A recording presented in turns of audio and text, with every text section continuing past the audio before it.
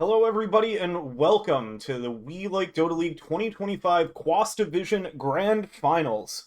We've got Putting the R in RD2L up against Pos1 is Legend. This is going to be a very exciting matchup to cap off our season. Got a couple folks joining me for the cast tonight, if you two would like to introduce yourselves. Yeah, I'm very old man. MH. Hello. Hello. Happy to have both of you here. You guys know at least one of these teams pretty well, right? Yeah, we both know the Claire team pretty well. I recognize a few names from our Pause One is Legend. Gotcha. Yeah, so I think recently Claire has kind of infiltrated the Pause One is Legend stacks, actually. Oh, that's Um, fun. so there's been some cross pollination there.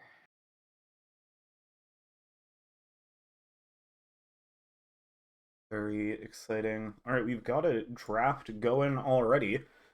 So we'll hop right into it. Our pause one is Legend. Won the coin flip and chose first pick. So RD2L took Radiant side. We've got so these teams went up against each other in the upper bracket finals, but just due to the casual nature of the league, that was about 2 months ago. So it was a completely different patch when these teams were up against each other last. So exciting to see how they adapt. We've got some of the usual suspects that we've been seeing in like all of the qualifiers for pro tournaments that are going on. Axe, AA, banned out, Magnus has been seeing flex to support now even. Um 5 seconds. and then the RPOS one is Legend bans, I think might be a little more targeted directly at RD2L. Lifestealer and Queen of Pain are their top two most picked heroes of the season. Well, and Rubik's also super comfort for Chen. Radiant's I'm not pick. surprised. Gotcha. Slaughter. It's gonna be a Slardar that they open up uh the draft with. I think yeah, they've got 9 games on it recently. I guess the stats I'm looking 10 seconds at to aren't go. just for WLDL because both of these teams play in I 5 seconds. think a couple different leagues. Um, yeah, they have 9 Slardar picks recently. Do this by like.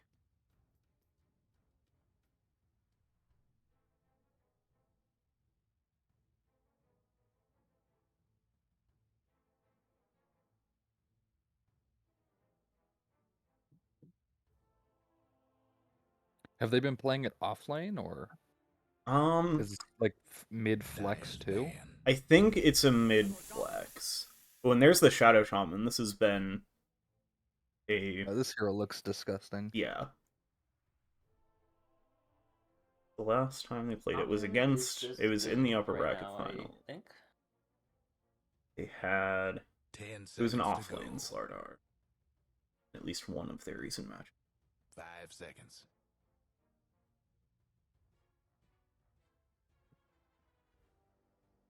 Dyer's ban. Our pause one gonna take out the Kunkka in this set of bans. See what else they go for.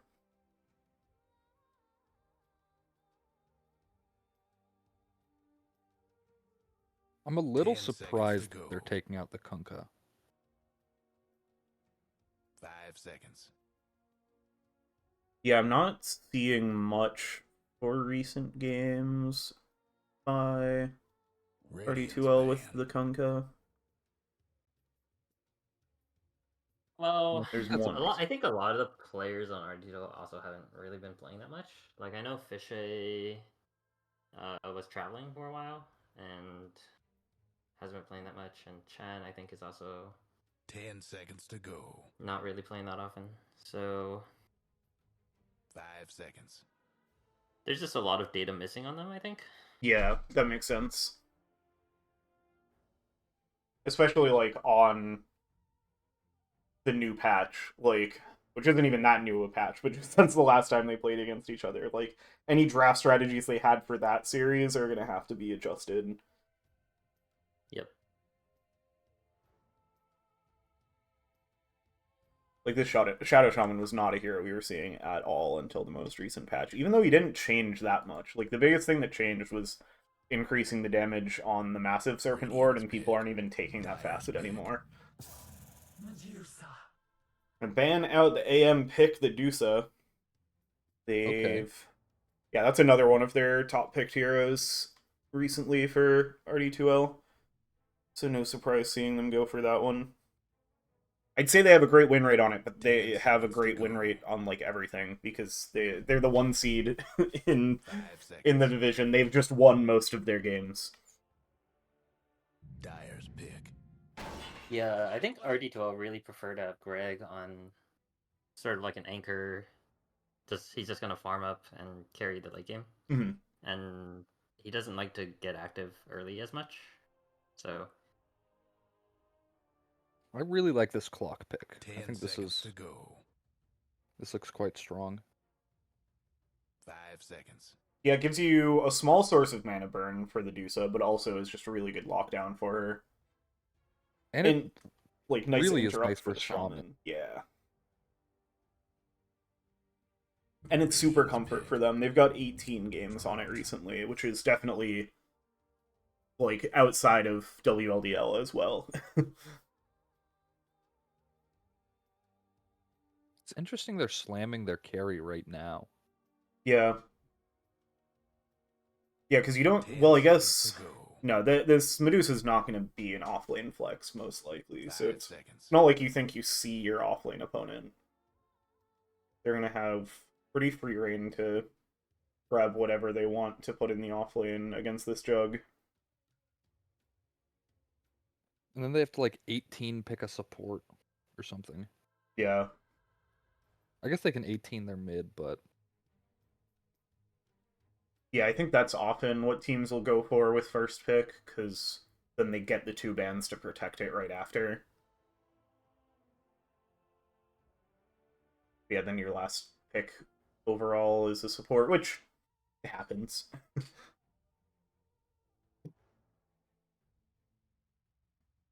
this just doesn't strike me as an extremely good Jug game.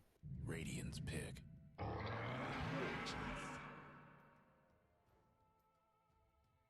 Go for it. The Centaur lane against that.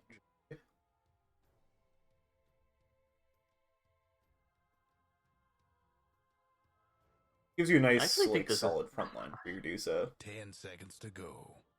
it does, but I also think it's kind of weird into 5 the seconds. dire heroes. Like Slardar, a lot of minus armor. I think does pretty well against Centaur generally.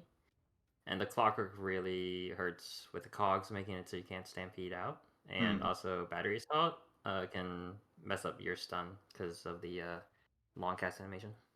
Yeah, that's I think true. Jug's like one of the Dyer's better pick. carries against Cent. Yeah, you can generally get the spin out before the stun actually lands. So it's kind of hard to actually initiate on a Jug with a Centaur. I like this Grim though. Yeah. That gives you another 10 initiate seconds to option, go. like, to pair with the Centaur Stomp. To have something a little more 5 instant seconds. with the Inkswell. And you've got a couple good spells to go with it. You've got Double Edge, you've got Shadow Shaman's Kit, you've got Snake. Fits pretty nicely into the draft.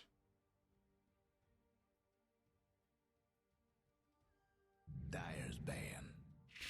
Mariska has arrived.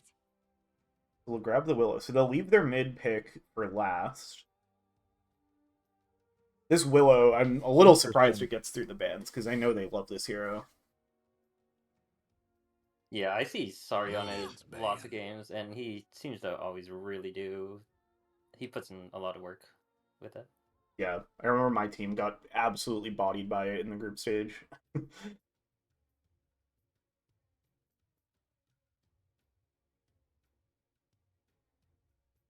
10 seconds to go. And out the Wind Ranger. I feel like we haven't been seeing much 5 for seconds. Wind Ranger lately. Radiant's ban. If someone were to play it, it definitely would be Claire though. I know he loves this hero.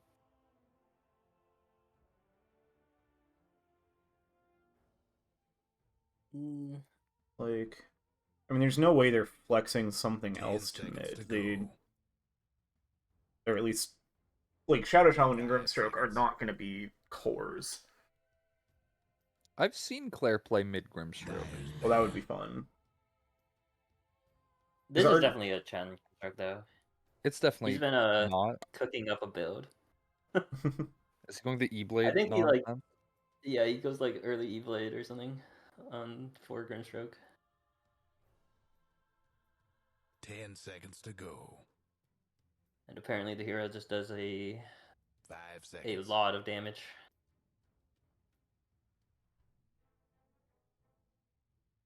The Sniper and OD banned out by RD2L. They're just worried about those annoying ranged mid laners. Yeah, especially ones that work well against Dusa, because right now I think RD2L look to be really focusing on Medusa as the win condition. Mhm.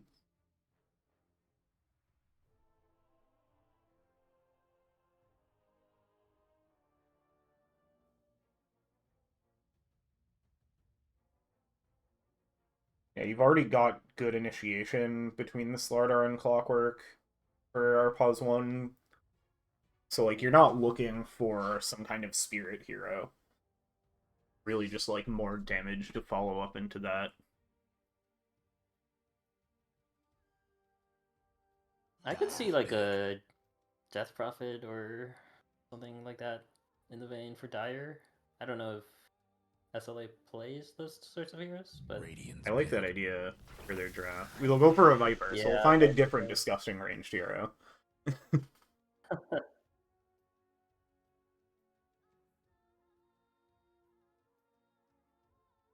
With the, if you get the Ag Shard, you've got a lot of armor 10 reduction now seconds with to go. Viper Slardar. Help them chew 5 through seconds. the Centaur. And does that help with the Dusa as well? I always forget exactly how that works. I think it, I don't think so.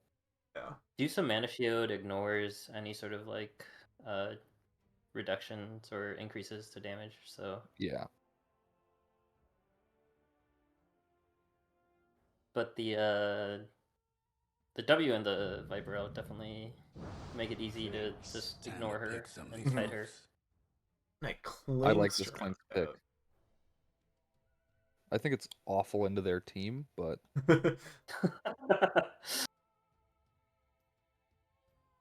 It's a choice. looks like a really hard Clink's game.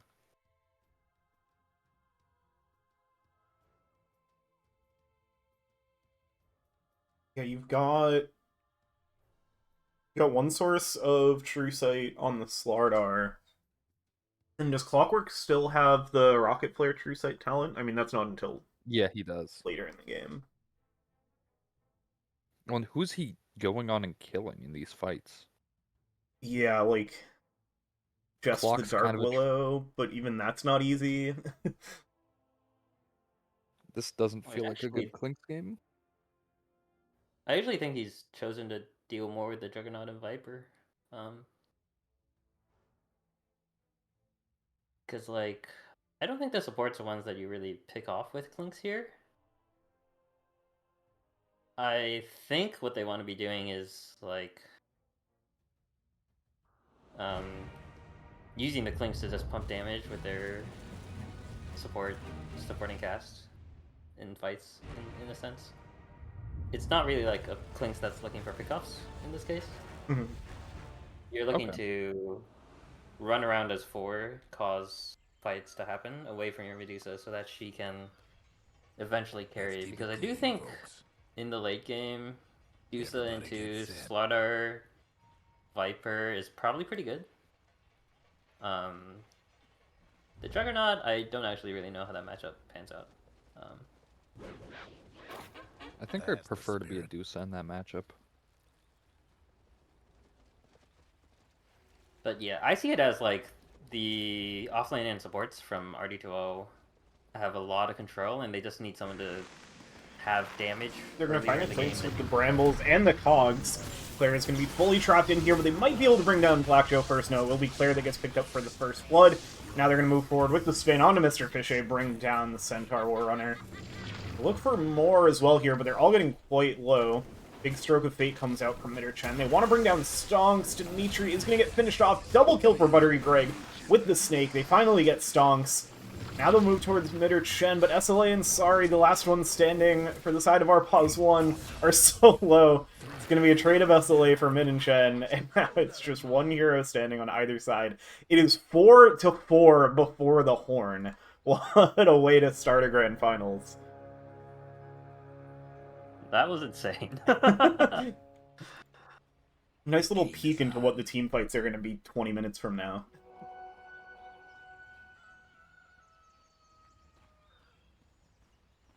No more bets, please. I'm actually kind of surprised that went as well for Radiant as I did. Yeah, that looked It looked disastrous. really bad at the start, but the Grimstroke damage really popped off. He got like 3-4-man Stroke of Fates. Or Yeah. something like that. Spell putting in work early. And was that all? Yeah, all 4 of the kills went to There is Buttery a Greg. Dire is looking for a gank on mid lane. It looks like. Oh yeah, setting up early. Dyer's Looks mid like we'll tower. be able to bring down or get out of the pressure. Okay. Ports just TP out to their lanes.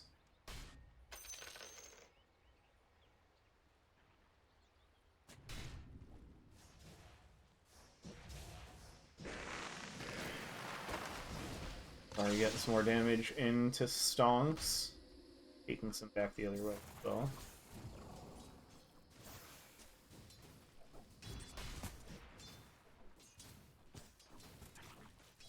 If Medusa and Viper just started with so much extra XP because they were alive so late in that fight. Nice catch onto 2, but able to escape in the Shadow Realm is Sorry. Now they get the stun onto Stonks. And just going to be able to bring down the Shadow Shaman, but Dimitri goes down as well. And then up top, they find the Juggernaut at the same time. It looks like he tried to spin on top of the Grimstroke. Yeah, Grim's But- limping home. The turnaround was enough. It must have been under tower or something, because just the hoof stomp and Stroke of Fate I wouldn't expect to actually kill unless he was diving. Yeah.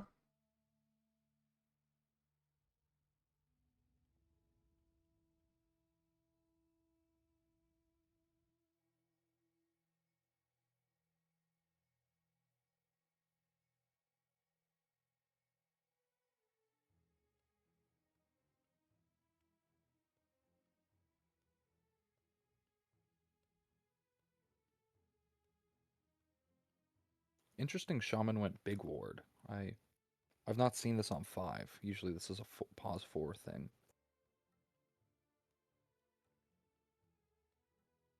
Yeah. I'm guessing it means they want to have that for the early, like, tower push rather than having something for fighting with the chicken fingers. I think that might also be part of the idea of picking up the Clinks, is just to make sure you have good tower pressure before, like, your Deuce is super strong. Have somebody to pair with the Clinks to go take down towers.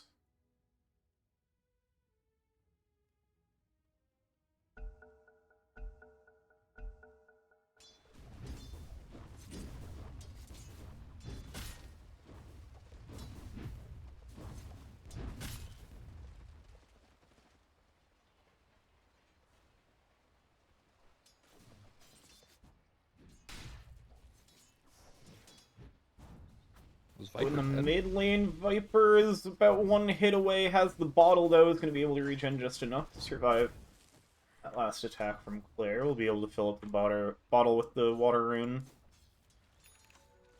Instead of those have spawned. Second Wraith Band coming in for Claire.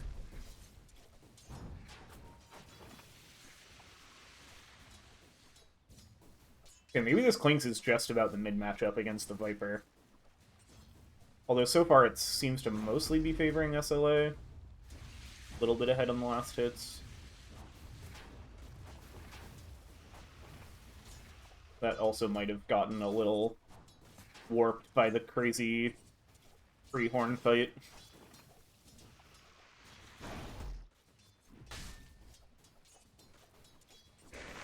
Down bot, Buttery Greg doesn't have enough mana for a Mystic Snake. They'll stun up Dimitri, though, for Slardar can chase forward. Now they're going to turn on to Stonks. Dimitri taking a little bit too much damage from the Medusa. Everybody will survive.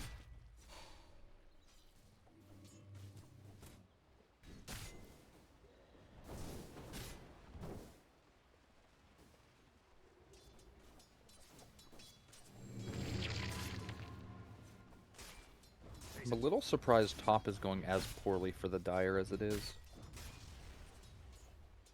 Yeah, I feel like Clock Jug can be a strong lane. Right now, the Clock is just getting very harassed out by Mid or Chen. In the mid lane, SLA like just wins the trade with Claire, and then down bot they're gonna find a kill on Dimitri. Buttery Greg maybe looking for more.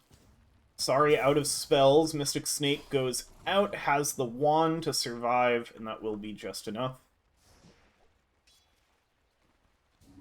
Stonk still wants this, chasing forward, but now has the Shadow Realm available, so will be able to escape.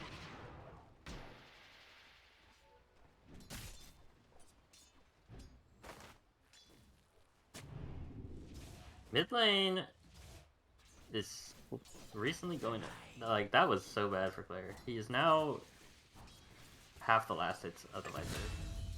He is lower net worth than both his supports, or he was. That's tough. I think the mid lane is going to be very important here. Both of these heroes are kind of the heroes that enable the mid game for their respective teams. Yeah. So, Kling's having a bad start doesn't bode well. Now SLA hits 6, is going to look to use that to find another kill on Claire here.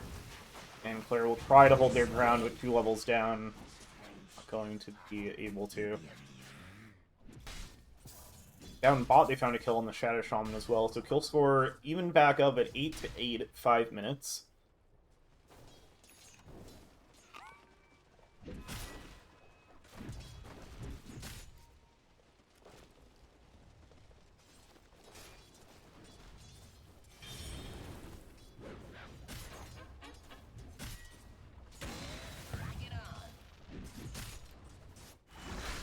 Down bot, they're going to look for Stonks.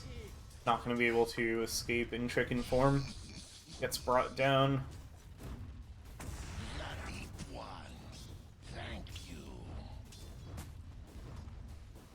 This Willow Slardar duo is working out pretty well for them bot. It's been a little back and forth. Maybe looking to get something onto Buttery Greg, but none of the brambles catch. The Siege Creep kind of ate one of them. Up top, Granola finds the kill on Mid or Chen. Pretty big one for them, since they've been having a bit of a tough time. Looking for Mr. Fishay. Here comes Viper, connecting in. They get the cogs with the break. Able to get double kill for Granola. Very nice adjustment for their game, with those 2 kills coming in. Oh, and SLA finds the double damage, heading back into the mid lane. Down bot, kills continue to happen everywhere on the map. Dimitri brings down Buttery Greg.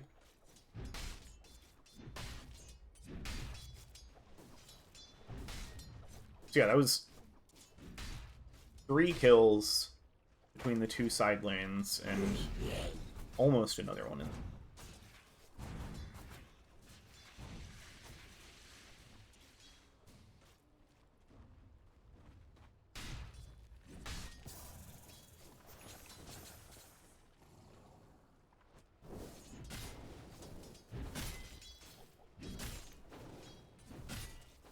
Lynx appears to be making a move onto bot. Yeah, this would This is be huge for his game if this connects. Yeah. Dimitri's sitting almost at half health. We're gonna go on to Sari with the Hex. Able to get into the Shadow Realm, looking for the TP away, but Root cancels. Radiant's mid. Trying to escape with the brambles, but nowhere left to go. Gets brought down. Kill goes to Buttery Greg.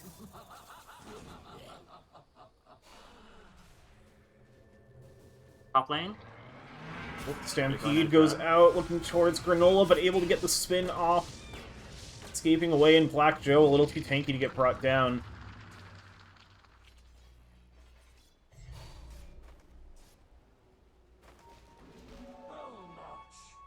Whoa. Centaur has gone a Vanguard, which is pretty surprising to me. We'll bring meaning to this battle. Yeah, not an item we see a lot anymore. There is quite a bit of physical damage coming in from the Dire side. I think this is quite popular on only Centaur.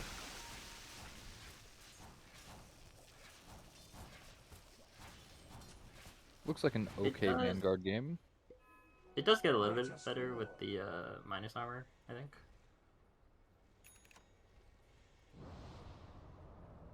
Smoke up out of the mid lane. Trying to find Claire. Not quite in the right spot for it.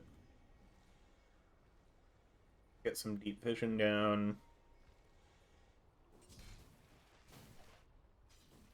Claire's going to look to find another rotation down bot. Dimitri is alone down here with Sari participating in that gank, so they should be able to find the Slardar here. Let's start with the Hex.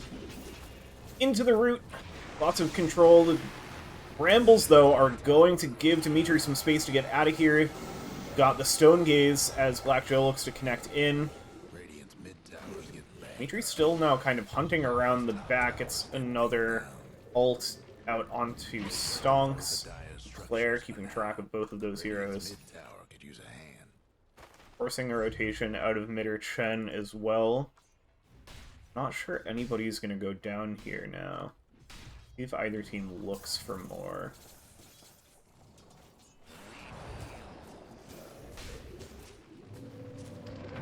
We're going to go in with the Invis Inkswell onto Sari. Able to get into the Shadow Realm for now. Terrorize. Get a little more space, but is going to get brought down. Almost bring Stonks down with them, but not quite enough. Top tower, you know the drill. They do eventually get one of the kills they're looking for, but they really wanted the Slardar there.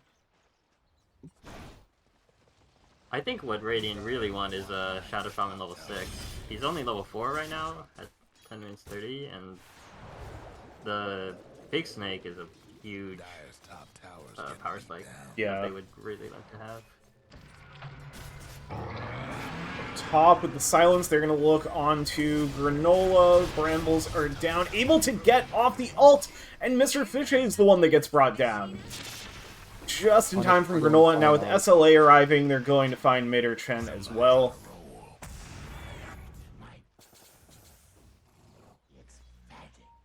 Yeah, going Fine Art actually lost them that kill. Wow.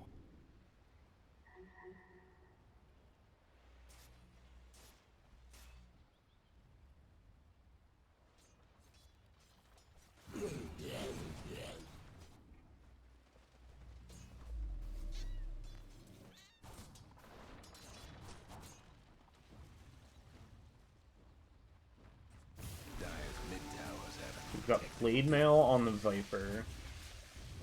Has the Caustic Bath facet. Who's going kind of that tanky direction with the hero. Up top, they're going to bring down Mr. Fishay again. And Granola is so low. Mid or Chen wants to chase forward for it, gets the silence down. But the fear is there to make sure there's no chance of any further pursuit. Sorry, helping Granola get out of there safely. A soldier's fortune. Guess what's happening to Dire's bottom tower? Down bot, they're gonna look to see if they can punish Buttery Greg's push here. SLA has the shield rune, so plenty of health to work with. Stone Gaze into the TP, they have it canceled for it. Oh, the cog kicked in was not quite in time.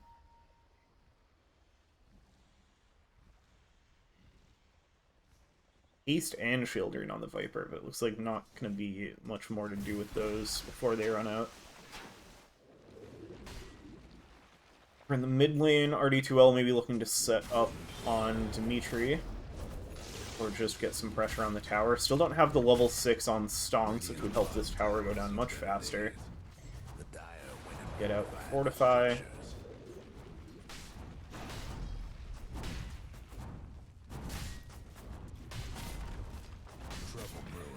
He's starting to rotate some heroes over here. Granola joining in, wanting to defend this mid tower. Silence out onto Dimitri, but the Echo Saber helps that Phantom quickly get killed off. Now they set up onto Mr. Fichet. Hook shot in. They bring down the Centaur. Now Granola chasing forward onto Claire. They've got the vision from the Corrosive Haze, but won't be able to pursue any further. Stun up on the Slardar is going to keep Stonks alive for now, but Sari sets up with Bedlam, and they're going to be able to bring down the Shadow Shaman. That's going to set up the Dire to turn the tables, take the mid-Radiant tower. Radiant's toughened up their structures. Provoke the Fortify from them. We'll see if they look to defend it. Mr. Fichet is going to TP back in here.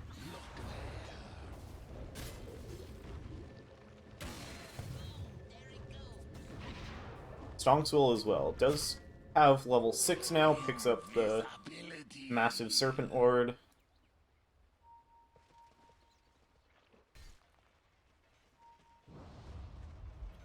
Smoke up now from Arpaz 1 is Legend, knowing lots of RD2L is still around here.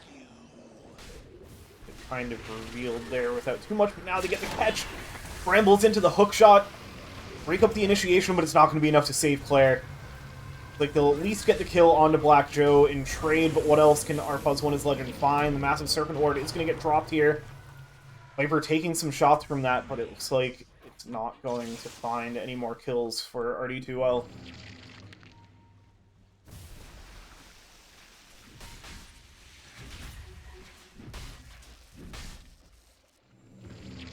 Dire's mid towers having technical difficulties. Mid lane, Mr. Fichet using the Stampede to escape as Viper TP's over. They'll be able to get out, but now they're going to turn over towards Stonks instead. She loves the massive Serpent Ward going. SLA has to be careful, but has the wand charges. Yeah, the damage from that thing is so crazy at level 1.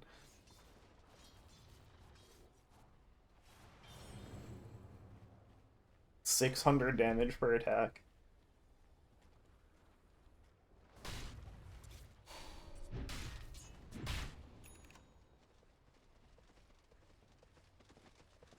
A lot of this farming has, or a lot of this fighting has been happening without Buttery Greg there, who's been farming up quite a bit. As the Manta, you're on its way back home, so it's just got that Manta in. Looking at the Butterfly next. Buttery Greg can get an early timing on that Butterfly. I think they'll be in pretty good shape.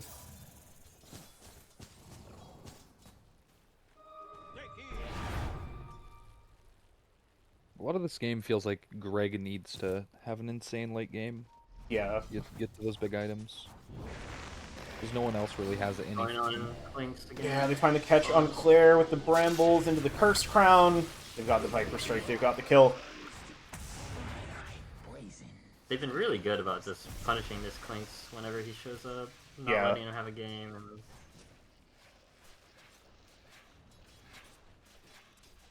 I think when the Clinks is down, the Viper has basically free roam to do whatever he wants on the map.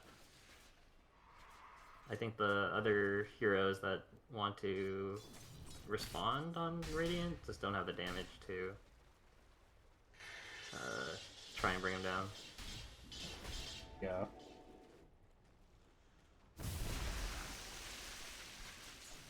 Got the Dragon Lance helping him tank up. At Radiant's bottom tower.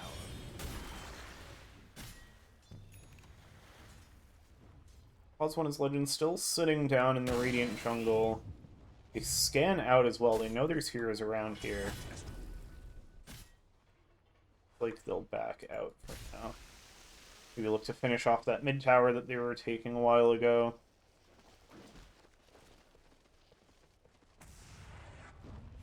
See Mr. Fisher here, in with the jump and the blink. The hookshot is just a little bit short. Might give Mr. Fisher the chance they need to get out of here. Does get a little caught on the way out. Now they turn over towards the Slardar and the Clockwork, getting them caught up in the Soulbind, but able to walk away together. Now getting in deep, trying to find Claire, gets the stun out, but the slows are there.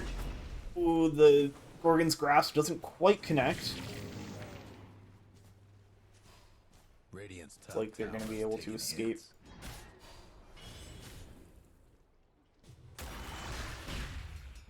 Can't believe nobody died there. Yeah.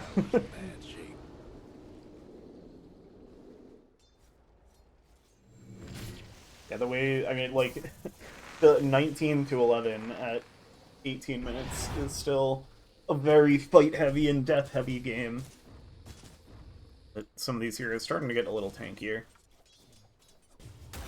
Dimitri gonna find stun bot, does get the Hex off into the stun. Mr. Fisher gonna be arriving as well, but here's Granola farming in the area. Gets off the Omni Slash, does get off of Stonks, so won't quite finish that off. Black Joey will connect with the Rocket Flare. The hookshot in as well to try to finish off Mr. Fisher. Cog does the last bit of damage they needed. And so it's 2 kills for our +1 is Legend.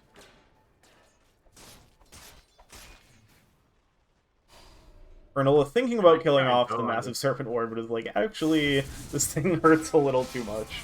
I'm gonna go kill some Ancients instead. They've caught the Clinks again. Oh no. Yeah, 3 of them go through the gate, and they find Claire.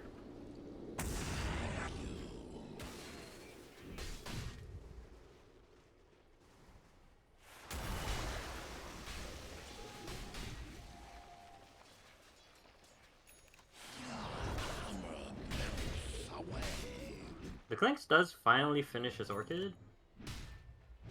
And Dire supports haven't gotten anything to deal with it yet. The Willow is rushing a Blink. Well, not rushing, but going for a Blink, and the Clock has a Force Staff, so he should be pretty safe from the Orchid.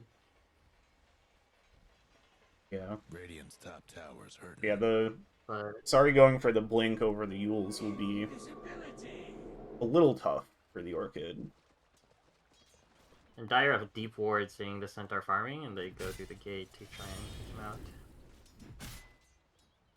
Yeah, they are just constantly stalking them out for anybody they can find alone. This time it will be the Centaur. Hookshot's not going to connect, but they've got plenty of control.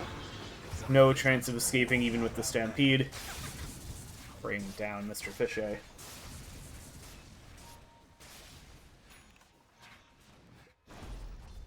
Dimitri's gonna spot out Claire, getting that lane pushed in. That... Not sure if the Tar Bomb canceled the blink there, or just didn't go for the blink. Radiant's bottom tower's seen better days.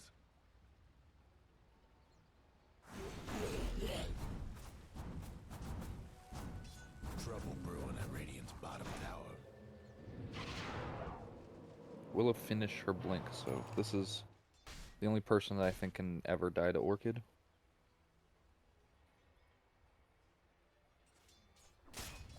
Yeah, this Viper just soloed a Shaman with 3 other people, like the 3 other people in the area, and was not punished. Dire's top tower, you know the drill. Will... Really darn. Yeah, they're going for the Tormentor. It is funny that Stonks was probably just sitting there waiting for the rest of the team to come to the Tormentor. Getting found by SLA. Radiant's mid tower. But they still managed to get it after Stonks goes down. We'll have that on the Grimstroke. Get the Dispel. Mid tower could use a hand. Is now... There's the recent-ish change that's a weak Dispel, but it happens immediately when you cast it, instead of a hard Dispel when it pops. It is really strong, this game. You can dispel the Corrosive Haze, the Willow Curse Crown as well. And Viper Poison attack also gets dispelled. Oh, they're gonna find another catch with the brambles onto Claire. Hookshot comes through. Finishes it off. Yules for the Viper. Blade Mail. The Blade Mail's not going to help with the Massive Serpent Ward. They've got lots of control. Trying to finish off SLA. Oh, Couple no. more clicks from the big Oh, snake no. will do it. The smoke is going to break the tower shots. They're not able to find it. Instead, Dimitri finishes off Mitter Chen. Now looking over towards Buttery Greg. Mr. Pichet is going to be able to jump in to break up the fight. Wants to finish off SLA. Gets the Yules up, and now Buttery Greg just... Dimitri and Sari is going to go down. Then they turn over onto Stonks. First crown set up onto Mr. Fichet inside the cogs, and it looks like the Centaur is going to get brought down as well. But that is a slow, full team wipe for the side of our Paz1 is Legend. And now the entire team is on kill streaks. It was... I think we said it was 19-11, like, 4 or 5 minutes ago, and now it's 29-11. That's... There goes Radiant's bottom tower. They've, like, really snowballed in the last few minutes. Yeah, that was a 45 from Dire too. The entire time Jug was just pushing bottom and he gets the bottom tower. Yeah, wow. They're gonna immediately go into Roche with that, too. This is looking rough.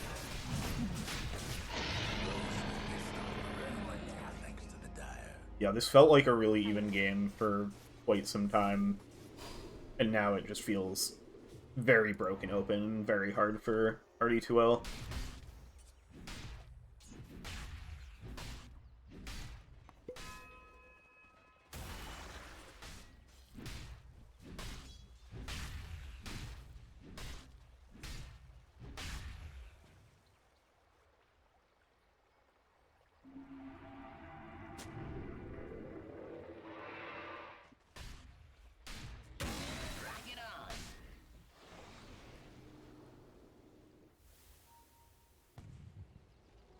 Take that as tribute. We've got the BKB finished on Slardar. Got the full Mjolnir on the Jug, looking at an MKB next.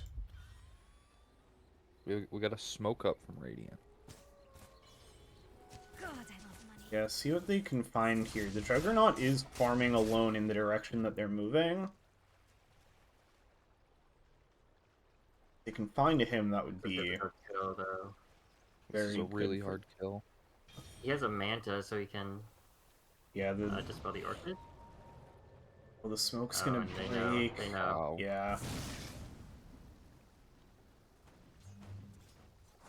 Oh, and now they're gonna look to turn it around. They immediately find Stonks, jump in from Dimitri, brings down the Shadow Shaman. TP out, was not so quite gonna be close. cancelled by Black Joe.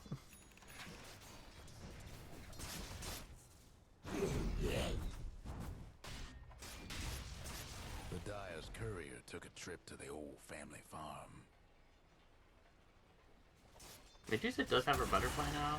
We'll see if that can be enough to maybe win the next fight. Yeah, they'll have Radiant's But at least a few Uh-oh. minutes on. Gonna look to catch her here. Able to get away with the Manta, it looks like. Yeah, they have a little bit of time before the Juggernaut has MKB, but that is what he has queued up next. The Dyer best do something about that bottom tower. Radiant's top tower's hurting. See if RD2L can get anything done in that window, but the problem is that window is also overlapping with the Aegis that they still have on SLA for 2 minutes. We're going to start to look high ground. Black Joe going to get in on top of Mitter Chen with the hook shot. It's getting pretty controlled up here, and it looks like Mitter Chen is still going to get brought down. Can they at least finish off Black Joe? Not quite. Live. Lost the top tower. That's crazy that the Clockwork lives there. And they finish off the Tier 3 tower, working on the barracks next. So long. Radiant's top tower. The Dyer best do something about that bottom tower. Looks like for now they'll back off. Guess what's happening to Dyer's bottom tower? Reset a little bit, get some more waves fixed. Because both the mid and bot lanes are quite pushed in. They actually take quite a bit of damage on the bot tier 2.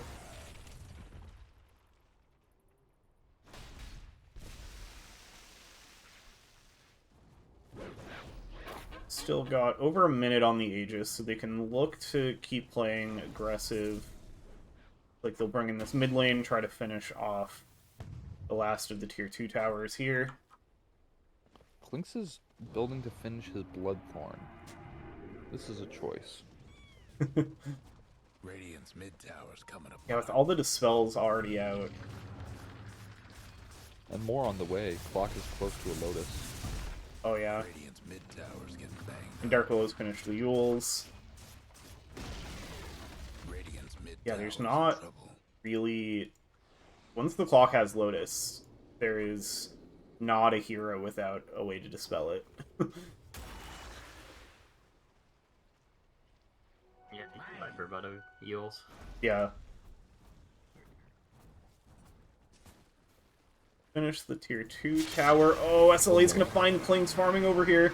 Oh, Do you have no. the Stampede? It looks like that'll be enough to get Claire out of there. SLA knows that help is probably inbound, so we'll TP off to them.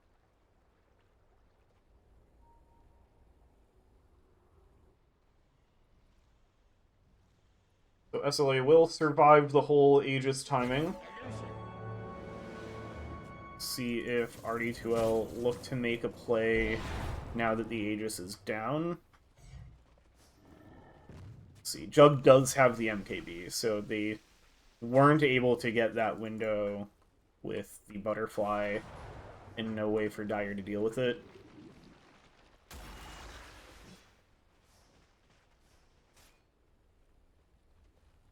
So it will still help with the Slardar.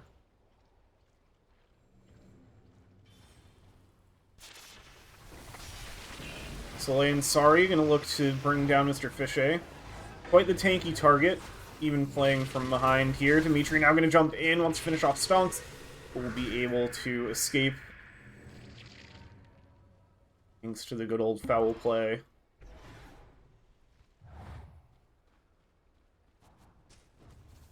Radiant's mid tower getting banged.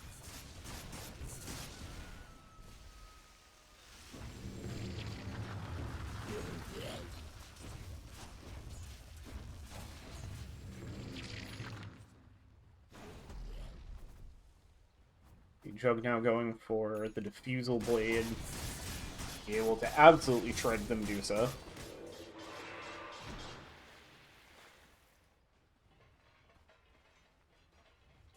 Rock it on.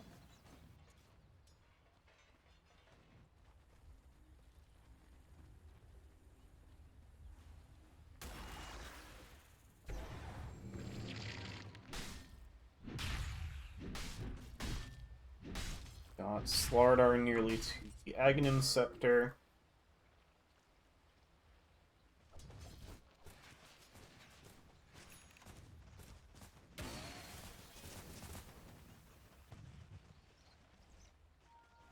Looks like for now our Pause 1 is Legend, just going to keep choking out the map, keeping the waves pushed in.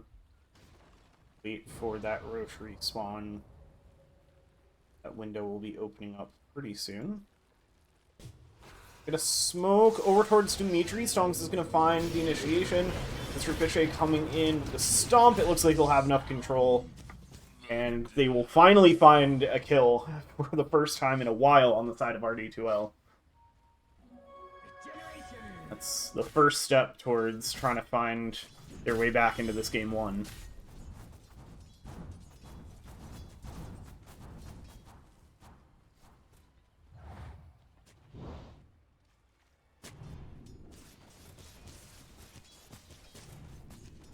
I know it's a little early for it, but I'd like to see this Dusa eventually get a rapier.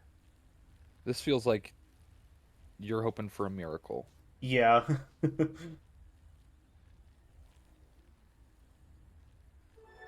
damage. Maybe after the Scotty, I'd like to see that. Yeah, get that little bit of extra tankiness from the Scotty, and then Might just full send. I'll take that as incoming. Yeah, I don't know about Rapier will even be enough. This Juggernaut is gigantic, He is huge. and I don't think he's really even been a part of the fights that have happened yet, so I think when he does show up, Radiant are going to get a rude awakening.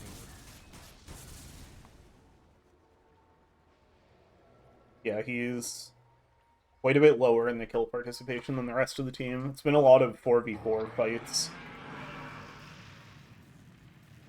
Radiant's bottom tower seen better days. It's only a 70% win probability, according to Gaben.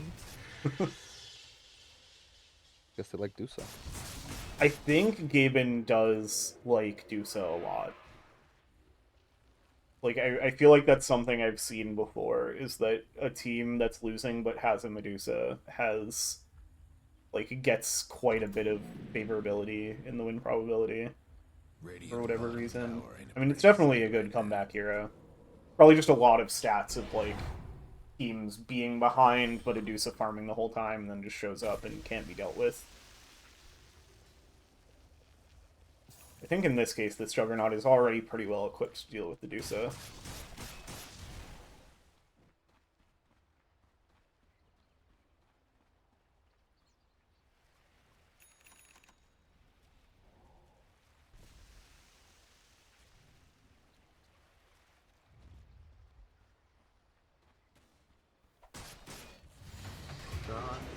And bot. Dimitri finds a catch on Stonks, trying to bring down a ward. Picking up both of the supports.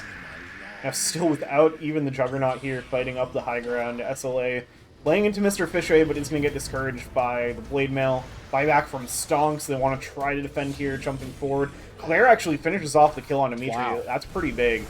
Damage raining through. Serpent Ward is going to get dropped. And they'll pursue for more with the Stampede. Can they find anything else here? Mr. Fisher is going to run right into Granola in the Omni Slash. Stonks off of the buyback. It's going to be able to retreat here.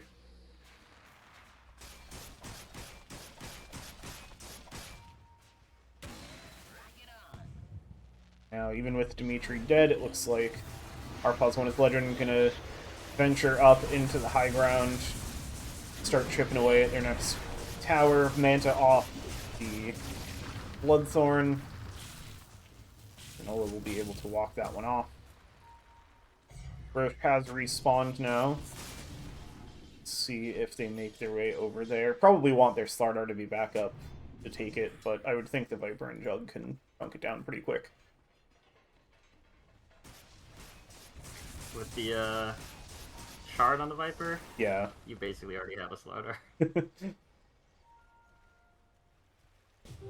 Invisibility.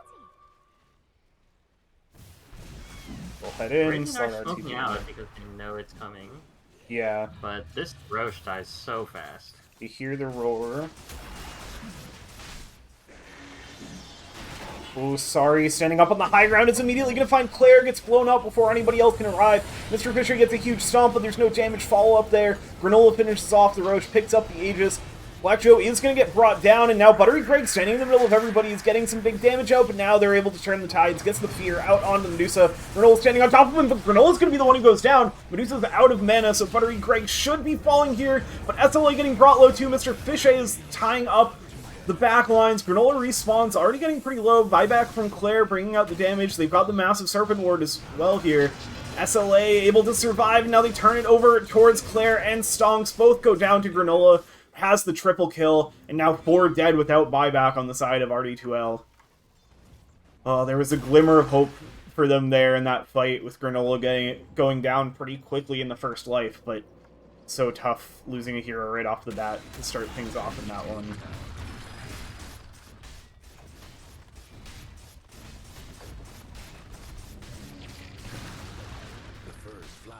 With that, they will move back up to the high ground. Here at the last... They're not the last of the tier 3s. They didn't actually finish off the bot one. Some more barracks. They wanted to, I think they could have ended, but... Yeah. They did have the Fortify. That's down now. No, that's back up because they hadn't killed off the top melee barracks. Now the Fortify. Probably wary of the use of buyback, potentially. Yeah. see if they're going to be able to get Megas here as RD2L respawns. This could be their last stand in Game 1. Megas will be picked up. Let's see, it looks like Pause 1 is Legend. Going to respect the respawns, take their Megas, and back off.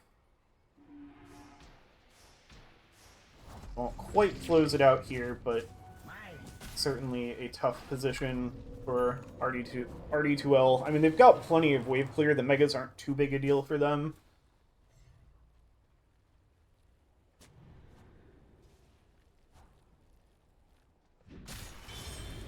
Oh, Claire might be dead here. Oh, Claire gonna get caught by the hookshot. The vision from our Pause 1 is Legend has just been so good. I feel like it's so tough to play an Invis hero in a losing game, because they're just always going to know where you are.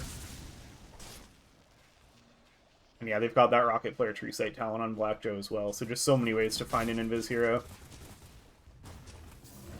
They've still got the banner available on Clockwork, so we'll see if they use that to try to make their closing push here. I mean, 5v4 with the lead they have, they've got to be thinking about trying to end here. But it is the Medusa high ground. They have to respect that.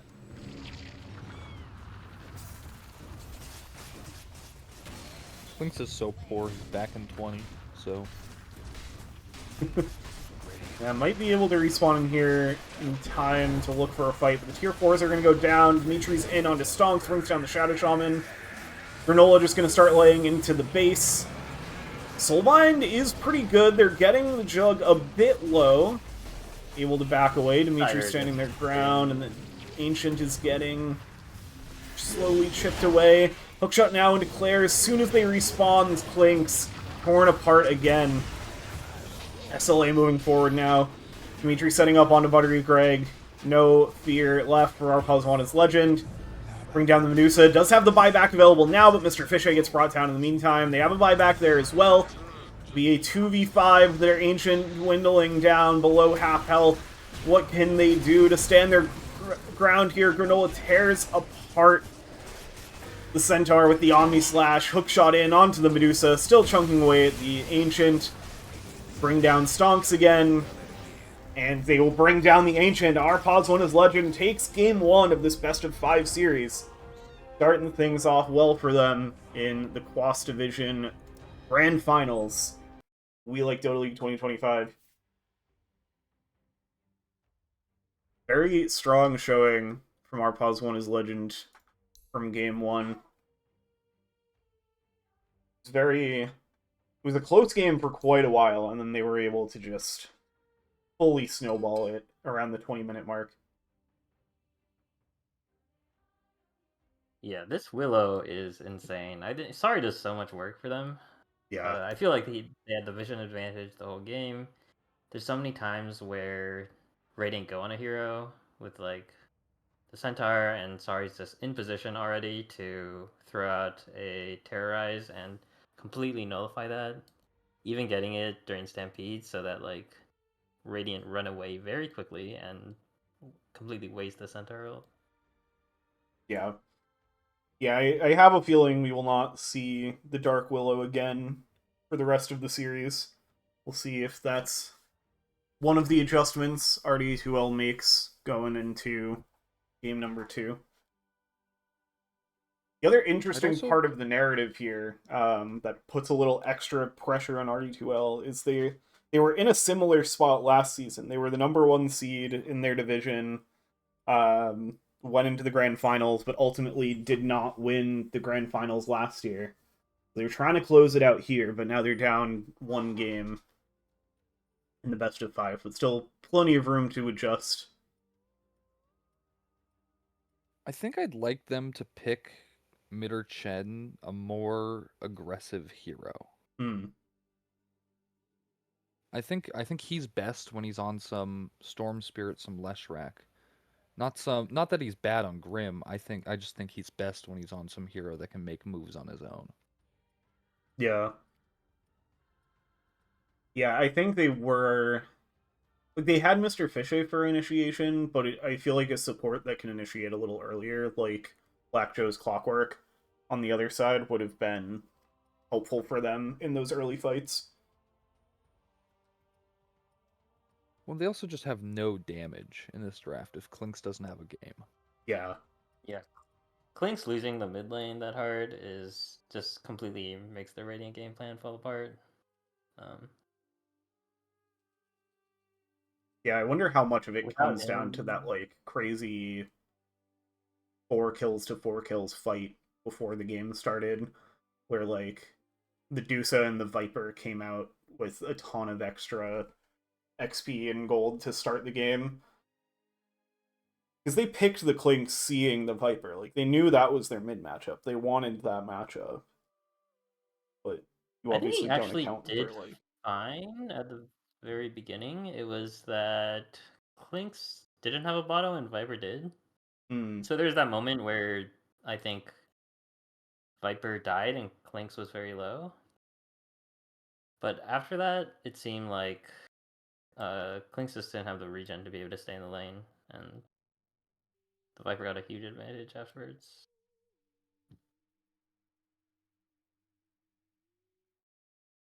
Yeah. Said the lobby is up already. Probably yapped enough that they're just about ready to start game 2.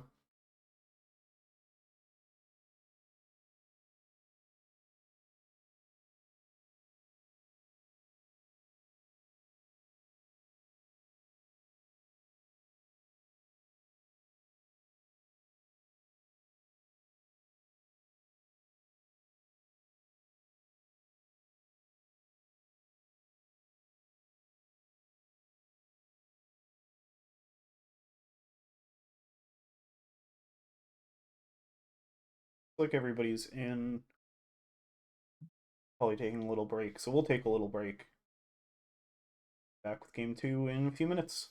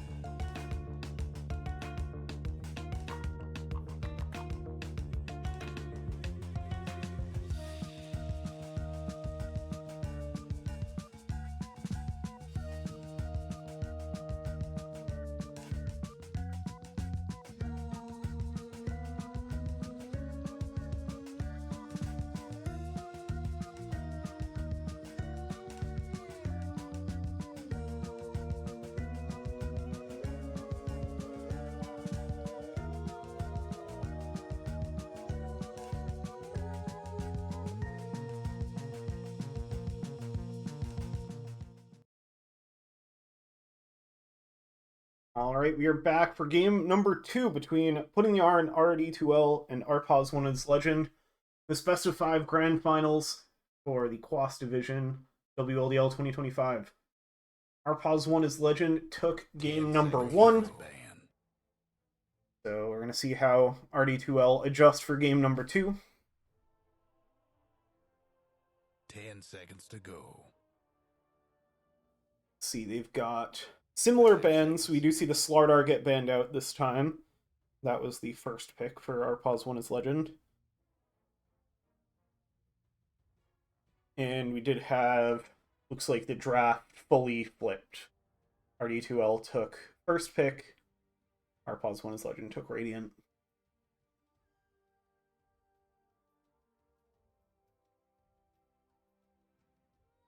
Dyer's ban. Yeah, same 3 bans from Arpaz 1 is Legend, and they'll use that 4th ban 10 to do the seconds honors to of go. banning the AA, which RD2L had done 5 in game 1. seconds. See if we Dyer's get... pick. They'll stick with the Legion Commander ban, so they'll let the Willow through. Maybe hoping to be able to ban that in Phase 2, but they might just take it in Phase 1 now that the Slardar is taken out. Radiant's pick. We'll go back to the Shadow Shaman for Stonks. Still an incredibly strong support, and all things considered, I think did pretty well in game 1.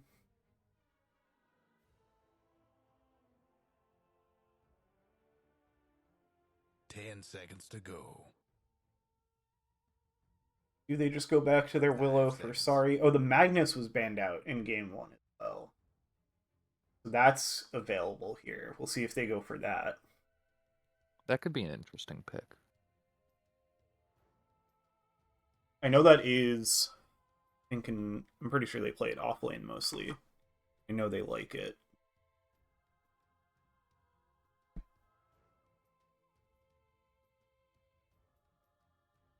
Yeah, Dyer's they've had ban. 10 games with it in their recent leagues. They'll pick up the Clockwork. It did a Repeating lot of that work for last Black game. Joe. Yeah. And I think especially into the Shadow Shaman, they like it a lot, because it's just such a good, reliable interrupt for him. 10 seconds to go. 5 seconds. And such like a guaranteed entry into the fight for Dyer's Clockwork. ban. With him standing still channeling. You just hook Shaw onto that guy and then can go on whoever else you need to after that. They will ban out the Magnus here. It not getting taken in the 10 first seconds phase. to go. I think if they don't 5 ban the Willow, seconds. Pause 1 is happy to just run the exact same Radiant's support duo ban. again. They'll ban the Shaker. They banned out 5 offlaners. Yeah. It is. Is Dimitri their highest MMR player?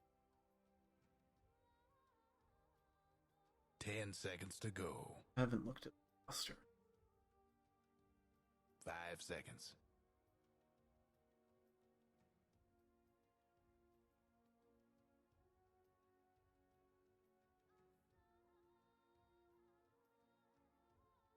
Radiant's pick.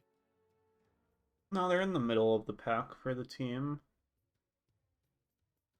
Sorry, is they're really high.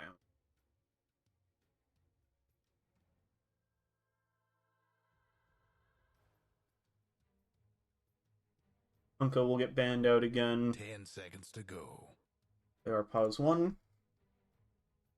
5 seconds. Is that one Kunkka game in their last series? It was. Or no, this was a group stage series. That one just really And it's stuck just with them, really I guess.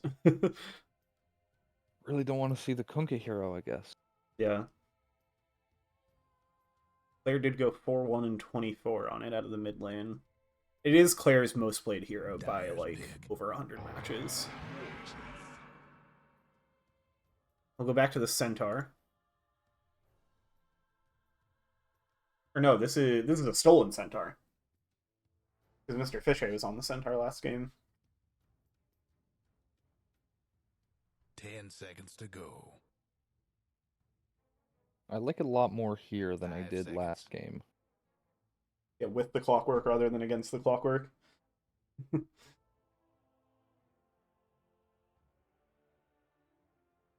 Probably pretty decent into the shaman. Yeah. Dyer's pick. Juggernaut.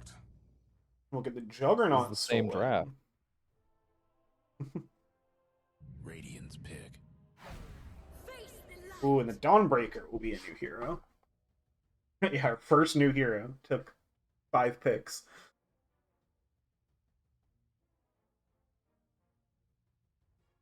I mean, the Willow looks good. Yeah. 10 seconds. Yeah, I feel like to go. Dawnbreaker really does not enjoy playing into that hero. 5 seconds. I don't think she likes playing into clock either. I'm trying to think how her does her spin get interrupted by battery assault? I don't. Yes. Oh yeah, yeah. Unless she has the shard. I feel like cogs also kind of eat her up. Yeah. Radiant's pick. So go for the Undying. This is an incredibly tanky lineup now from our +1 is Legend. Well, the Lifestealer's banned out. Wonder if we see RD2L go for like a Timber Saw. But 10 I don't think they seconds have to a go. timber player. yeah, I don't see it in their picks 5 seconds. on Dota buff, and I don't know if they'd have a spot they want to fit it into with the Juggernaut and Dawn already picked. Dyer's pick. And the Ursa, which gives them some anti-tank of their own. This looks like an okay Ursa game. I feel like with the way we saw the bans 10 in the seconds last to phase go. go last game, just like 4 ranged mid laners getting 5 taken seconds. out. I feel like you just slam like Alina or something here. I don't think I want to play Lena into this. Maybe something in that vein. Yeah, it's tough with the clockwork to be any kind of like immobile backline hero. I feel like you Ursa. need something to help deal with the tombstone. You need to be able to like fight around the Ursa. Shaman's pretty nice versus the Tombstone if you go small wards. Oh, that's true. That's like a classic counter. But I don't know if he's going to take that. It would be fun to see like the same player play the same hero but with a different Dyer's facet ban. within the same series. Storm Spirit. We'll grab the I like Storm this pick. Spirit. Radiant's And ban. this is a mid-or-chen support Storm Spirit, right? Claire has been playing a lot of it too. Okay. With the Viper ban, I think it's a Claire Storm. But if they can flex it. 10 seconds Yeah. to go. Is there... Because Pos1 is Legend has the seconds. overall last pick, so I'm trying to think, is there some other hero that can also flex mid or 4 that they can pick and then make the decision after they see the last pick? I guess they could pick Wind. Radiant's ban. Yeah. They ban Huskar.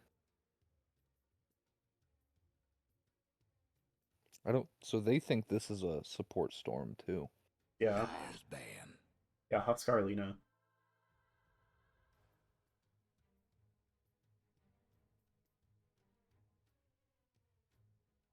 Is this 2 games in a row where teams 18 pick their support?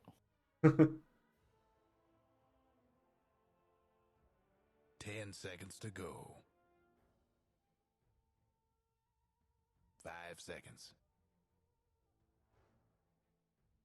Do you think that Dawn is locked to offlane? Is there a support option for her these days? I feel like you can make it work.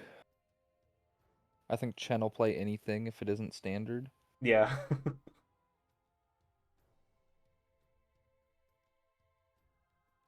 I have no idea what Fishay plays, but They do have... Look at who played some of the... Fishay. I'm guessing these are all going to be... Dyer's pick.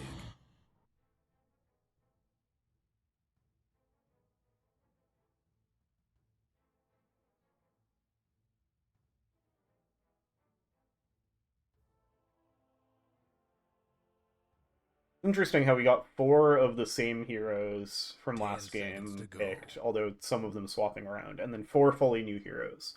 5 But the seconds. bans are almost all the same. yeah, this is interesting. Radiant's pick. But there's the Death Prophet that we talked Oh! about for last draft. So it is a support storm. It is a Chen Storm. Okay. This looks like a really good core Storm game, but Or maybe it's a Medu-Chen Death Prophet. 10 seconds to go. well, it could be Chen Dawnbreaker Fishay DP. 5 seconds. Oh, I don't dislike that either. I think I prefer that, but I don't know if they're gonna do that. Take your pick. It just quintuple down on the tanky heroes. Like, do they have enough damage on RD2L? That is... This pause 1 is Legend Draft is just a damage check. Like... It is Claire DP Chen Storm. Okay. I do love some Chen Storm. Yeah. It is... If, like... If I wasn't a bit familiar with this team already, I'd be like, what the hell is happening? But I know this is something they bust out quite a bit.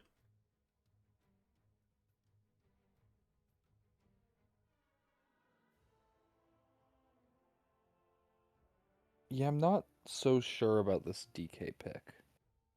They did need stuns. Hmm. Maybe I like it. I'm talking myself into it. It is half a ranged hero. Like, they got themselves to 4.5 melee heroes and 1/2 ranged hero, at least. I feel like they're gonna have real issues killing this DP. Yeah. If Ursa isn't allowed to get on top of her, I'm not sure how she ever dies.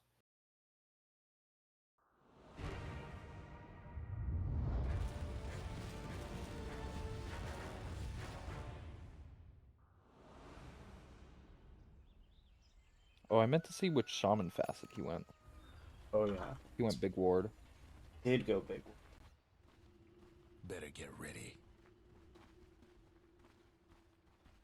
Got both teams smoking up again. We'll see if we get another crazy pregame fight. I hate life.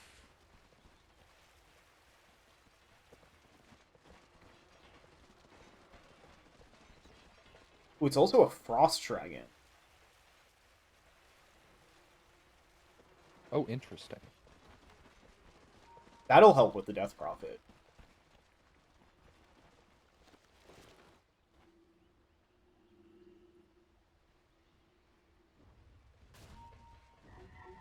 Alright, the smokes are gonna break. They have no vision up the high ground. They're all gonna get hit by a Crypt Swarm.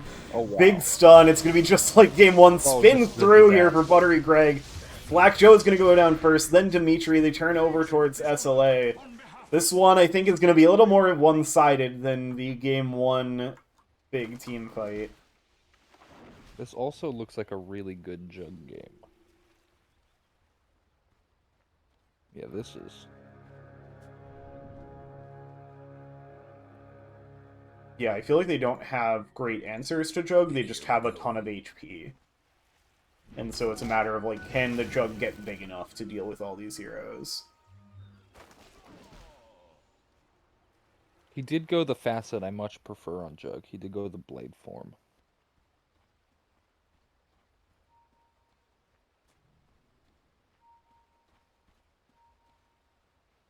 I don't remember which facet Granola had last game. Oh, went interesting. They're Blake's. putting the Ursa top. Oh, this is interesting. I like this. I think. Shaman might eat him alive, though. Yeah, you've got the classic Shaman Jug combo, where you can just get somebody stuck under the spin forever. The Dyer's courier. Down bot, mid or Chen. Getting pushed back a bit by Sari. They're gonna get stun up on Mr. Fishay, but we'll have the Celestial Hammer to escape. It's decay from Sari. We'll back away.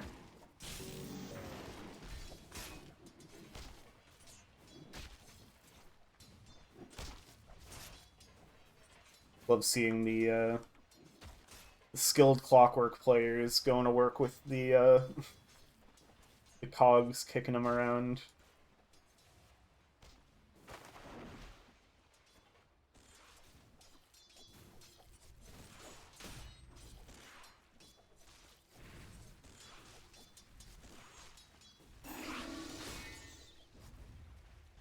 This mid lane should just be a farm fest, I think. Yeah. Two very durable heroes who kind of just like sitting in lane and getting their farm. Could see some aggression out of the DP, but it's into a Dragon Knight, so like, what are you gonna do?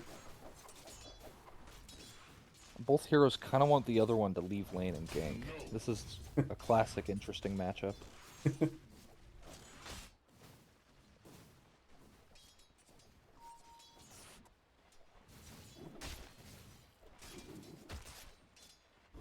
Dawnbreaker getting brought low, they're gonna be able to connect. Dimitri finishes it off.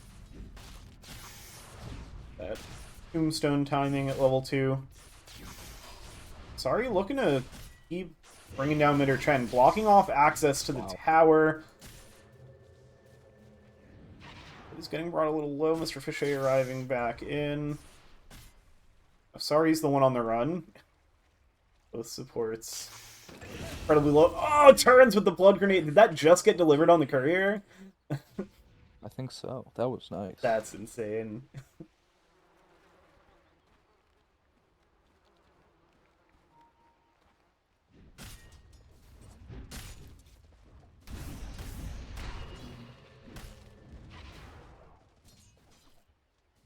DP's kind of getting destroyed mid. Yeah, wow. 21-6 to 11-0.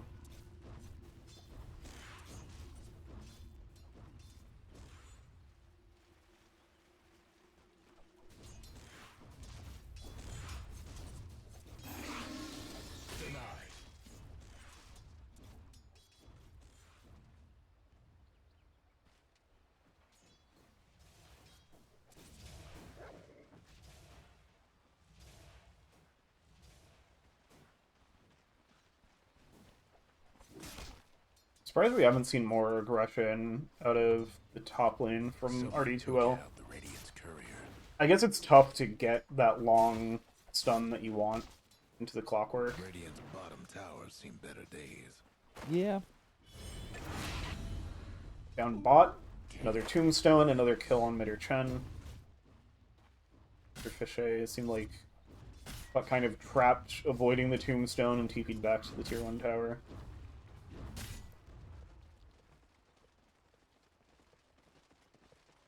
Once again, these lanes going very well for Pause 1 Legend. Yeah. Yeah, all 3 cores on top for last hits right now. Bot lane's basically dead even, but the other 2 have pretty good leads.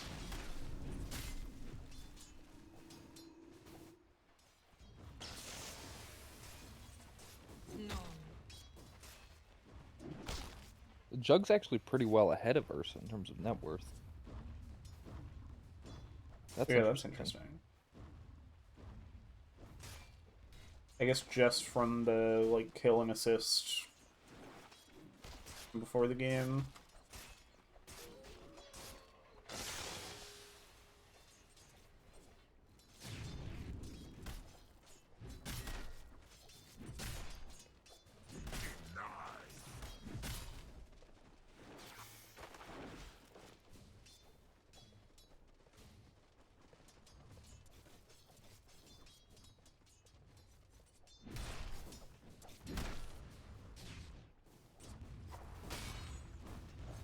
SLA hitting level 6 first in the mid lane.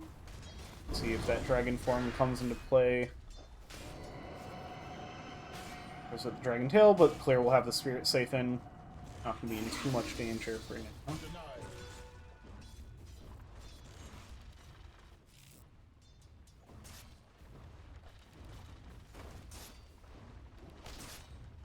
Have fun trying to bust down radiant structures now.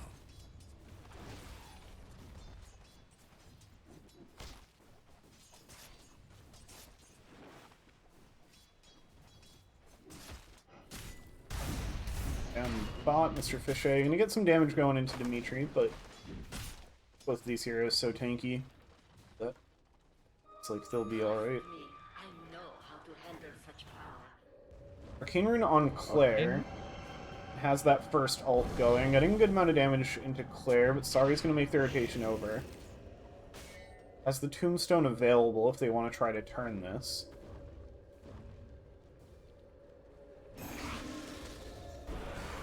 Still have the Exorcism going. There's the Tombstone out, and Dragon Tail as well. Claire's gonna get brought down. Nice rotation over from Sari. That's gonna punish that first use of the Exo.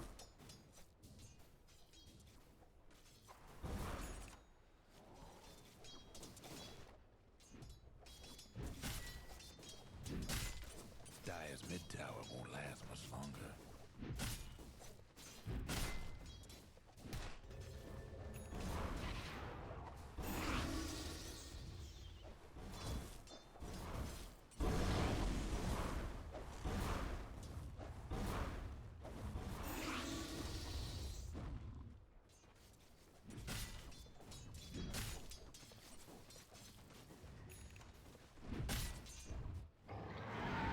Top, they're going to chase Buttery Greg down with the Stampede. Try to find the Juggernaut, caught up in the cogs. Gets brought down. They're trying to make the rotation over, but so does Sari. So much for the Radiant's courier. So like RD2L are not going to make... Not going to be able to get a return kill here. Double damage.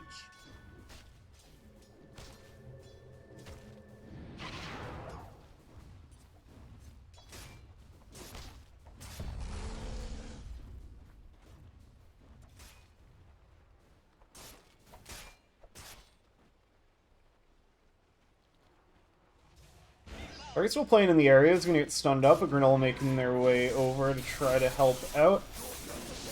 Looks like they're going to try to bring down the Undying, going to go for the TP away under the spin. It's not going to be enough. Granola getting low as well. Big Donald. Yeah, comes in. Can they finish off the Ursa? Oh, Black Joe is there to intercept. Oh, Wow. Big gets Storm popped Remnant. for the Remnant. That's crazy. Well played by Minor Chen. Mr. Fisher will go down, but now they turn over towards Black Joe, bring down the Clockwork. SLA making the rotation over, and Sari back up. Comes the Omni Slash, will keep Jug going in this fight. Minor Chen does get brought down. Stong still trying to deal with SLA, with the Dragon Form, taking a good amount of damage, now turning with the spin, gonna find Sari. Granola back up, though, and it looks like Buttery Greg is gonna get brought down by the Dragon's Breath. Radiant's mid tower. In the meantime, Claire does get the mid tower with the second Exorcism. Radiant's mid tower's getting banged up. Ends up being... the fight recap shows a 3 for 3. I'm not sure if that's capturing every kill that happened there. Claire finds a big old pile of Bounty Runes and a courier. Oh, does not quite find the courier. The uphill myth on that, I think. Centaur Glimmer. went first item Glimmer Cape. Wow. I don't think I've ever seen this. There was the like recent patch where every hero in the game was buying Glimmer Cape, but I feel like that got that kind of disappeared when they nerfed it. Yeah. Catch Mr. Fishay here. They've got the Tombstone out, trapped up in the cogs, And they're gonna find the kill. Stonks comes in with the massive serpent ward, but gonna deter any further chase with Mr. Fichet already being brought down.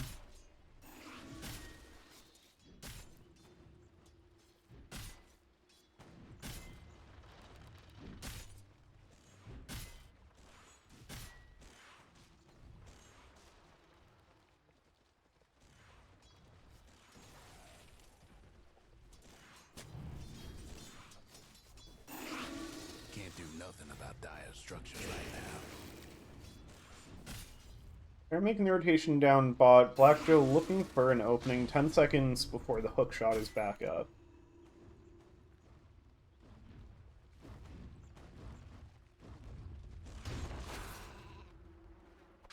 X out. Oh, the hook shot's not going to connect. They'll be able to channel basically the He full has stun. Does get Echo. interrupted.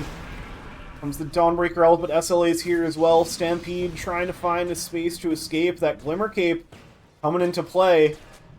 To get the Sentry Ward down, Stonk's gonna get brought low and brought down. Black Joe finishes off the kill.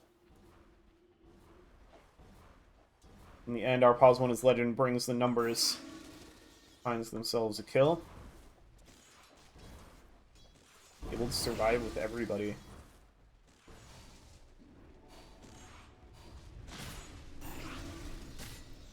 Interesting DP didn't pop ult there. Yeah. I guess the call was just don't fight it.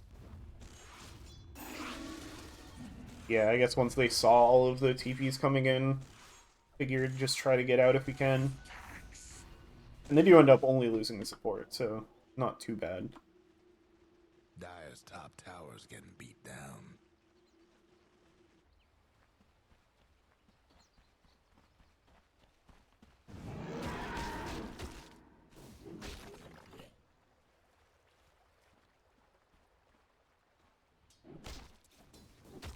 Buttery Greg is ahead of Granola in the Battle Fury race here. Radiant's bottom tower ain't a pretty sight right now. Exo Pop No looks like they're breaking gonna down get Radiant bought. structures like this. Fortify will get used. Once that ends, Radiant's bottom tower. Spirits will focus in onto the tower. Dire's mid tower could use a light. There goes Radiant's bottom tower. Bring it down. Mid or Chen making the rotation over to stop Sari's push on mid tower. Mage Slayer finished on SLA. The Dire might want to mine their top tower.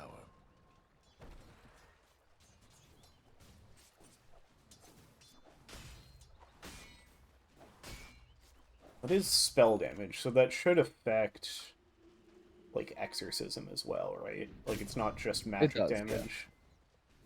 Dire's top tower, you know the drill. For a second, I was thinking, like, actually, do they have enough magic damage to be worth it there? As they're going to look for the initiation onto Claire. They've got the Solar Guardian in, though. Mr. Fichet arriving, but now the Stampede running through, stuns up Massive Serpent Ward, trying to find some hits onto these heroes. Or just Mr. Fichet down, but now here comes SLA, stun up onto Midder Chen. Stonks eating that double edge, trying to get away. One more attack will take out the damage from Sari. Now they turn onto Claire, and it's 3 dead on the side of RD2L. Dire's top Our Pause 1 is Legend, bringing that early tempo for the second game in a row.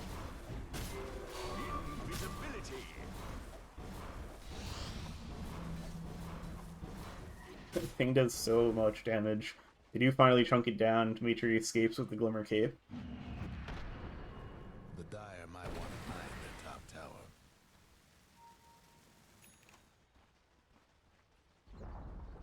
Dire's top tower's gone. Granola brings down the top tower. It's like Battle Fury on the way. Battle Fury finished for Buttery Greg.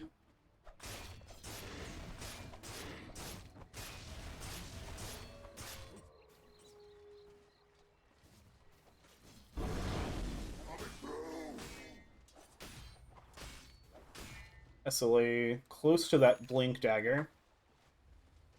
And Dimitri has their Blink Dagger, so that double Blink timing coming up is going to be our Pause 1 is Legends, like, probably main focus for like really cracking this game open and really setting the tempo even higher than they've already set it.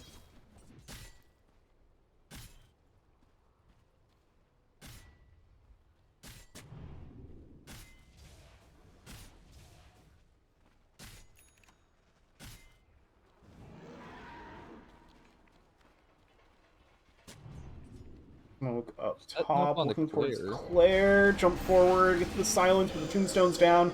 Pops the exorcism. Here comes the Solar Guardian. Granola getting brought pretty low. Stonks in as well. Hex up. Stampede is out and had the ult going.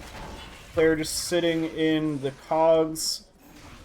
Dire's mid tower. Looks like everybody's just gonna live. Sorry, keeping the tombstone alive. Ooh, stun up onto Granola. Trying to find the control. Stonk's trying to get away. They do find the kill onto Granola. Sorry getting brought low as well. So 3 down on the side of our Pos 1 is Legend, only losing Stonk. So that's a big fight Dire's mid tower. for RD2L. I'm a little shocked Ursa went back in there. Yeah. I think they probably felt good because they still had the tombstone up, but maybe thought that Dire had retreated a bit more. So they're going to find Buttery Greg here. Throwing hands with Dimitri. Both will end up backing away as more of the Dire shows up. Now SLA joining the party, so they are going to chase forward. Blink in from SLA. There's the reveal of that. But able to ball lightning away for Mitter Chen. So everybody survives there.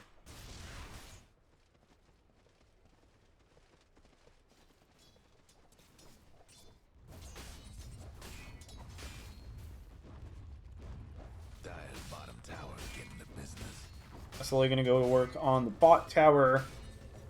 RD2L is going to contest this. Starting with Mr. Fishay. We get the pullback from Mitter Chen. See if they can get enough. Black Joe hookshot in. Mitter Chen able to zip away. It's like once again nobody will go down.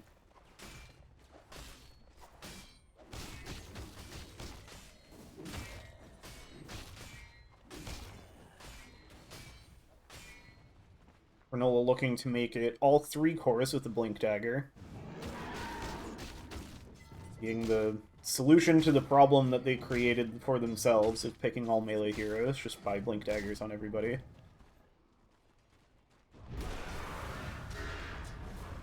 Now SLA with the Dragon form looks towards Mr. Fishay, but has the Blade Mail. Black Joe setting up the cogs on top of Buttery Greg's TP so that the Jug can't get into the action right away, being such a nuisance kicking these cogs around.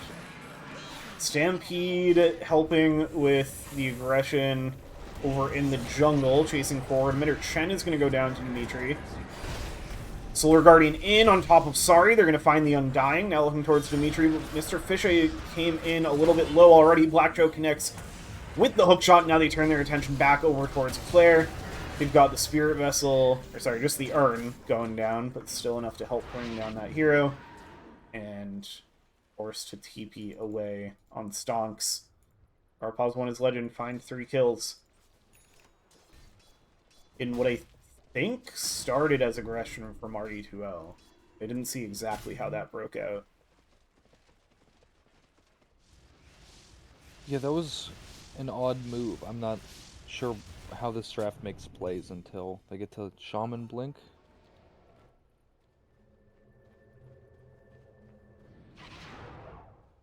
Yeah, because I think they didn't... Like, they have the Storm for initiation, but I don't know if it's enough until you have Shaman.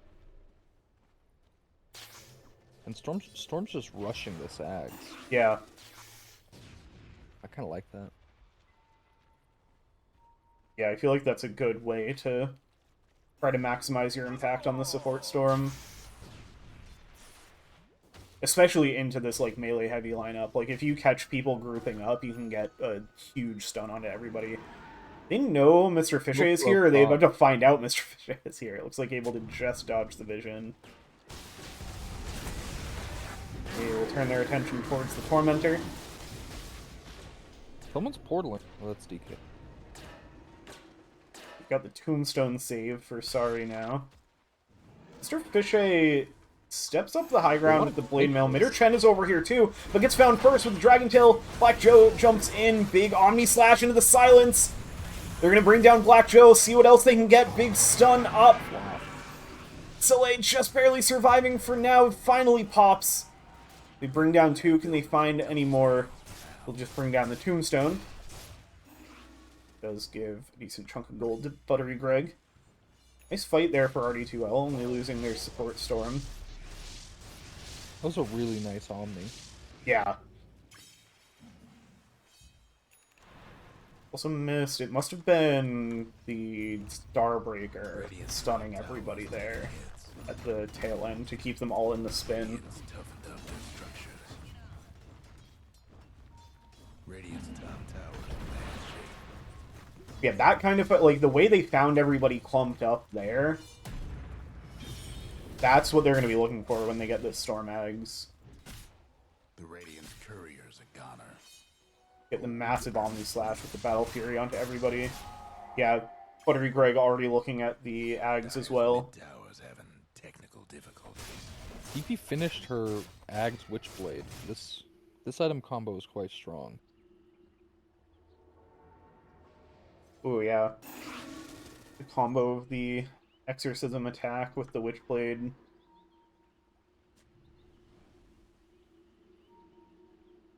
Well, and every time the Witchblade procs, it sends out a spirit. Oh, that's cool. Shit, it's It's not really just nice for attacks, it's kiting affected these by melee aim. heroes. Yeah.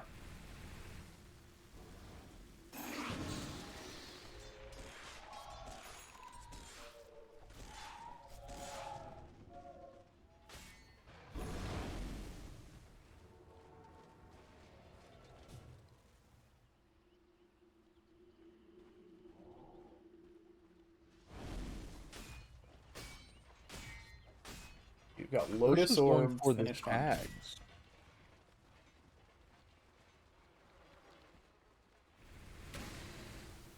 Smoke up.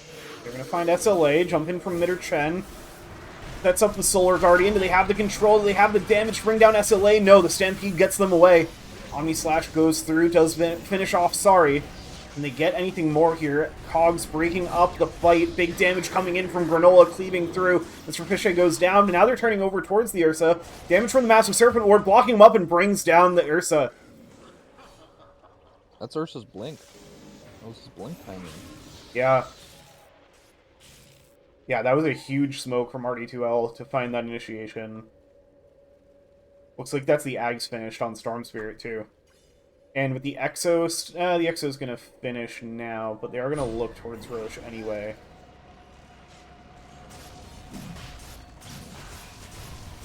But the SNY finished on Jub, looking at the Ags still. Yeah, with the Ags on the Death Prophet, you can see all of those spirits swarming. Like, that. This looks like she cast Exorcism, and she didn't. Oh, big smoke. Oh, jump in from Dimitri. Wow. Nice spin from Buttery Greg, though, to be able to avoid it. Now the stun from the Shaman. SLA jumping in, though, with the BKB reveal. They bring down Buttery Greg! Wow. Roche goes down, Dimitri snatches it. They finish off Mitter Chen. Oh, what a play from Arpaz 1 is Legend to steal away that Roche. And bring down Mr. Fichet as well. Claire in a bit of trouble as well. SLA on the backline, gonna find Claire. 4 dead for RD2L for what looked like their first big timing of the series, and it turns into a full team wipe. Lost Aegis. Tier 1 tower gonna go down as well. What a devastating fight. Played out perfectly by Arpaz 1. That was disastrous.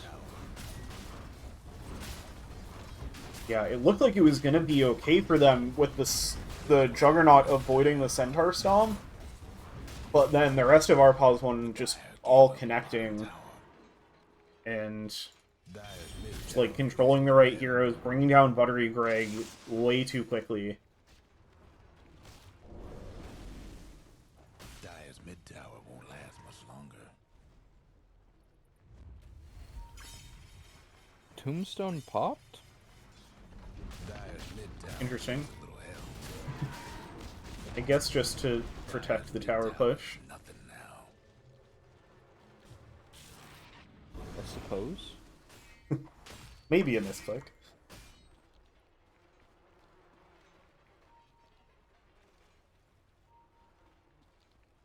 This DK is going Scotty. He's full committing for this anti-regen. Yeah. Doubling down on the Frost Dragon.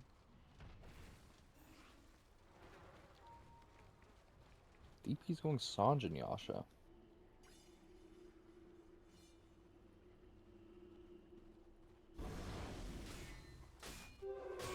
Invisibility. This is rune on Claire.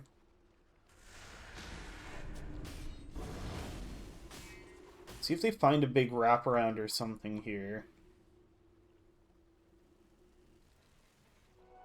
Dire's top tower's getting beat A down. little awkward with the way our Pos 1 is Legend is moving, though. Granola laying into the last of the tier 2 towers. Tower, you know the drill. Looks like RD2L are maybe just going to try to push mid a bit in response. No, looks like now they want to contest it. Mr. Fisher going to get stunned up. They have the Hex from Stonks. Huge hook shot from Black Joe, but immediately into the Shackle. And now there's the Storm Ags. Brings in 3. Do they have enough? The BKB from SLA means they just bring down Black Joe immediately. Tombstone out. That's going to get brought down quickly. Bottom tower ain't a pretty sight right now. See what else they're able to commit for. They want to find Starry. Midderchen chasing. Meanwhile, they have the Omni Slash out. Able to survive for now, but the stun into the spin. It's going to finish off the Aegis. Now trying to finish off SLA as well. Hunting down the Dragon Knight. The Crypt Swarm isn't quite on point. Able to finish it off with all of the spirits. It's like Dimitri able to blink out away. Then meanwhile, Sorry finally gets brought down by Buttery Greg. Granola finds the kill onto Mr. Fisher, who is still chasing forward. Black Joe Welcome back back in. Control up. Granola slashing through the Shaman, but doesn't quite have enough. Claire now getting caught up in the cogs. It looks like Death Prophet will be the one who goes down. Dimitri blinking forward once more. Wants to find Buttery Greg. Spin is not available, nor is the Omni Slash. He does have Swift Slash. He just got his Ags delivered. Oh, nice. So yeah, we'll have that bit of escape.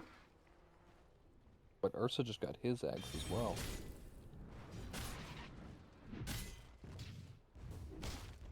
Yeah, these guys have been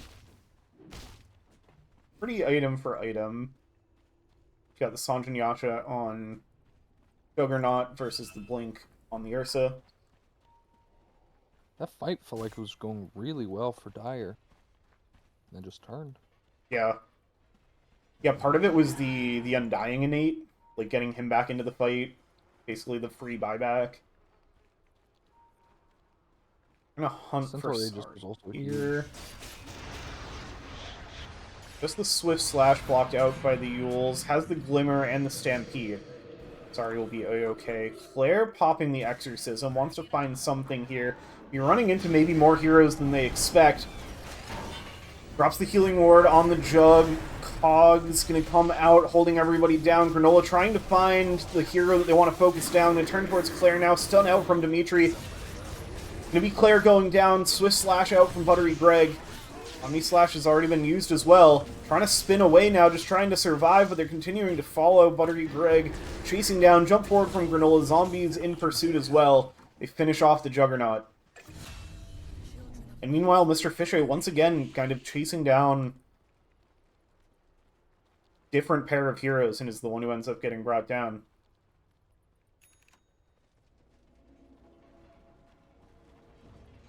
Yeah, that one, again, it looked like it could be a good start for them, and then it just falls apart. The way our Puzzle 1 is Legend is playing these fights has been incredible. Fortifying their structures. Dire's mid tower. Just the Well, pure you mentioned at the start of this tankiness. game, this draft is a damage check. They Yeah. appear to be failing. Yeah, just not quite finding damage to bring down all these tanky heroes.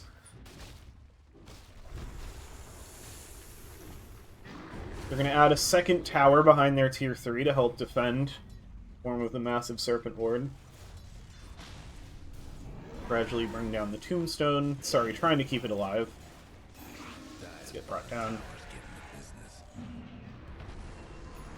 Turn their attention over towards the bot tower instead. Mitter Chen gets a big catch, but there's not going to be anybody else that can follow up on it. Has to zip back away.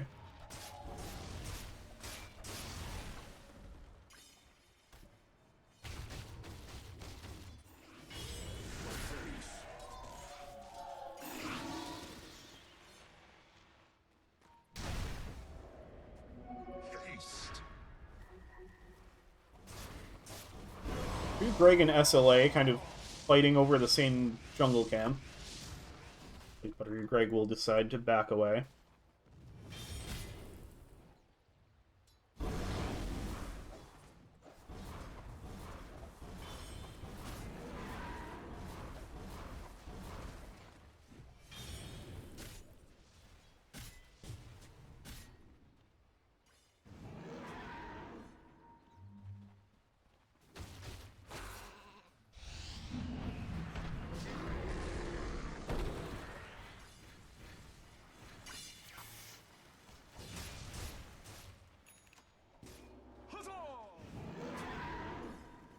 Once again, our pause 1 is legend in this spot of gradually bringing in towers, waiting for the next Roche.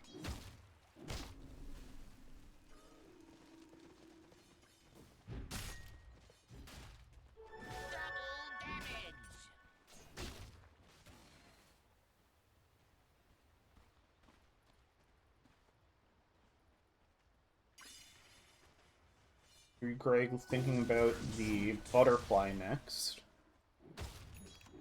Try to survive those attacks from Granola and SLA. Scotty done on DK, Hart done on Centaur. These are Oh god. basically unkillable targets. Yeah, if you didn't have the damage before, how do you have the damage now? Your Fishay stepping up, but just gonna get hit in the face with a shield. Mitter Chen jumping forward. Not gonna find the vortex here. Everybody jumping away. Now Dimitri back in. As they TP out, Mitter Chen will have the zip to escape, though.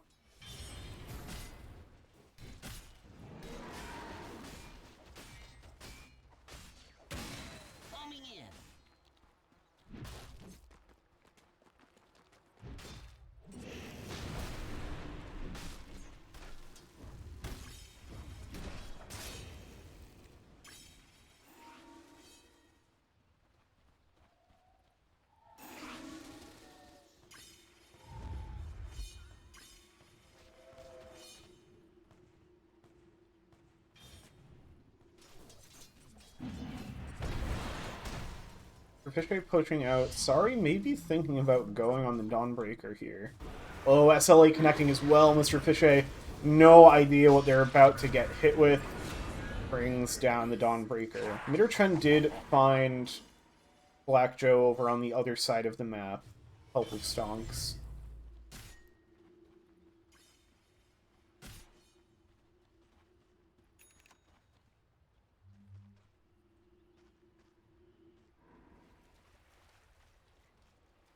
Pause 1, waiting for that Roche respawn. Looking like it'll be soon. Sorry, he's just gonna stand here and wait for his buddy. Nope, he's gonna leave right before he spawns. Goes in and out. And...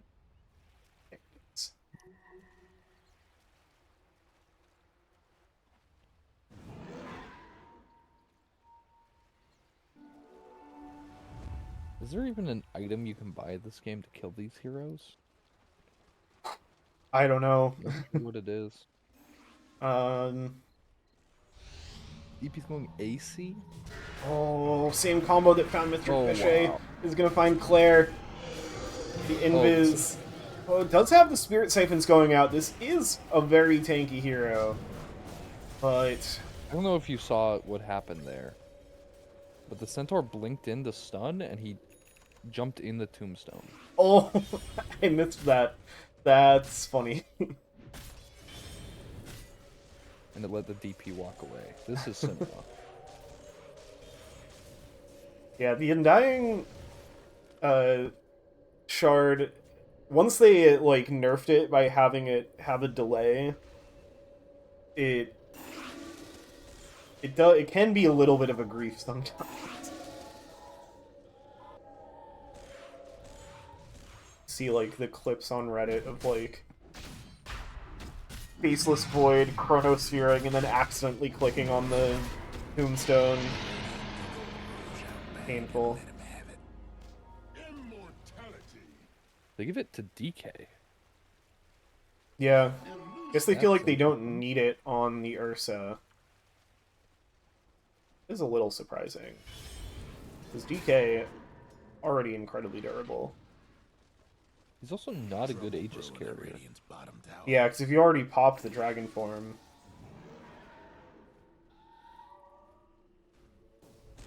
Radiant's bottom tower ain't a pretty sight right now. well, Granola's gonna walk into two heroes here. Oh wow. Split away. There's things happening everywhere. It's Buttery Greg getting found. Way down, farming in what they thought was the last safe place to farm. Even there, not safe.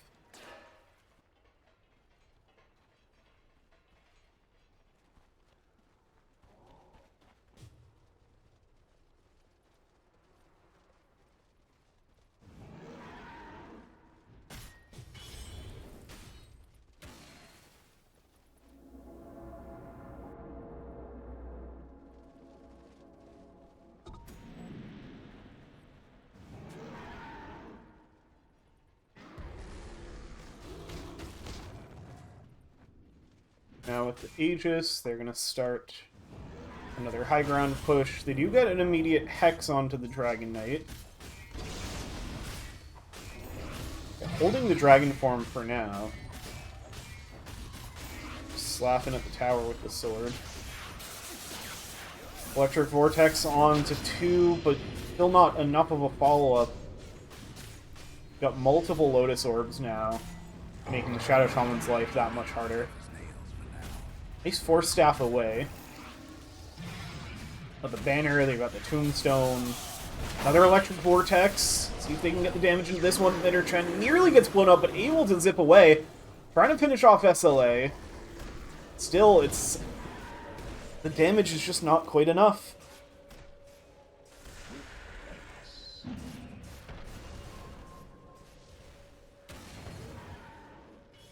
Successfully only lose the tier 3 tower. So decent defense, but still have the Aegis for 2.5 minutes. Dragon Knight working on an Assault Cuirass. Gonna make those pushes that much easier. And the hero that much harder to kill. Also got the Butterfly on Ursa. So gonna be much more resistant to Buttery Greg. DP finished her AC. That is going to help them with the defense here, and with the damage to get through these heroes. Find the control on SLA. Want to bring this hero down, but still has the Aegis. Is that really the hero that you want to bring down first? Guess it's just the only one being offered, as Dimitri jumps in, Black Joe connecting, in with the hook shot, but immediately in some trouble. It's just going to get torn apart. Now the Omni Slash comes out, but into all of these giant health bars. It brings a couple heroes down to half. They actually do finish off Granola, though. That is a big one to find. Now our plus 1 is Legend, who's going to be in some trouble. DK gets brought down the first time. Sorry, plenty of health to work with. Going to try to escape away. Claire and Stonk's going to be focusing on the Dragon Knight, while the rest of the team brings down Sorry, who's not able to TP away. BKB TP, I don't think they have a way to interrupt this. The Dragon Knight will successfully escape. All in all, a huge defense for putting the R in RD2L. That was a huge fight. Yeah, they end up...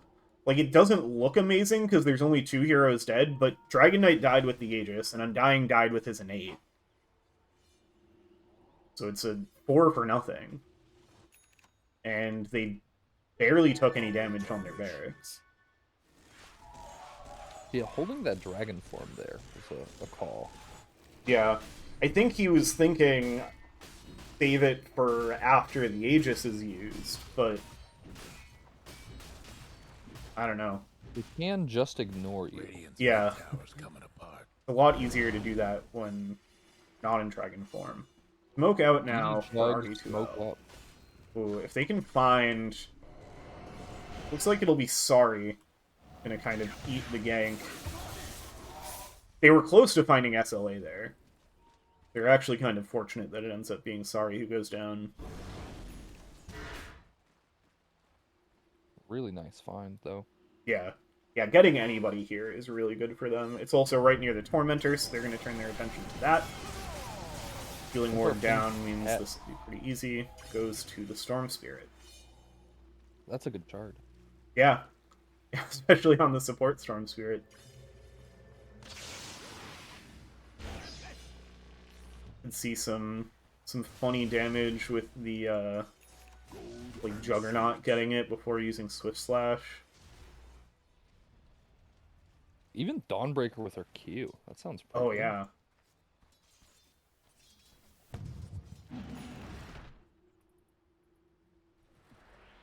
Pharasma DP.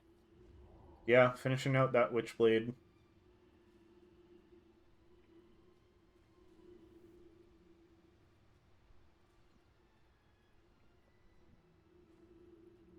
Does have a whole lot of intelligence. I think I would have preferred a Shiva's to this AC. Yeah, well, they find Stonks here. Oh, Claire's going to be in trouble as well. Mitter Chen jumping in with the Electric Vortex, but SLA hitting from the outside. Mr. Fichet in with the Solar Guardian. SLA's trying to stand the ground with the BKB, turning towards Mitter Chen. Massive Serpent Ward goes down. Stonks gets the control, but the save is there from Sorry. Mitter Chen in some trouble, but still surviving. Yule's out onto the Juggernaut, stop him from getting in where he wants, but the Omni Slash is going to be onto just SLA. Granola's going to be there to help try to tank it. Sorry as well, but it just means Granola's going to go down instead.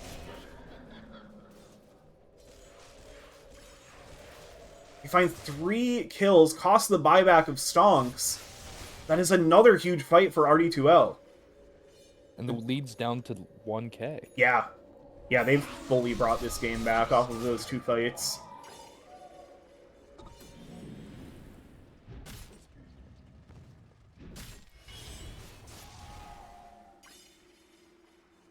But they still... I think the Centaur still feels pretty impossible to kill, but they figured out where to find the damage for the other heroes they need to kill, especially the Dragon Knight. A lot of it's just like the insane amount of damage Buttery Break does. The whole team is certainly contributing to these damage numbers. I should have checked exactly how it broke down. They're going to buy back on Sorry. Try to set up on Buttery Greg. Healing Ward going.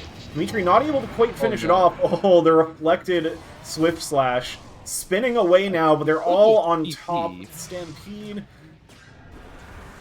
Okay, staying in the area to get the silence, but here comes Mr. Fichet. As the Solar Guardian. Tombstone. I think a little accidental on Dimitri again there. They're going to try to bring down the Tombstone. Buttery Greg spinning to help finish it off. Huge Electric Vortex from Mitter Chen brings them all into the spin. And the Omni Slash finally brings down the unkillable Centaur. Gripsworn finishes off the Clockwork. And Granola over on the other side of the map, I think, had just respawned as the only one left standing.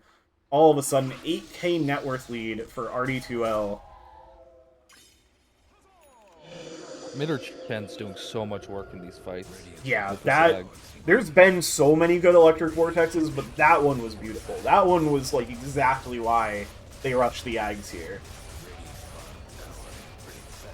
And they're going for end. Oh, yeah. They're going to test what they have for buybacks, because they know Undying's is down. They're going to get the Centaur and probably the Clockwork buyback. They've got the massive Serpent Ward as well. With the Exorcism, I think it's just going to go down. How do you stop them? You can't stop the damage from the Spirits. Granola is going to try to tear apart Stonks, but just going to get put up into the Yule Scepter. Wow. And they find the finish. Putting the R in RD2L evens out the series at 1-1 in a game that looked pretty over for quite some time, they fully bring it back with some incredibly executed team fights. That is a crazy graph. That was shocking. Yeah. I thought that game was over.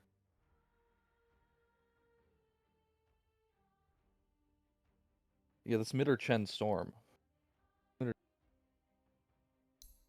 Yeah, the supports have been putting on such a show. I mean, everybody has, but like, sorry on the Dark Willow in game 1, and then Mitter Chen in game 2. Yeah, I guess once they finally got enough damage on Dire to kill any of these heroes kind of don't do anything on Radiant. Yeah. It suddenly felt like they were the ones lacking damage because they were all just so durable. It's like, if it felt like they weren't finding the control they needed, and like RD2L was just spreading out very nicely so that Granola couldn't just get on everybody. Whereas RD2L and like into their fully melee lineup just can get on everybody and can get the Juggernaut hitting everybody with the Battle Fury. Whereas Granola's usually only hitting one hero with the Battle Fury. Alright, we've got an excellent series on our hands. More games to come. We'll take a quick break and we'll be back soon with game number 3.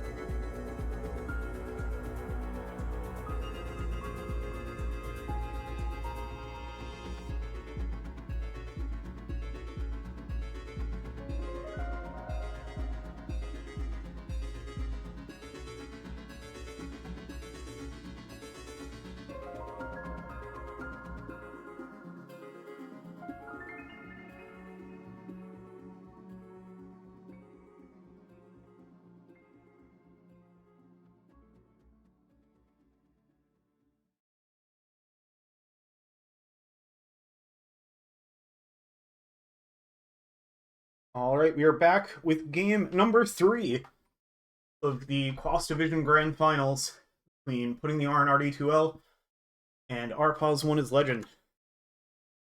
Got a tied series now.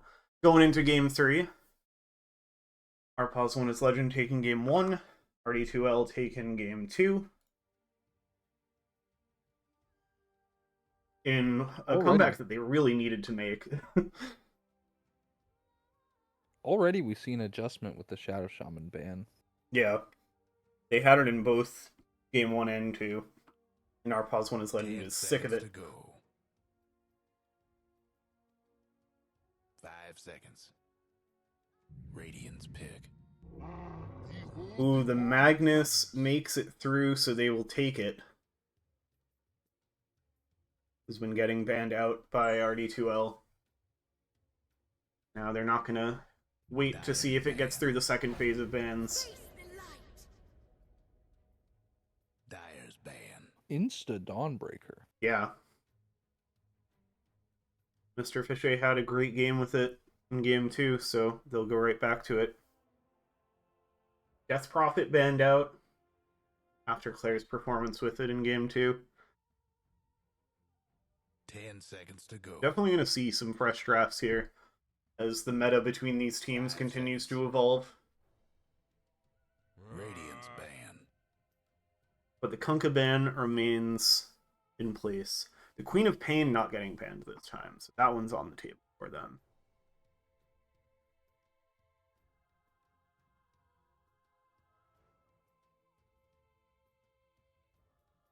Ten seconds to go. Radiant's pick. Ban out the Viper.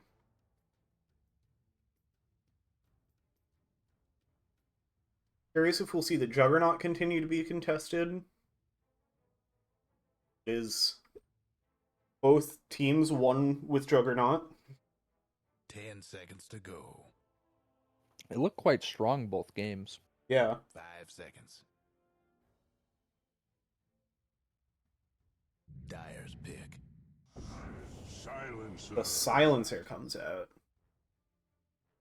I quite like this. Protects their Dawnbreaker pick, because that's an annoying hero for Dawn to have to deal with.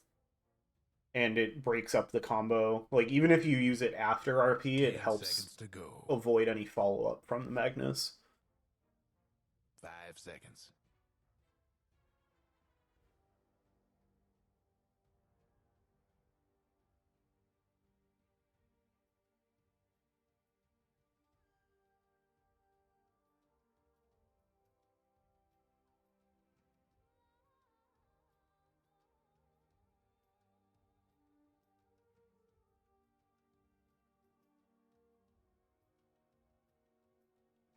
Dire's pick. We'll get a Gyrocopter from our Pause 1 is Legend.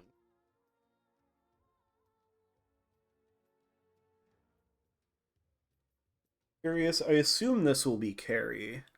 We haven't been seeing as much of the support gyro lately. 10 But seconds. it could to be a go. flex option. I'm gonna assume it's carry. 5 seconds. Yeah.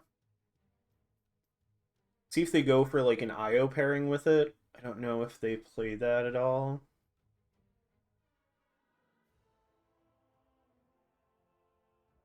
Radiant's pick. They'll go with the Phoenix. Phoenix can be That's tough interesting. this early in the draft. I also think it's like classically kind of weak against Silencer. Yeah. 10 seconds to go. Yeah, like I feel like the idea would be to combo it with the RP, but that's going to be Radiant's hard to do into the global. Juggernaut. There's the Juggernaut. I like this Jug pick. Yeah. Yeah, it plays really well into the Phoenix because you can just spin and hit the egg. And undefeated in the series so far. 10 So seconds to go. It's pretty good against Gyro too, so 5 seconds.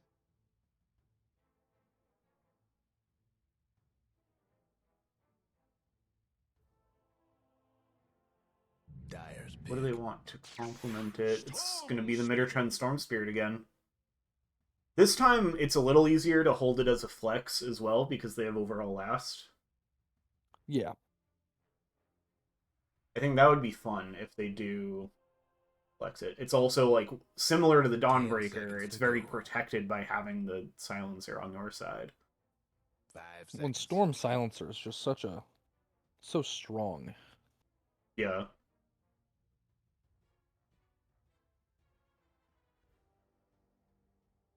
I do like that Arpaw's One is Legend has already picked 2 more ranged heroes than they had last game.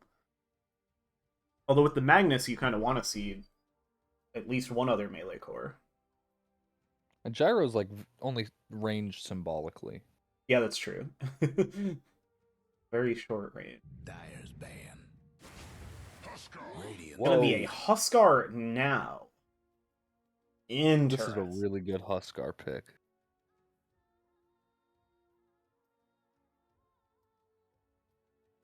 They already banned out the Viper and the AA. Yeah. You can ban out the Doom now if you're scared of that 10 counter. seconds to go.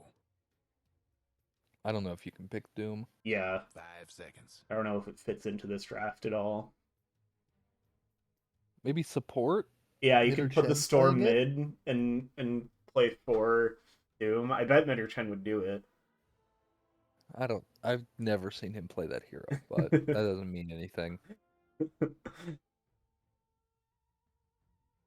They do ban out the Queen of Pain now, so they're thinking this is a support Storm, which is probably more likely. But I definitely think they're going to be open to flexing it. Although I'm guessing you don't like it into the Huskar.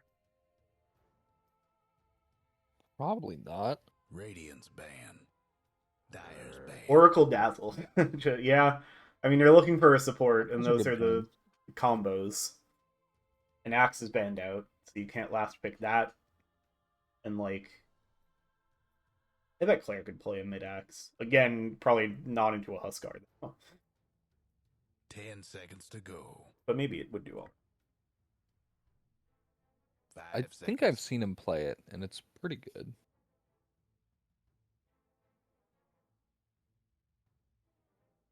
Guessing they're gonna ban out like Wind. I think Wind Yeah. Ranger kind of destroys this hero. Dyer's pick. Sniper. No.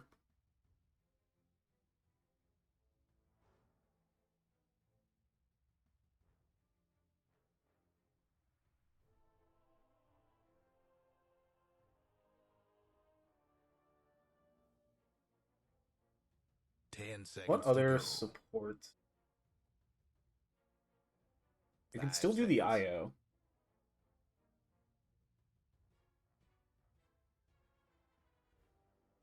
I don't know if you want could. IO Phoenix support to it. I feel like you need some more control. Like, you can't rely on just Magnus for your control in this game.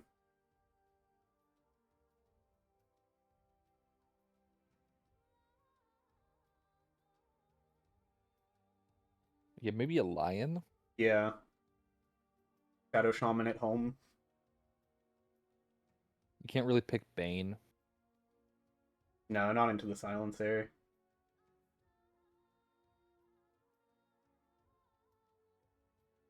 If he wasn't there, I'd really like to see Bane. But Radiant's pick.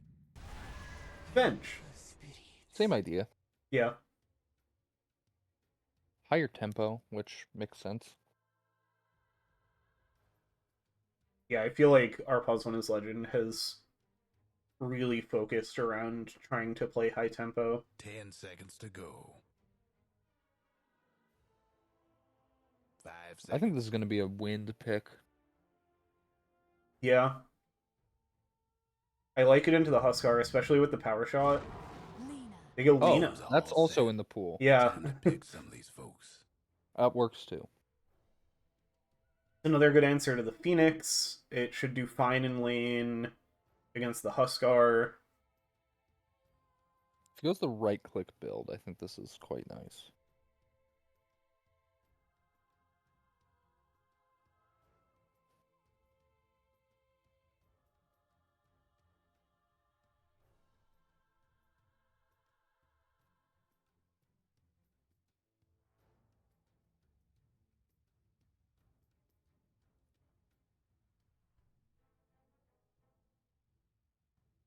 He's going thermal runaway on Lena. Okay.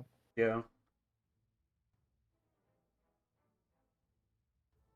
Lena Mag is like classically really rough though.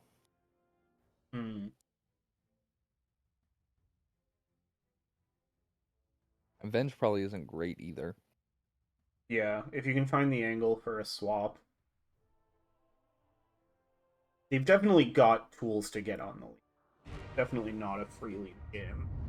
But still, I think looks pretty good. As long as they space for her.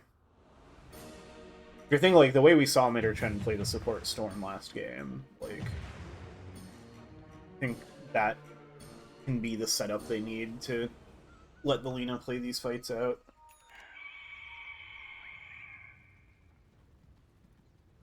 Everybody get set. When you maybe have global to bail him out. Yeah.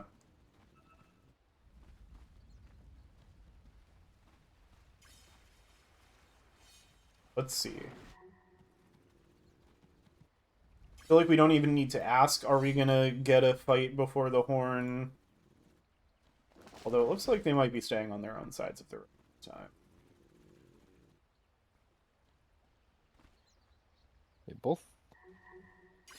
Both games the Pause 1 Legend aggressed. Yeah. This time they do not. Because they did get punished for it last game.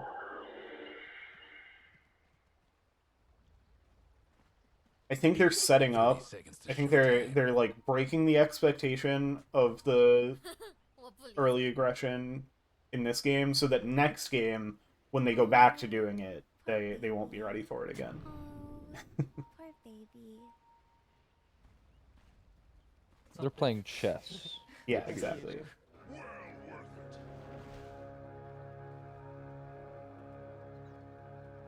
Might get a fight over the bottom river rune. Dimitri's looking at it. Maybe doesn't realize how many heroes are here. So gonna quickly find out, and we'll be able to back away. No spells getting used to try to Radiant on one side, hold down the Magnus. Dire on the other. For the first time in the series, nobody has died yet when the game starts.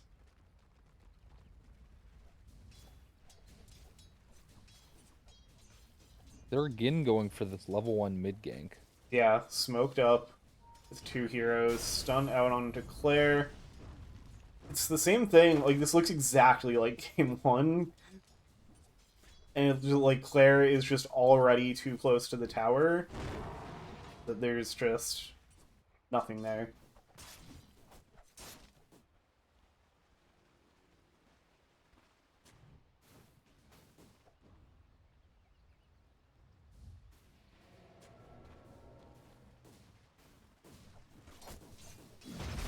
Mid tower's having technical difficulties.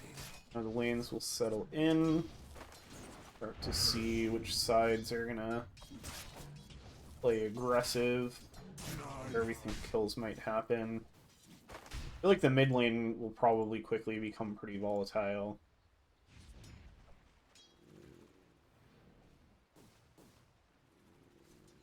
Up top, then Shira should want to play pretty aggressive too.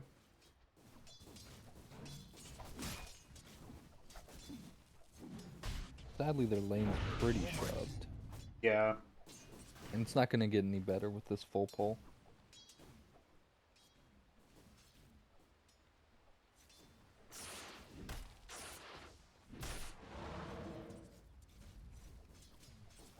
Lena going no bottle. Interesting. Yeah, double talisman. That's surprising. This is something Claire loves. He loves going no bottle on traditional bottle mids.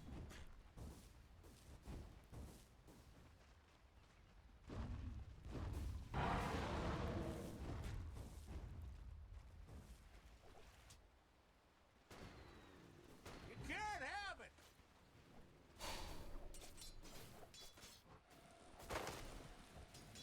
Dire's mid tower won't last much longer.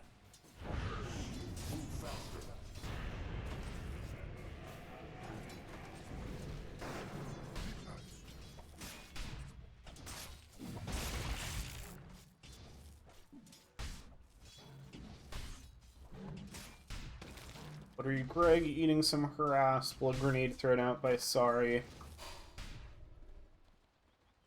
Be able to back top, off, use the Granola healing gone. ward.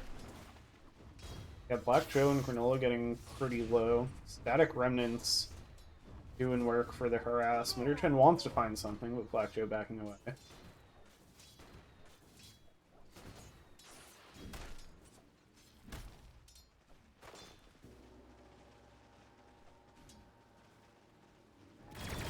Be a little bit of a fight over the Lotus. Ends up going to Granola because Mr. Fisher got pulled out by the Starbreaker, but they get the first blood onto Granola. Mitterchen gonna look for some more. Meanwhile, there's a trade in the mid lane. So suddenly 2-2. From 0-0 to 2-2 instantly.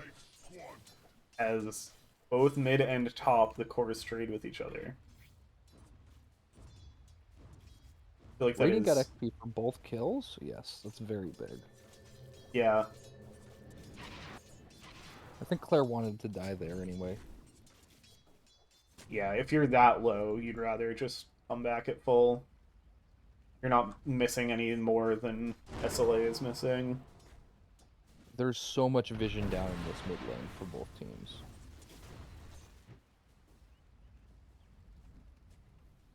Yeah, which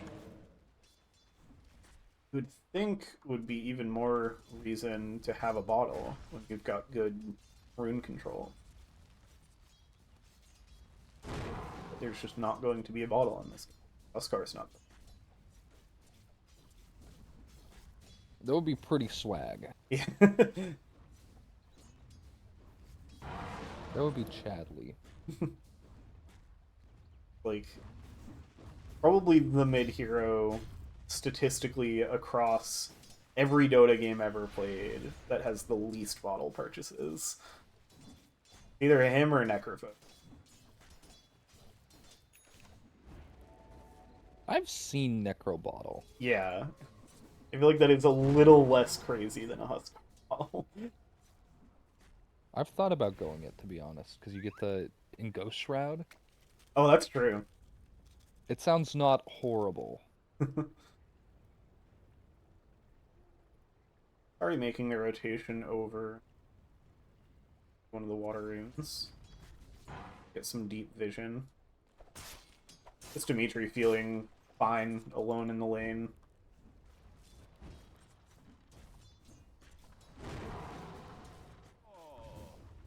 Interesting he went Eternal Empowerment, but he has Empower. Yeah.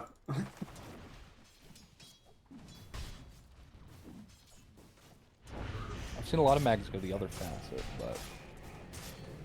Yeah. I know, like, obviously Carry Mag likes the Empower facet.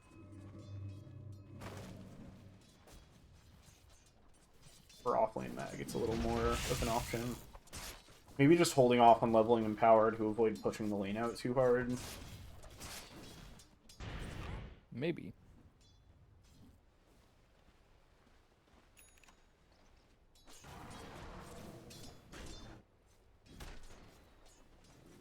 Quieting down after the double trade. It's like Sorry is just kind of trying to contest Claire jungling. Radiant's mid tower could use a hand. There's a shielded Huskar. Yeah. Isn't that a little bad for Huskar? He kind of wants to be low on health. Yeah, I suppose. Children gets brought down pretty quickly by the tier 2 tower. Sorry, TP's away before get killed off. This top lane's Forward been from very SLA well. under the tower. Gonna be close again. Looks like just enough heals. Midder Chen wants to punish. Doesn't have a zip. Throws out a static remnant, but it's not going to be able to connect. So SLA finds the solo kill, forces the rotation. Yeah, Sorry pinging out. Hey, we saw the storm rotate, so now Mr. Fichet's alone. Look to make a play there. Let's see if Black Joe looks to throw out the stun. Yeah, harass a little bit. Oh, Yeah, he's here going comes in? Sorry. Trouble brewing at Radiant's bottom tower. See if they can find it. Icarus dive forward, going for the teleport. No stun available. Just gonna get away with it.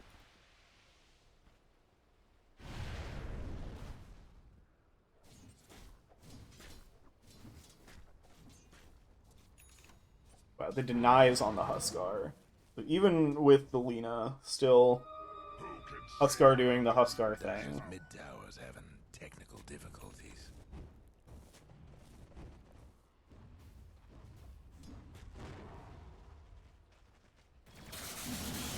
Up top, they look to go on to Granola, but a nice stun from Black Joe to disrupt a little bit, but it's not going to be enough as Granola goes down. Sorry coming over, see if they can get a revenge kill on Mid or Chen. But no, it's going to be a double kill for the Storm Spirit as the Static Run pops them. Mr. Pitcher going to step up back in as well and brings down Sorry, so it's 3 kills in the top lane for RD2L.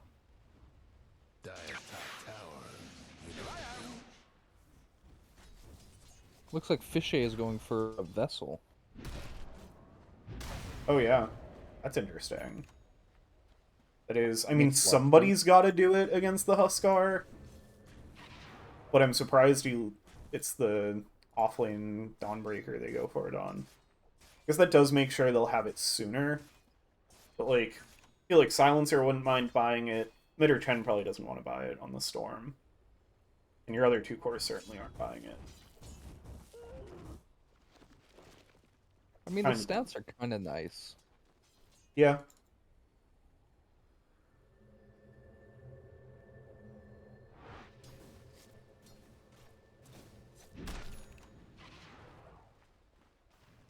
The mana regen's kind of nice. It's probably okay. The Dire best do something about that bottom tower. Sorry and SLA rotating up towards top. 4 heroes now. Will they be able to find anything? The vision down from Mid or Chen is going to see SLA. It's like not much here.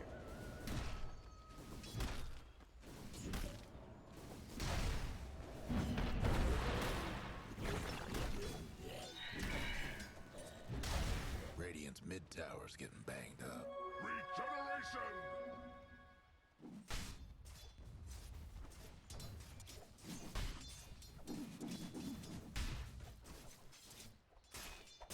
Level 7 on the Magnus and still no Empower. Now I'm really surprised by it. I feel like now you don't care if you're pushing out the lane.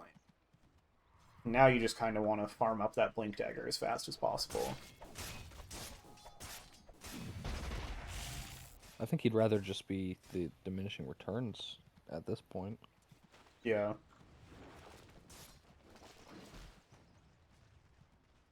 The reason you go this fast is for the lane.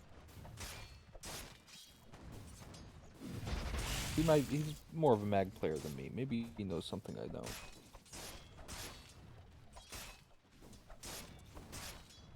It's also like, who are you casting Empower on if not yourself? Mid, we might get a bit of a fight. Huskar is low. So is Claire. Shockwave goes out. Stonks to come over. Global Silence already used. I think not much else will happen here.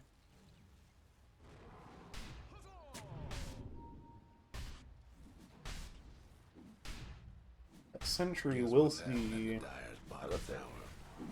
breaking through the Dire structures for now. Have fun trying to bust down Radiant structures now. Granola getting real low up top. Business.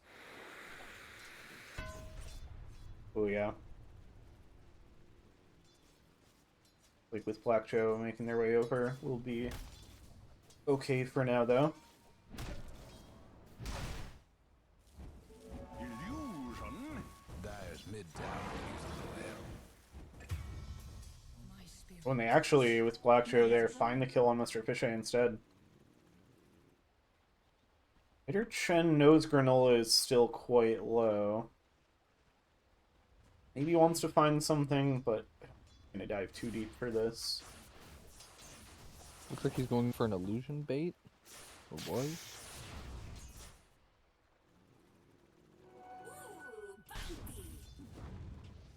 Our pause one is Legend setting up on the bot. Tier 1 tower. Doesn't look like there will be any contest from RD2L. Trouble brewing at Radiant's bottom tower. Yeah, they'll just concede that one. There goes Radiant's bottom tower.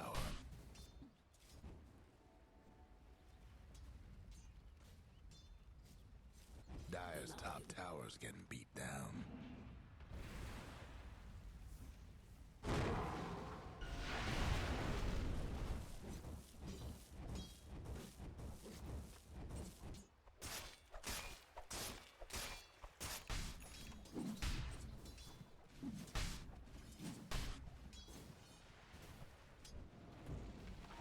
And still looking for something here.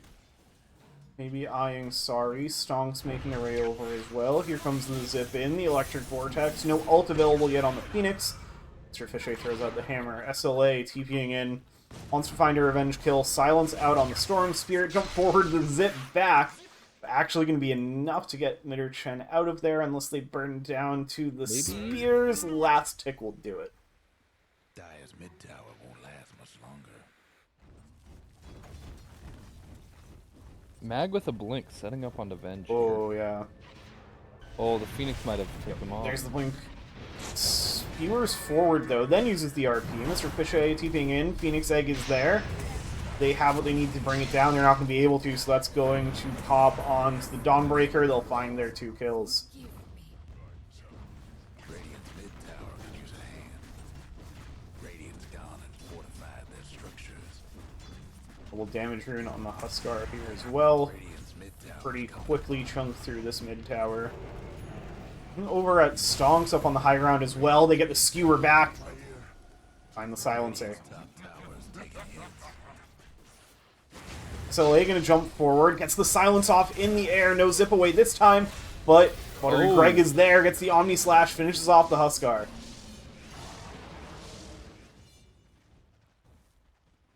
You blew it!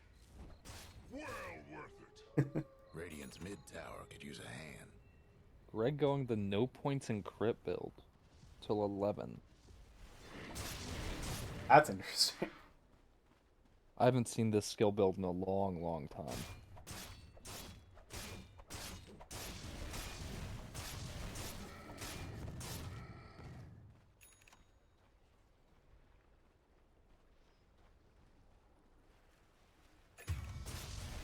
Oh. Mid lane, SLA finds another kill on Claire.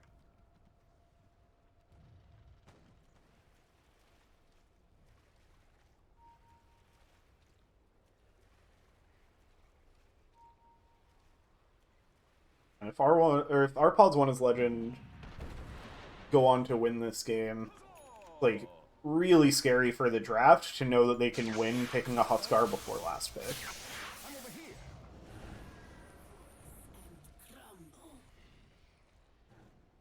This game's pretty even still, definitely room to go either way. Yeah, this game can go either way still. Jug is for sure. gonna be a problem. Yeah. But same goes for Gyro, I suppose.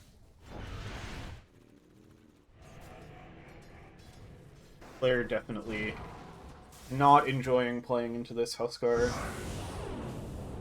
Global Silence for up top. It's not quite enough to bring down Sorry. Gets the egg off, and now SLA chasing. We'll have another life break in a couple seconds, but the arrows, or sorry, the spears are going to be enough to burn them down.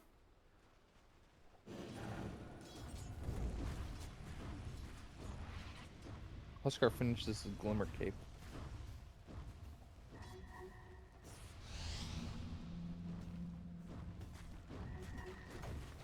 You guys are big Glimmer Cape enjoyers. Maybe there's just been that much magic damage in the drafts. There's quite a bit this draft. Radiant got one last top tower. Yeah. Lena's very mixed damage. Supports are putting out a ton. We're gonna look to set up on SLA, but able to dodge out the Solar Guardian. Omni Slash is gonna pick up a few creeps, and the swap from Black Joe into the RP as soon as the Omni Slash ends. Going to be able to spin away for now. Skewer forward, killing off the healing ward. Oh, Claire Doug's got the looking for spear. something. Buttery Greg goes down.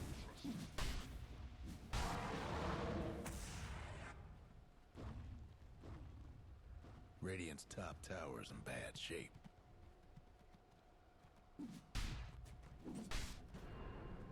They just do not have the tools to kill this Huskar. Yeah.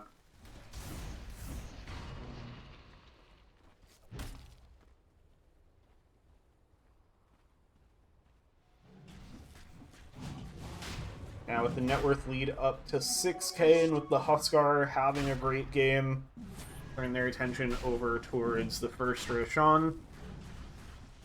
Get a smoke over on bot side for RD2L.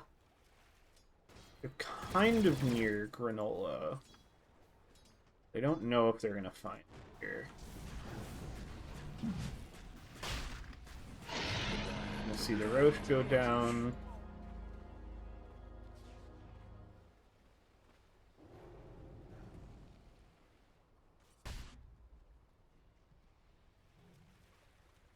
Huskar problem becomes even bigger.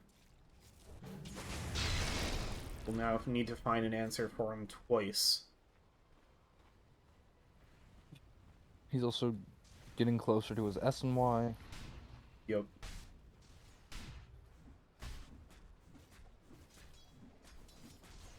This is quite scary.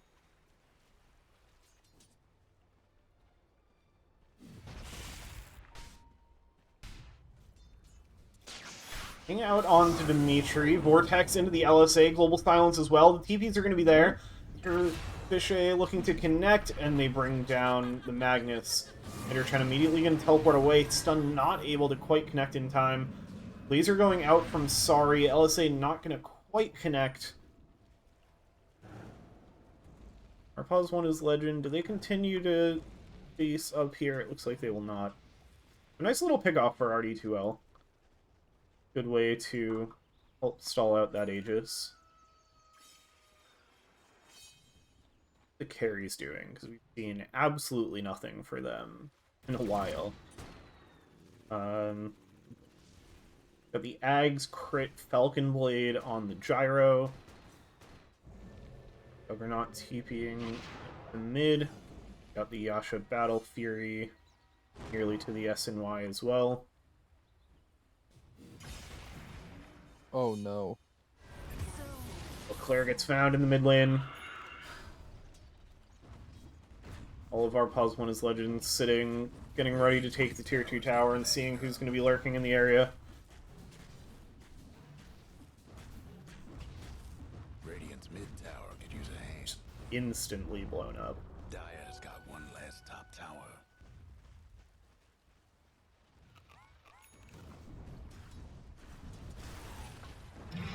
Radiant's mid tower's getting banged. Come forward from Dimitri, skewer back, they find Stonks. Dire's top tower. You know the drill. Radiant's Only mid one tower's brain coming drain apart. on Stonks. That's tough. Dire's top tower's getting Has beat not, I down. mean, they only have 8 kills on side of RD2L. Just hasn't been involved in many of them. The Dire might want to mine their top tower. Dimitri with the RP onto 2, skewer back. Egg set up, laser as well. They do find Granola in the midst of all of that, and Dimitri goes down. Double kill for Claire. Okay. It's a 2 for 2 somehow. And can they find the Aegis here? It looks like SLA gonna try to just make use of it, stepping forward. They have the control now on the respawn. Jump forward with the life break, but already spinning. Here, Chen waiting for that electric vortex, looking for the next jump. Silenced up though, right at the edge. Might have to care about Omni. Yeah, I think Buttery Greg wants to find a way in for it.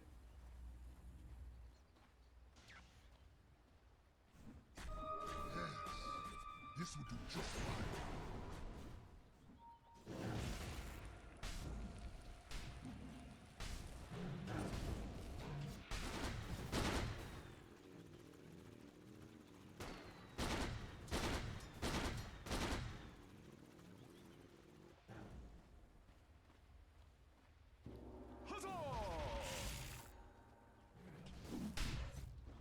Radiant's bottom towers. EKB finished on Dimitri.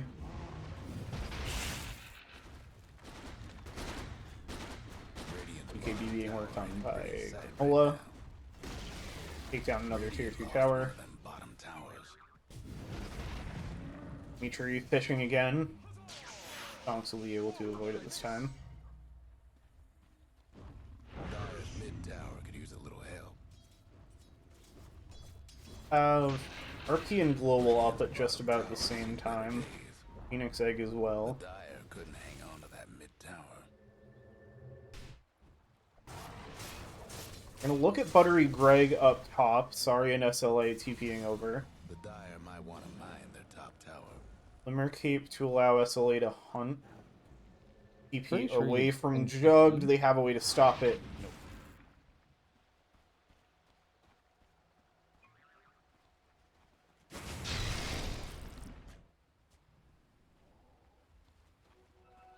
Fitting bounty.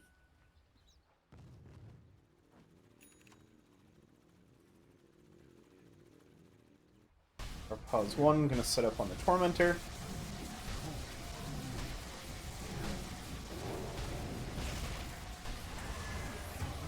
Dimitri goes down to it. They'll get the double stun for their Vengeful Spirit.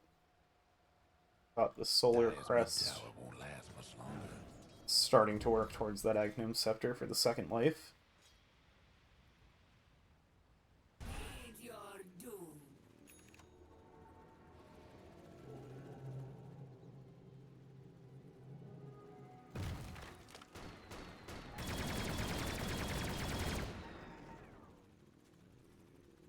Regeneration.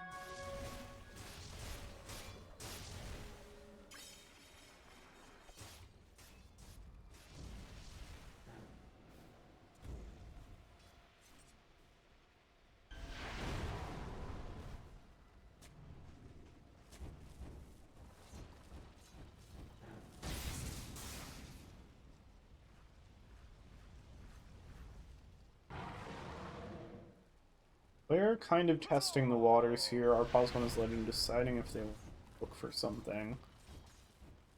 Shen is close to his Ags. Yeah, very close.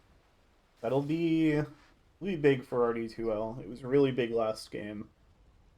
Don't know if they could have turned that game around without it.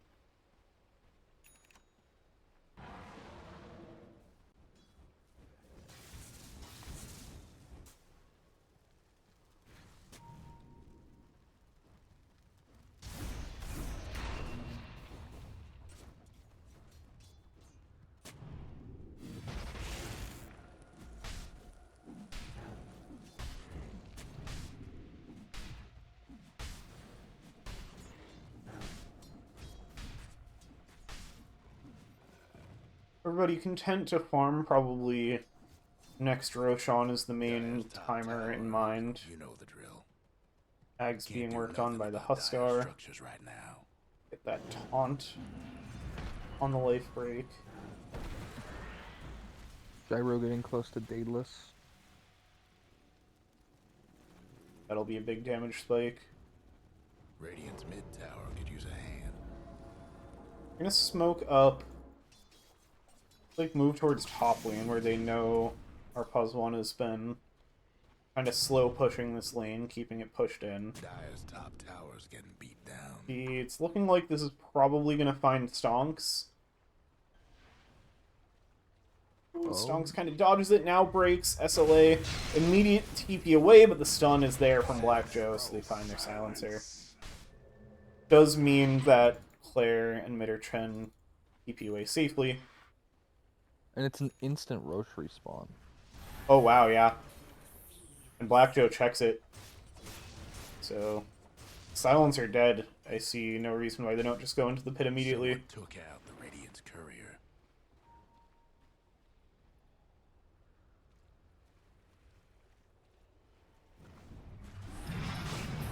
But they go.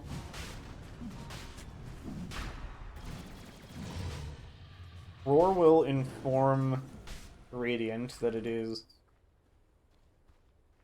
second Roche time that it was that fast to respawn, but they do not look Radiant's particularly top tower's interested ready. in making any kind of play about it.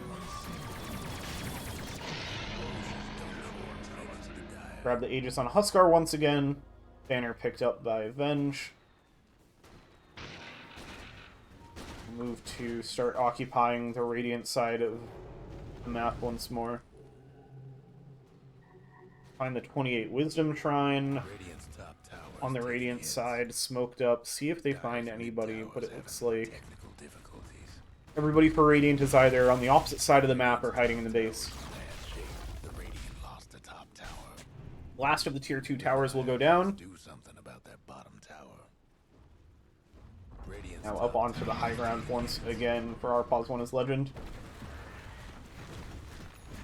Radiant's toughened up their structure. Fortify will get used. Guess what's happening to Dyer's bottom tower? Maybe could have burned the banner to counter the Fortify, but they'll clear out the waves, let the next one come in. Power goes down. Claire's gonna get a big LSA onto 2. They didn't put the Aegis on the Gyrocopter. He's gonna go down immediately. Nice RP on 2 as well. They find the Aegis. Big damage onto Dimitri from Stonks.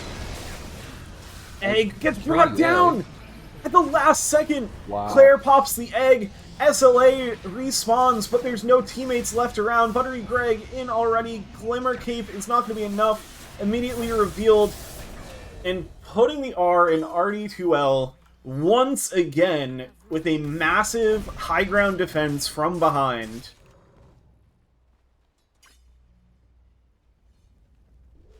I mean, this team, when it comes down to it, really knows how to execute these fights.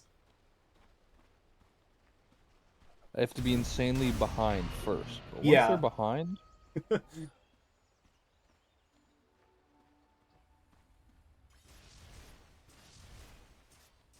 It was really nice positioning. I don't know if they'd seen the Lina Shadowblade yet. So I think they got fully blindsided by that LSA out of invisibility. That just really set up everything. And then being able to, like, such a massive difference of finishing off the Phoenix egg there. If Sari comes out of the egg with SLA's respawn, The Dyer might want to mine the top that was tower. going to be probably a pretty different fight.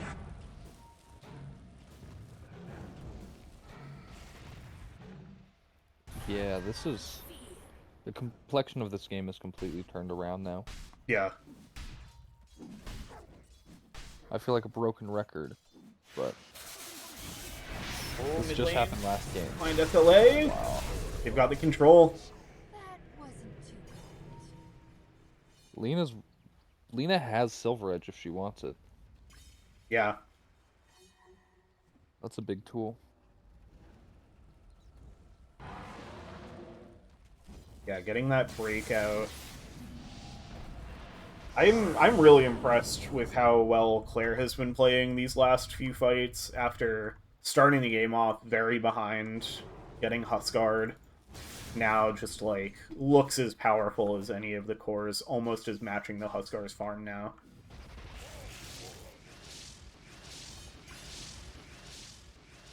Yeah, this has been a disastrous past minute for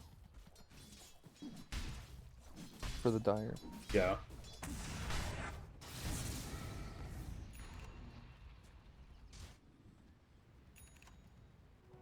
Yeah, now if RD2L can turn this one around again, it's going to be a tough game 4 to prep yourselves for. Smoke up. Buttery Greg Big and catch Stonks top. just find Granola alone up top. While the rest of the team is smoking and can't find Claire because of the Shadow Blade. Yeah, suddenly Networth lead has flipped over to the Radiant side. This jug is gigantic. Surely, if RD2L wins this, Juggernaut gets banned next, right? I would assume so. Or he gets first pick by whoever has it. It's just like, well, this hero wins the game. This is what we've learned.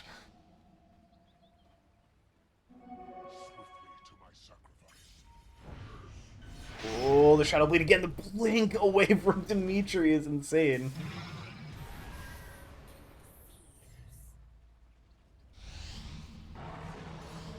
SLA hunting with the Glimmer. And the haste. Yeah.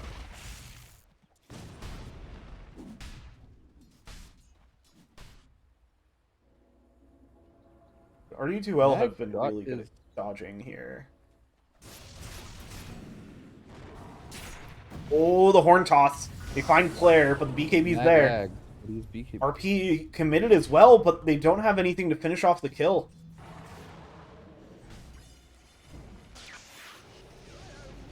They're Chen hunting now. But able to break away before an electric vortex can bring down anybody. Our Pulse 1 is Legend still thinking about going high ground here. They're going to buff up their Huskar, let him stand high ground. Nearly finishing off the tower. Now jumping forward, Electric Vortex onto 2. Egg goes down, healing up SLA. Swap back on Mr. Fichet, trying to dodge away, able to get outside the radius of the stun. They want to bring down this Dawnbreaker, but now Granola is going to eat an entire Omni Slash, trying to bring it to the team, but it's not going to be enough. It just brings them low. Now jumping for the Electric Vortex again from Mitter Chen. SLA getting brought low, gets brought down. They find 3 for the Radiant, and they're going to hunt for more. Mitter Chen jumping out onto the Vengeful Spirit. Silenced up, nothing to cancel the TP though, so able to get away. I mean, again in that fight, those 2 really big vortexes. Yeah. Now I'm thinking, like, is it the high ground defense that's turned these games, or is it just the Ag's timing for the Storm Spirit? Like, jeez.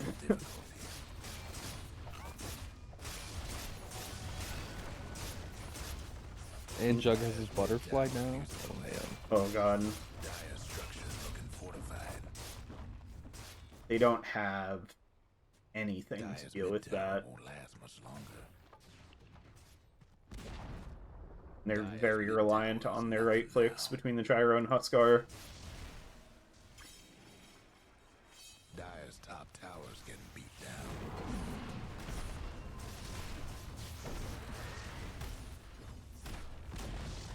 Dire's top tower's gone.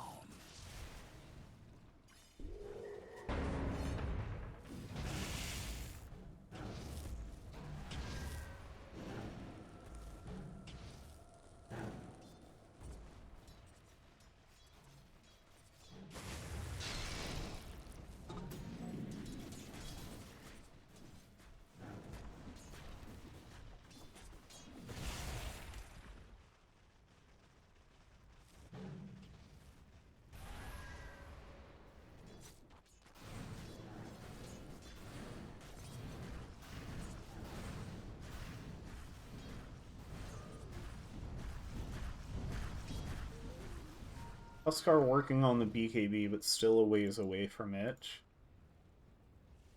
Got Sari wanting a Scythe of Vice, but very far away from that.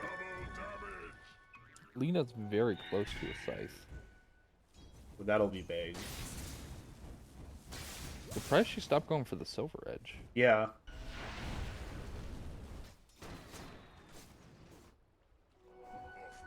Maybe prefers the control.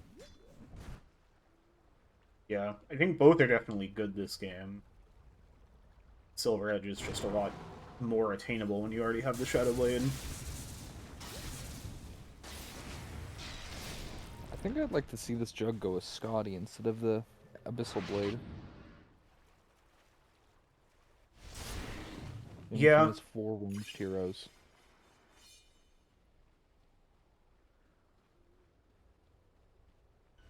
Yeah, plus the regen cancel for the Huskar.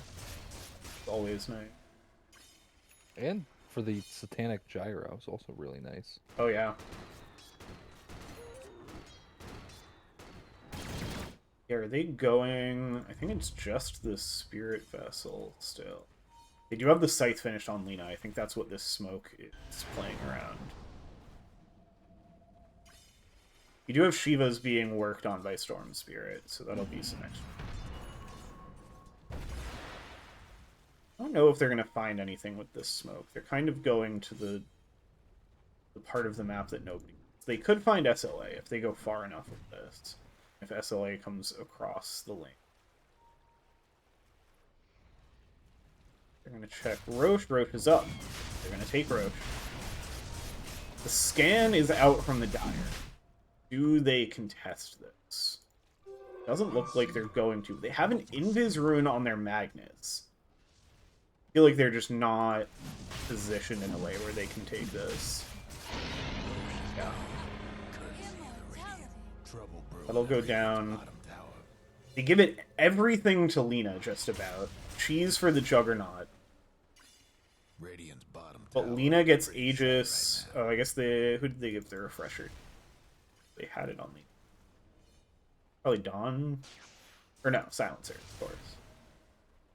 That It's on Silencer's courier, I think. makes sense. Yeah. Double Global can potentially win the game from this position. Like...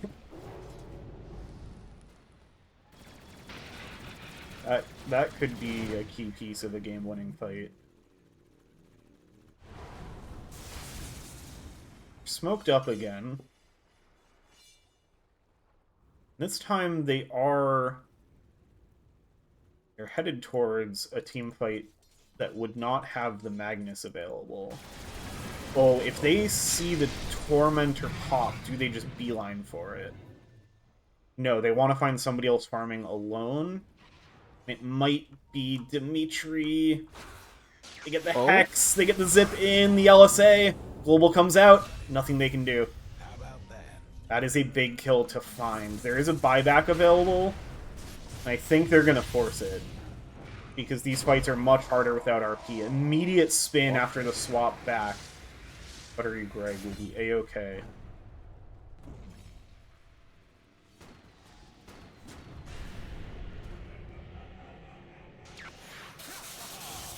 Catch on both of the supports with the Electric Vortex and the LSA, the Refresh Global Silence. It does proc the buyback.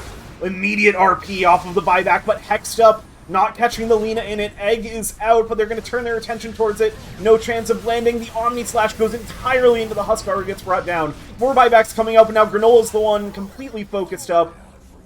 They bring down another one. It does cost them their Aegis on the Lina, but that is a good use of an Aegis. But they get the root. The BKB is there, though. The taunt from the Life Break with the Ags. Buyback from Gyrocopter now. Do they respect it? The swap back. Mitter Chen going to be able to zip away. It's like they'll back away with the Fortify and the buyback. Garpod's won his Legend. Try to hunt with this Gyro buyback. Silly throws out the Life Break, but gets hit. And Sari is brought down again on the side by Buttery Greg.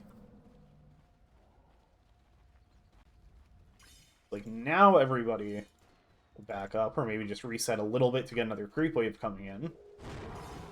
As two heroes without buybacks, and they know it, they've seen these buybacks getting used. Up onto the high ground for putting the R in RD2L.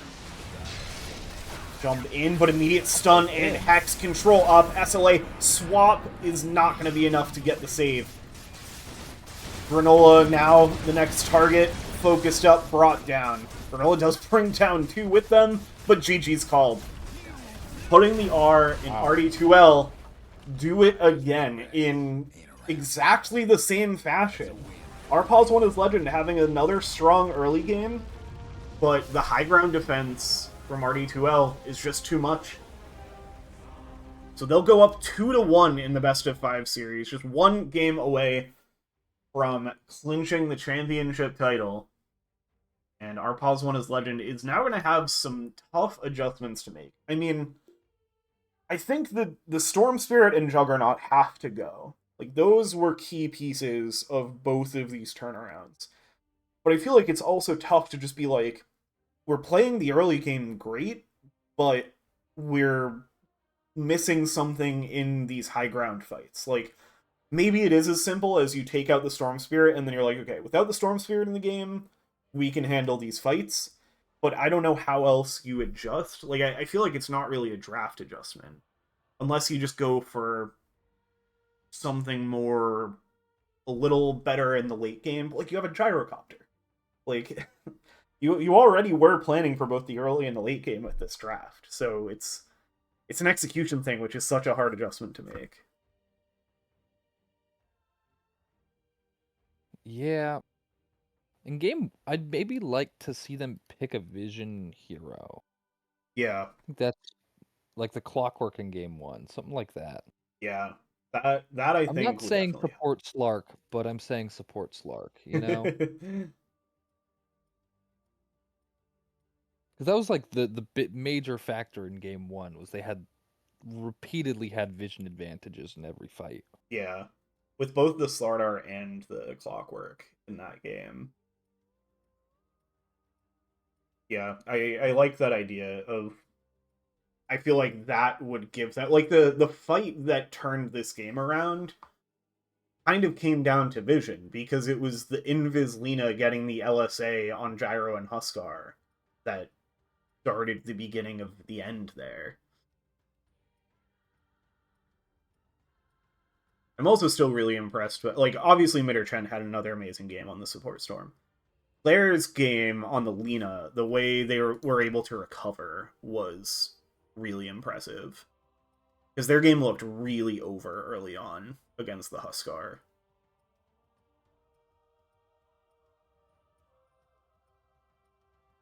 Right. Yeah, I was No, go ahead.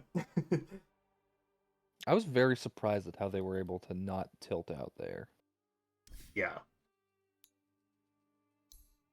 'Cause this is a very tilting Lena game if it's not going well. Yeah. If you like, the point in the game where they're like, all right, I'm not laning against the Huskar anymore. I'm just gonna go get some jungle camps, and then why is there a Phoenix on top of the jungle camps I'm trying to farm? Like, they did so much to shut down Claire early, and just being able to recover that game, very impressive.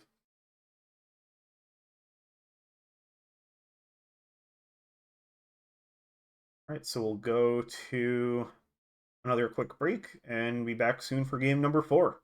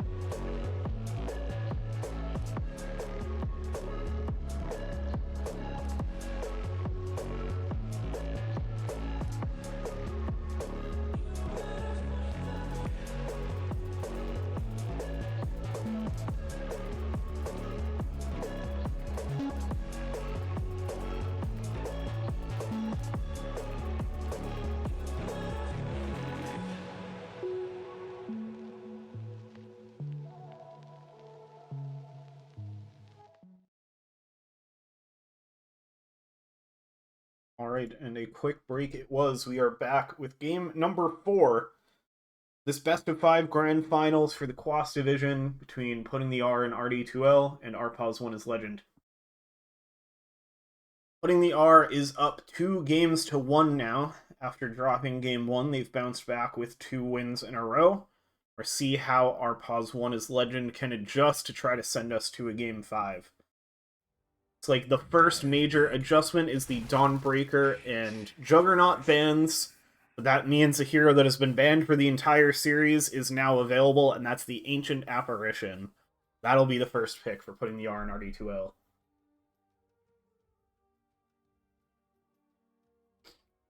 See what Pos1 as Legend want to respond with. Their Dark Willow is available. Radiance ban. Yep, that's what they're gonna go for. Don't need to have any more ideas if they just pick the hero I already thought they might pick. Let's see. I think you're gonna need to see the Storm Spirit banned out in this phase by Pos1, 10 but seconds we to shall go. see. I think that's 5 very seconds. likely. Radiance ban. I feel like especially with the AA, like that support Dyer's duo ban. sounds really good. You get the Ags on Storm Spirit and you're just constantly hitting like 3 to 5 hero Ice Blasts. Dyer's pick. It's the Kunkka, they leave the Storm Spirit in. Magnus Viper banned out on the other side. I'm curious about this Kunkka ban. Like, I Claire guess Kunkka played AA it. is quite a combo. Yeah. Like, Claire played it once against them 10 seconds earlier to in go. the season. And apparently they decided 5 never again. seconds.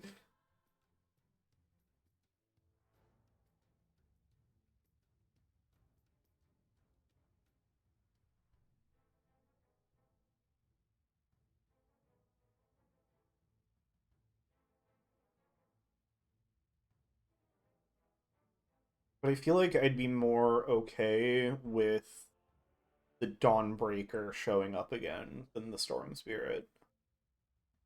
Yeah, I was a little surprised at the Dawn ban. Radiance pick. I think it did make some of the fights Whoa. really hard. Mars is a new hero.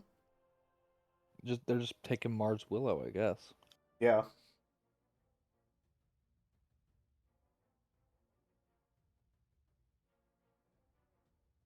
Ten seconds to go.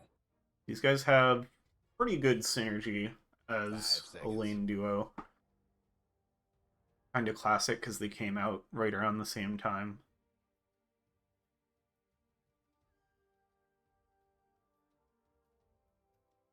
See what RD2L want to respond to that with.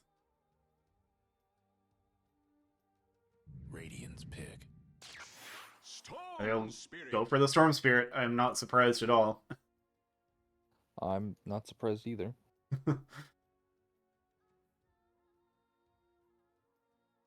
That'll be the support duo. What else 10 seconds to they go. want? Just like anything. I mean, tankiness 5 is definitely seconds. something you want. Something to help your AA Dyer's survive pick. in the back line. Warrior. Ursa I like sounds that. good to me. I was thinking about that. Although it is kind of bad into Willow. Yeah, she's really good at kiting him. The brambles are annoying. Mars isn't awful into Ursa. 10 seconds to go. Yeah. Just That's why getting those like beefy boy speared back. strength Gets offlaners. 5 seconds. Dyer's pick. back Oh, there we to, go. or no, not back to the stolen Shadow Shaman. I mean, they weren't going to pick it at this point with AA Storm already picked, but unless they wanted to move the Storm to mid, but doubt it.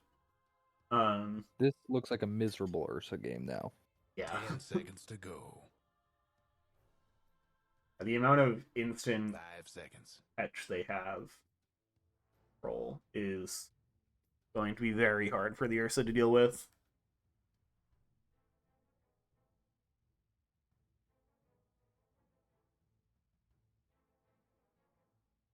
I'm trying to think. You can't get a save support. I mean, it's so weird to just think of Storm Spirit as locked on position 4, but I think that's where we're at. There is some flexibility there, because we know Claire can play it. Weaver. I like this Weaver pick a lot. It's gonna make the AA's game super hard. They've like no stuns. Yeah. 10 seconds to go. 5 seconds. Yeah, I feel like you need control and like save. You need I Dawnbreak, know but it's banned. Claire doesn't play OD, but this looks like a really nasty OD game. Oh yeah.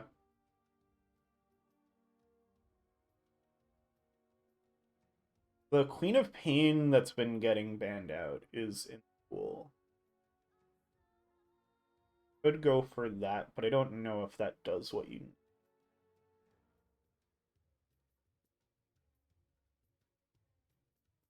Radiant's ban. Earthshaker. This got banned out. Yeah. Yes. That's Dyer's control. ban. That's a nice cancel for the Shadow Shaman. Dyer's ban. They ban out the Huskar. Interesting.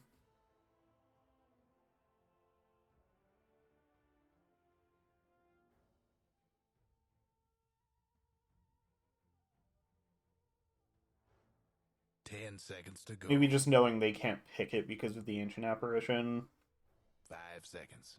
so being worried that it Maybe? would be kind of free, but I don't know. Literally never seen Claire play it. Radiant's ban. PP ban makes sense. They had that earlier in the series.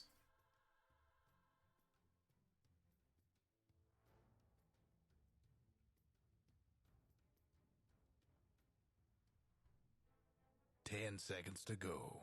You could just go back to the Lena for Claire, but 5 into seconds. the Weaver, I don't know that you want that.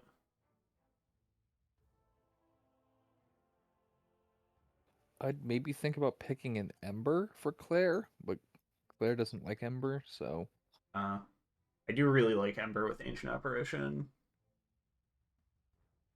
And it's a nice catch for the Weaver. Is there any chance the Earthshaker's mid? I feel like we've been kind of assuming That it's is a- offlane. that is a decent chance. But I'm not sure.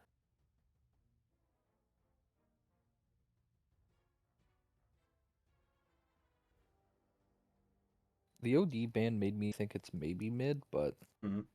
they've banned OD every single game. Yeah.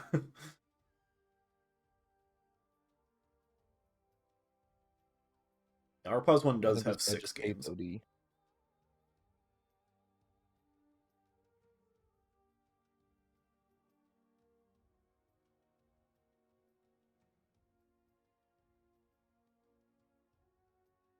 We're really thinking about this ban. Radiant's pick.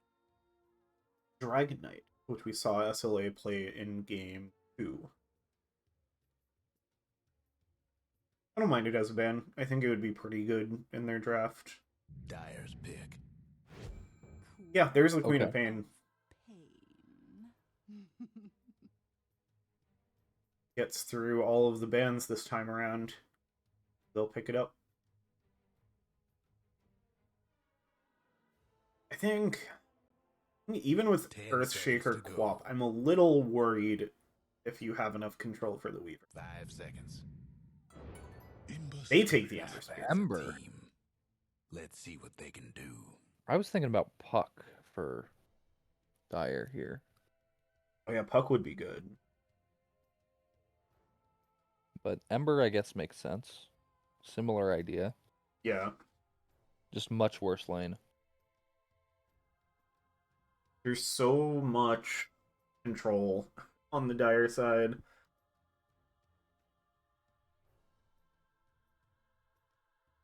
Oh no, Claire's going this stupid bondage blade mail build.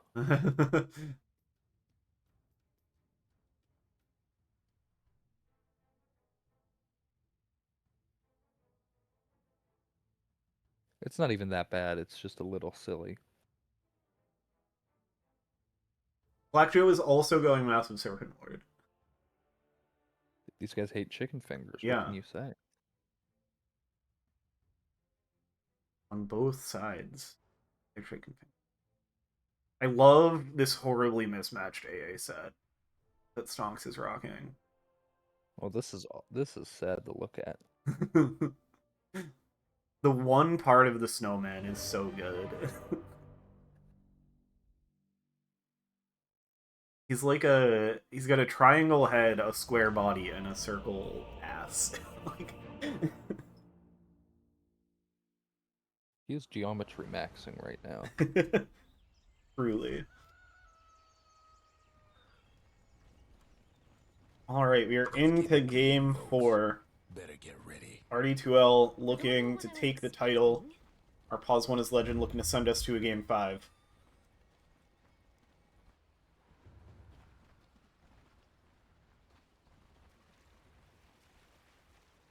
Smokes up on both sides. Different angle from our Pause 1 is Legend here.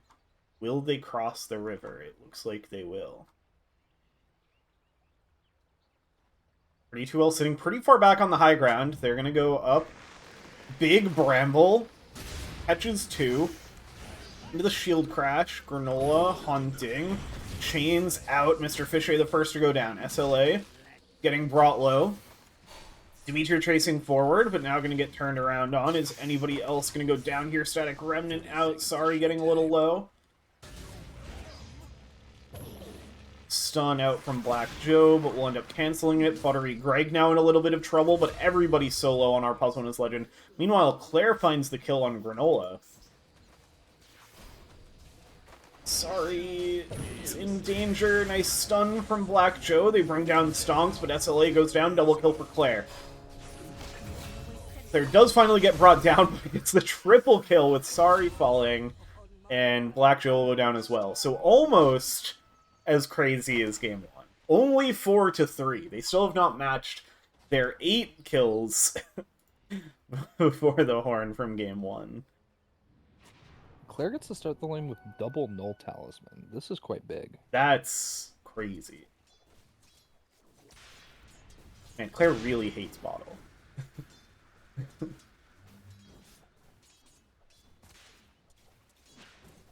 It's quite a strange hatred. I feel like most mid players would be like, oh they're going boy, to lane a swap triple again. kill. I get to start the game with bottle. No, I get to start the game with 2 null talismans, which is also good. It's just not bottle. They're laning the Weaver down bot again. Oh, interesting. I like doing these side lane swaps. Buttery Greg is very low to start this lane. Courier didn't make it. But I feel like Claire kind of got the best result out of that pre-horn fight of, like, getting the triple kill and then dying. Is then, like, not having to deal with burning a bunch of regen to show up to lane. Yeah, it just worked out very conveniently for him.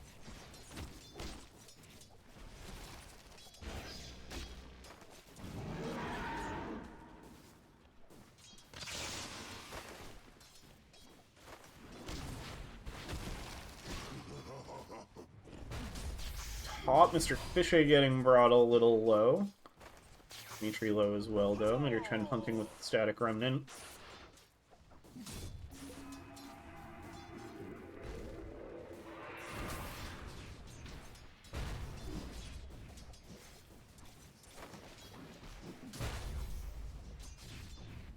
Everybody's top lane.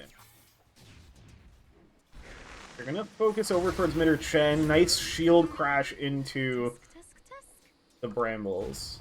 Shield crash is a different ability. That's called God's Repeat. Tango is not in this. Blood Grenade to help deter Mr. Fisher from chasing onto Dimitri. Sorry, back up to full here.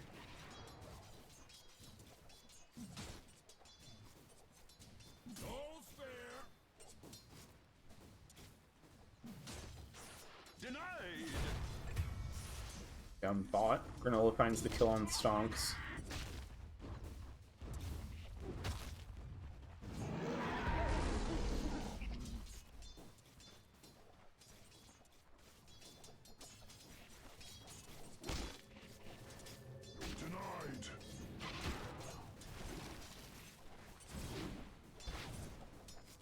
curious how this bot lane goes in the long run, because I feel like Ursa AA is not particularly strong. I feel like we could see some more kills out of the Shaman Weaver duo.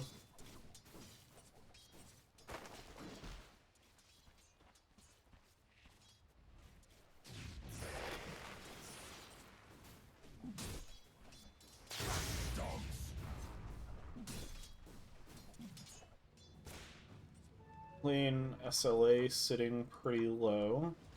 Claire did get a bottle after the Null Talisman. Oh, interesting. Somebody's on a roll. Sorry finds the kill on Mr. Fisher. That's a pretty big one.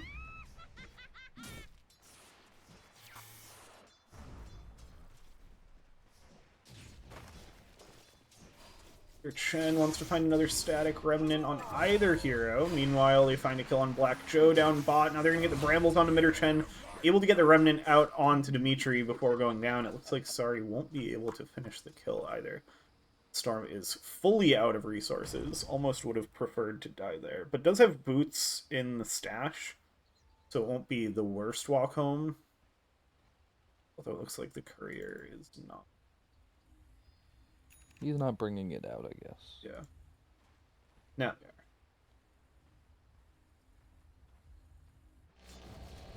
Down the bot, they have the control on onto Buttery Greg from Black Joe.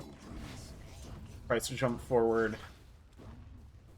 Rebuttal, but gets brought down by Granola.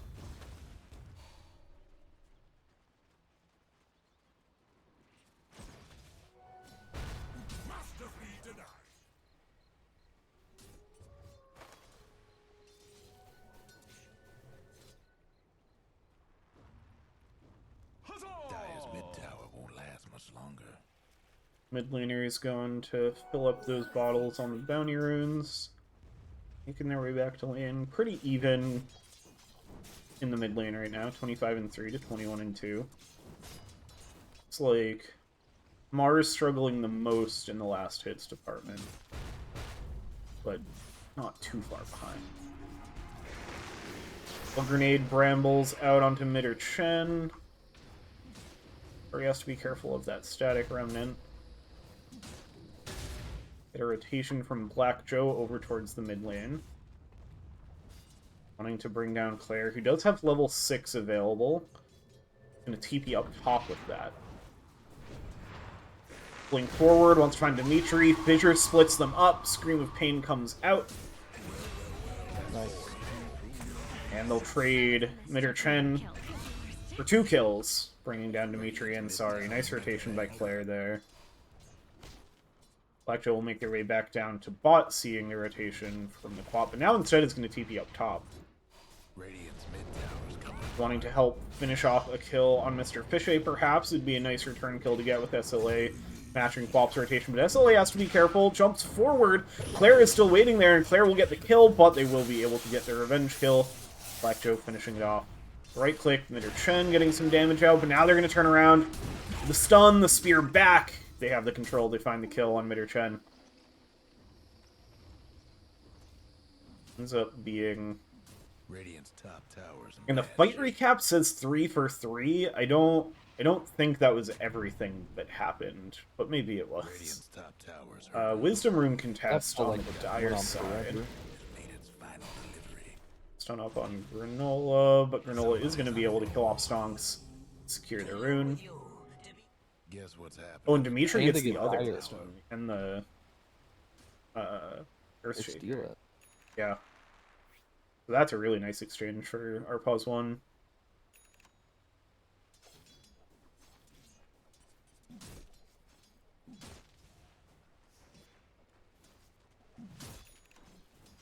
Prepare for a lesson. Trouble brewing at Radiant's bottom tower.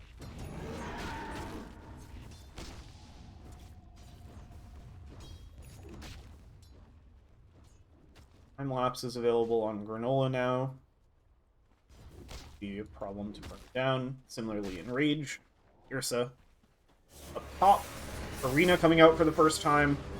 Holding Mid or Chen in place. Brambles as well, but the fissure into the Sonic Wave. Gonna completely turn this around. Dimitri goes down. Sari getting brought low as well. Ticking down. Has the urn. It's not enough. don't know about that arena. You blew it. Yeah, they were close to finding mid or Chen with it, Dire's but top tower, you know, they're able to get there in time. And Mr. Fishay. Turn that around. the Dire might want to mine their top tower. Curious what build. Oh, Ember TP top. Asari TPing back up here as well. Looking for Stonks and Mr. Fishay. Get the stun on the Shadow Shaman. Zap up, bring down the AA. Mr. Fishay drops the Echo Slam on the two supports. We'll get Black Joe, but we'll get brought down before Sari can fall. Claire in a bit of trouble as well. Throwing out the daggers, the remnants there, forcing Claire to retreat in an awkward Sari's gonna direction. Look away. Dire's mid tower won't last much longer. It's the deny on Sari.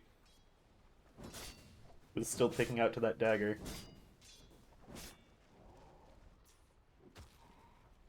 Radiant's bottom tower's seen better days. Dire's mid tower could use a little help.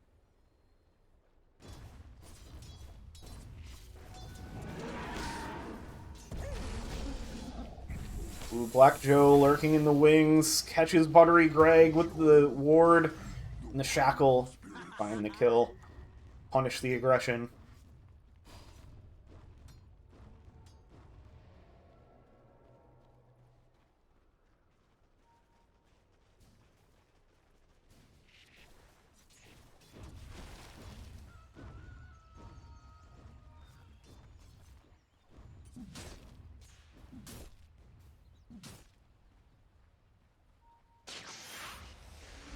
Zip forward, secure the shield rune, TP away for Minichun.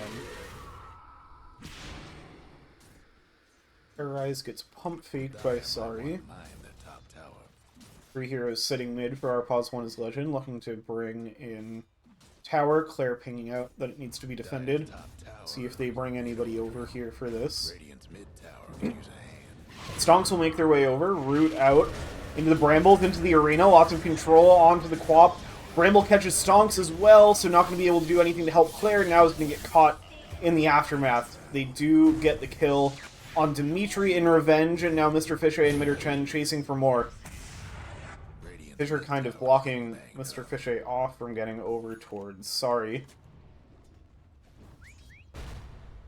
Will be the 2-for-1.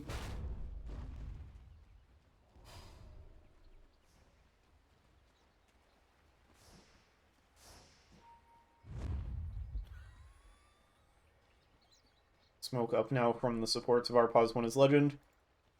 They're gonna hunt out for this Ursa. I don't...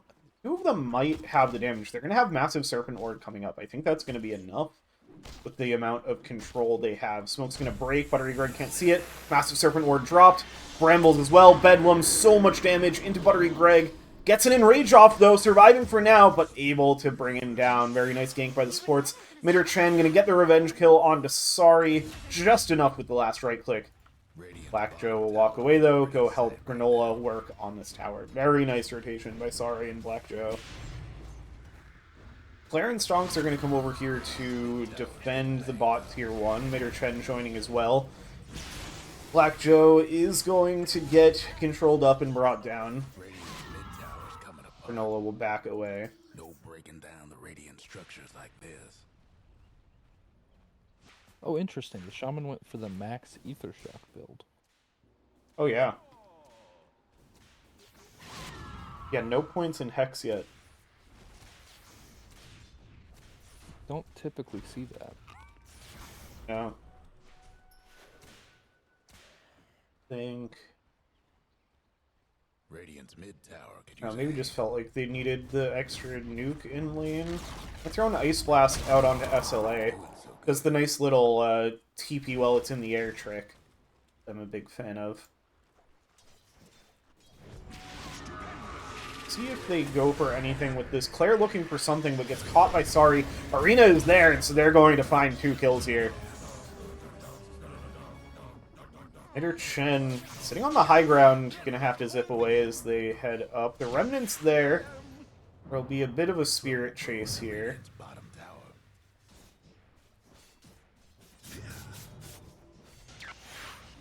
Now looking for more is Buttery Greg and Mr. Fisher jump in. Echo Slam available, but getting controlled up, speared away. Buttery Greg stepping up with Bedlam coming out from Sorry, deterring the Ursa from jumping in for any more. They're going to join the party now as well.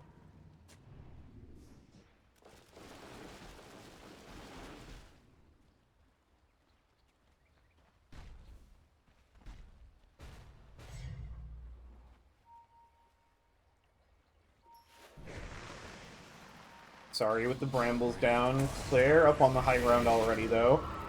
Careful of the Cursed Crown. Sidesteps it.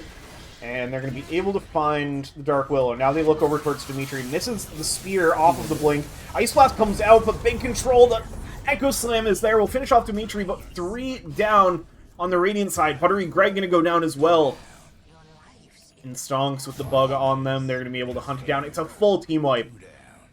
It only costs them 2 heroes on the side of Arpals. One is Legend, and they get another massive early fight victory. Shaman has his blink now. Oh, that's huge. Dire's top tower's getting beat down. Radiant's bottom tower's seen better days. Mitter Chen threatening SLA a little bit, Radiant's but mid tower's getting knows banged there's up. probably more heroes in the area.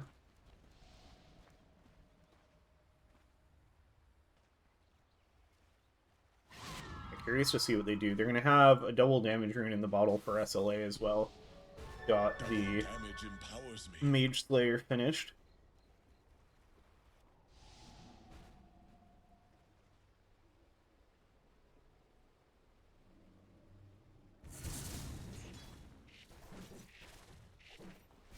Once again, another really rough early game for RD2L. Yeah. Yeah, this game, I think all 4 games have gone about this way. There might have been one game where they were... There was the game 2 where they had a decent start, but then lost the Roche fight. Is Claire gonna get found again under the arena?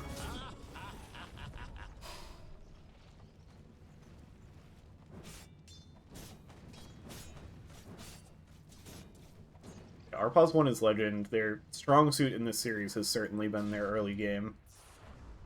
It's going to come down to, can they close it out? Can they make their high ground push? Do they have the tools with this new draft? They drafted another tempo draft, so... Yeah. Radiant's top tower's hurt. They are finding that tempo, as Granola is unstoppable now with that kill on Buttery Greg. This Ursa's game is looking real sad. Yeah, Black Joe has been punishing the Ursa so hard with the massive Serpent Lord. The Radiant got one less top tower. Like, I would think of that facet as one for pushing instead of fighting, but he's actually using it more for fighting. Dire's mid tower's having As Mr. Fishay gonna bring down Sorry, but get brought down by SLA. The Ember got his shard. That's quite a big deal with Chain Gang. Oh, yeah.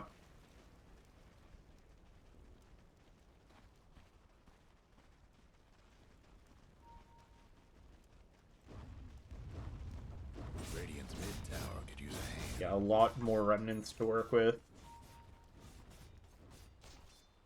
Get those chains bouncing off of. Radiant's mid tower's coming apart. Our plus one is Legend. Oh, they find the Hex. The control on the Ursa. Can they bring him down? Ice Blast comes out. Able to get the Enrage off. Ice Blast with the Sonic Wave is going to be big, but they do eventually finish off the Ursa. Now Mitterchen helping Claire hunt down Dimitri. Going to find the Mars. So this time, they still lose their carry, but they get 2 core kills in response. So they're going to feel pretty happy with that one.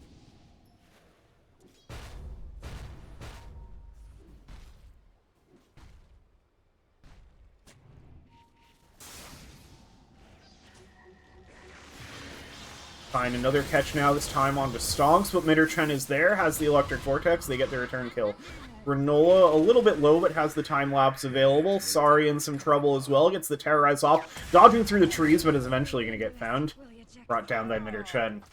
Just like that, they find 4 kills in total. 1 for 2 Chen gets trades. a lot. Chen gets a lot closer to his all-important axe. Yeah. The item that can be said to turn 2 games in a row. Like, Oh, they're so close to finding Sursa.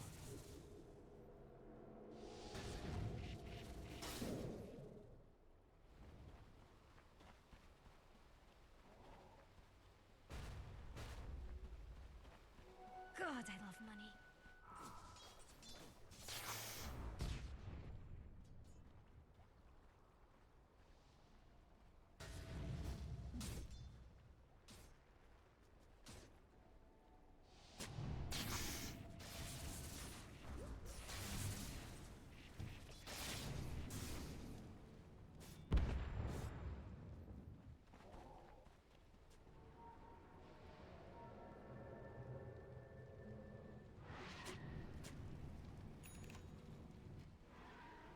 like both teams probably feeling like this game is pretty even now after the last couple fights.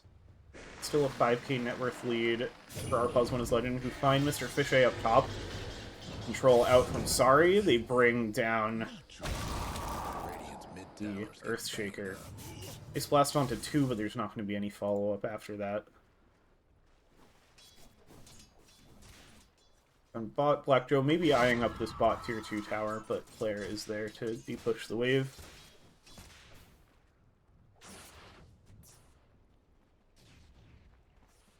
Buttery Greg getting closer to that Blink Dagger, try to find better entry into these fights.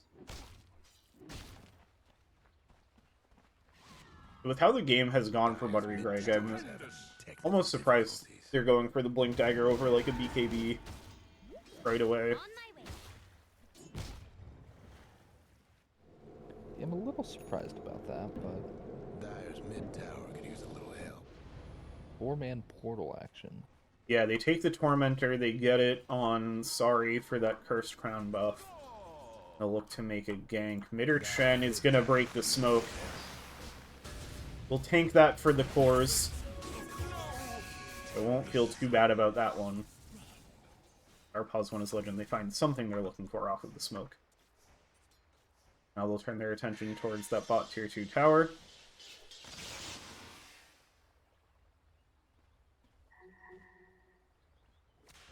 Dyer's mid tower won't last much longer.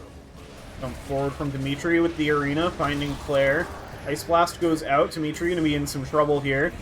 And Buttery Dragon's there to finish it off. Echo Slam dropped on the Ember Spirit.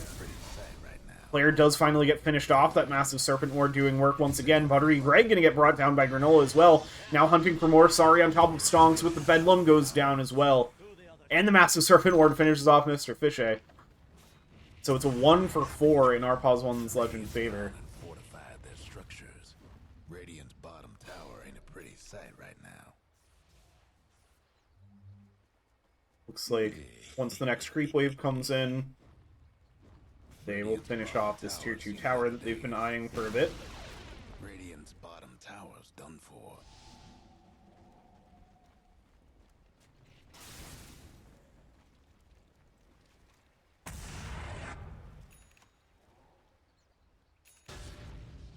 So re-cementing that lead up to 11k now, so bouncing back from a couple good team fights by RD2L.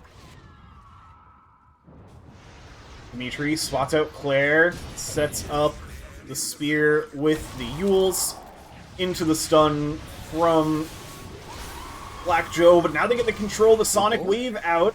Claire does go down after getting that off. Now Midder Chen finishes off Black Joe, trying to finish off SLA, but doesn't quite have enough. Spear there from Dimitri, keeping SLA alive. Now they can turn their attention on the mid-tier 2 tower.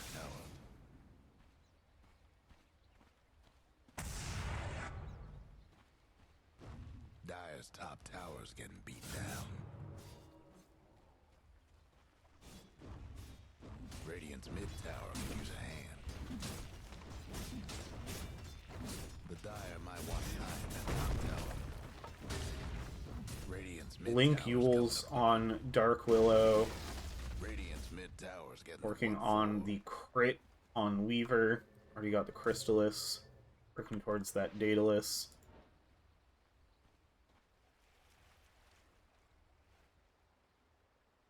Buttery Greg is finished the Blink Dagger, now is going for the BKB. Safely escape into some trees to teleport away.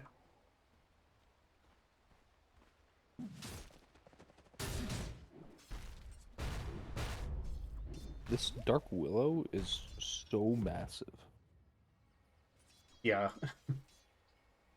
Bigger than the Mars. Never refuse gold given. Yeah. Basically the same net worth, ahead of the Earthshaker. Blink, Yule's Urn, working on the Ags. Radiant's Yeah, Mars top has tower Blink, is Yule's taking Soaring. hits. Hope the Dire work hard Working on a for that BKB. big tower.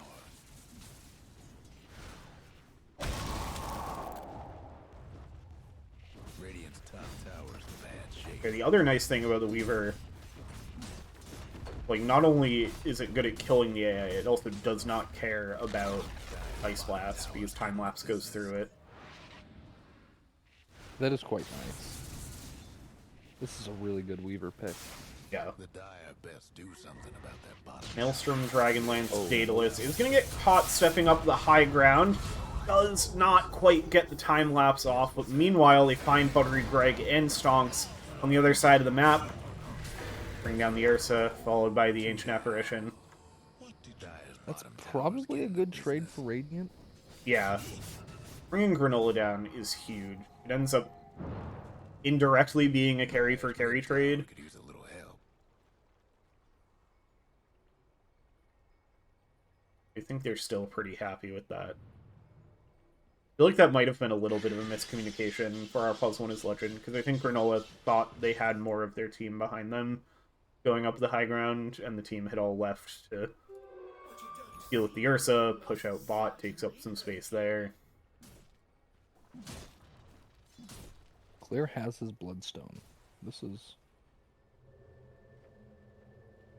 It's something. Bloodstone Blade Mail. Blink up from Sorry, but into more heroes than they thought they were getting. Shadow Realm saves you from a lot, does not save you from the Sonic Wave. Oh, they didn't catch the ward here. Oh, man. Oh. Black Joe and Granola fine. Mr. Fishay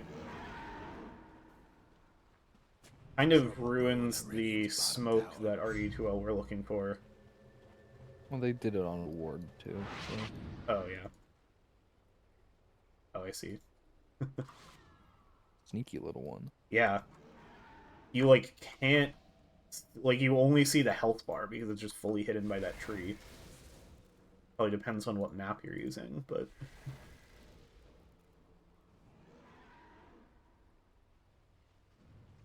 Gotta remember that one. The flames rush forth.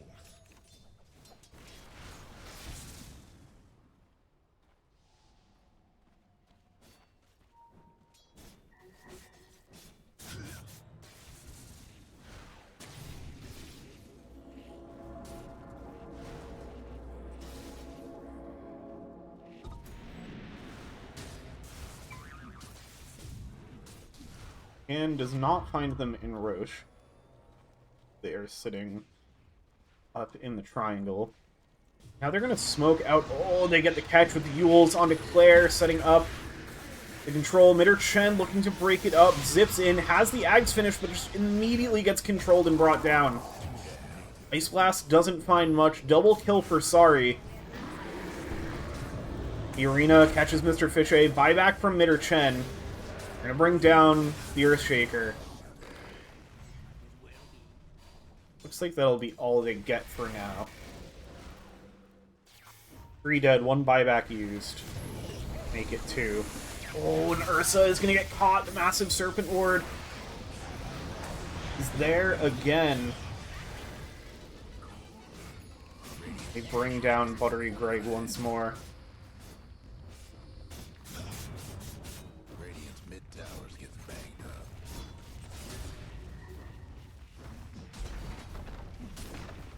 Later Chen, the only one left standing. It looks like our +1 is Legend Don't want to cast or curse them, but their high ground is looking more successful than the last 2 games. Radiant's mid-range. They'll take their racks, they'll back away. Didn't help on that fight. Mitterchen zipped in and only got 1.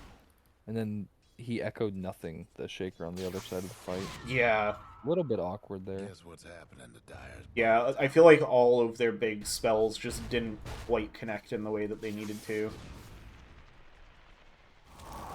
Part of it is just like Ember and Weaver, very difficult heroes to find with these spells. So good positioning from our +1 is Legend.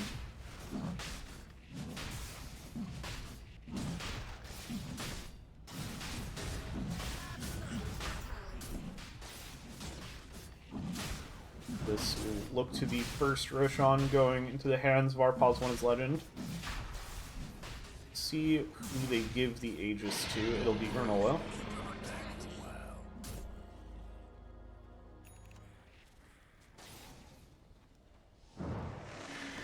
Meanwhile, Sari has found the Ancient Apparition, trying to get some wards down on the map. Sends the courier out to scout the high ground.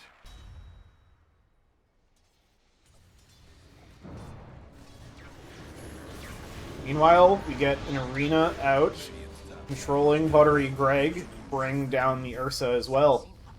Massive Serpent Ward dropped on the high ground, so they're going to look to turn this into the next tier 3 on their list. This one's looking rough for Yeah. The catches that our +1 is Legend is finding are just, like, too much. They haven't been able to take a proper 5v5 in a while. And when they can, it's just so hard to find Duck. Like, Sari is just... Anytime I'm looking somewhere, I suddenly hear Dark Willow spells getting cast, and Sari is killing somebody. Bring down Claire. It looks like they will trade Black Joe for it, but Mr. Fichet is low as well. BKB running out. Bugs ticking away. Geminate attack comes out, finishes off the kill. And he used Echo while his blink got cancelled. Oh no. That's rough. Spear out onto Mitterchen. There's just so much control. There's no way to get out of any of these spells.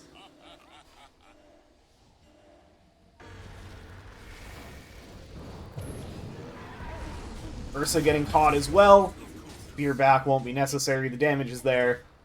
Only the Ancient Apparition left standing. Our +1 is Legend looking well positioned to send us to a game 5 here. Big Ice Blast coming out, but it doesn't find anybody able to just sidestep it. mid-tower could use a hand. Do they have the resources to actually end it, though? It's looking like they don't quite have the resources. They're going to turn their attention towards getting Megas instead. They do still have an Aegis. Like, Granola... Bottom tower ain't a pretty sight right now. There's enough time on the Aegis, you probably don't want to just spend it to reset. Get the root into the stun. Dimitri has the BKB. Is getting brought pretty low. Sonic Wave comes out, but dodges most of it with the Yule. They find the Aegis, but Stonks goes down for it. Mr. Fichet with the stuns, but now Claire getting controlled. That massive Serpent Ward with the Shackle. Black Joe has been just finding so many kills with this thing. 10, 7, and 28 on the Shadow Shaman. Megas have been claimed. 2 heroes dead once again. It's time to go on to the tier 4s. We get the chains out onto 2. Buttery Greg trying to step up. The damage is big. Big Electric Vortex onto 2. Black Joe trying to escape. Not quite enough. They still bring down Buttery Greg, and now Mitterchen will go down as well. Buyback from the Ursa. They'll have AA respawning in just a second. We'll have one last stand here. Buttery Greg jumping forward onto SLA. Sets up the Ice Blast. Do they have enough? Buttery Greg just goes down again. Granola escaping away from the Cold Feet. Mr. Fichet, that Cursed Crown is coming out. Sari is going to be able to live, and they bring down Mr. Fichet. Now it's just Claire left to try to defend. Jump in towards Granola. Doesn't quite have the time-lapse available. Has to be a little bit careful here. Late mail kills off Sari. Oh, wow. And then GG is called. that's That's a funny way to end that game. So we're going to a game 5. Arpaz won his legend bounce back. They find the sauce they needed to be able to break high ground. And even doing it into the Middertrend Storm Spirit. 61-30 in 33 minutes is an absolutely crazy scoreline. I didn't, until seeing it exiting the game, I didn't realize just how much they were killing them. My goodness. 21, 11, and 26 on the theoretically position for Dark Willow, who finished the game 3rd in net worth overall. Yeah, that's... You can't let Sorry have this hero.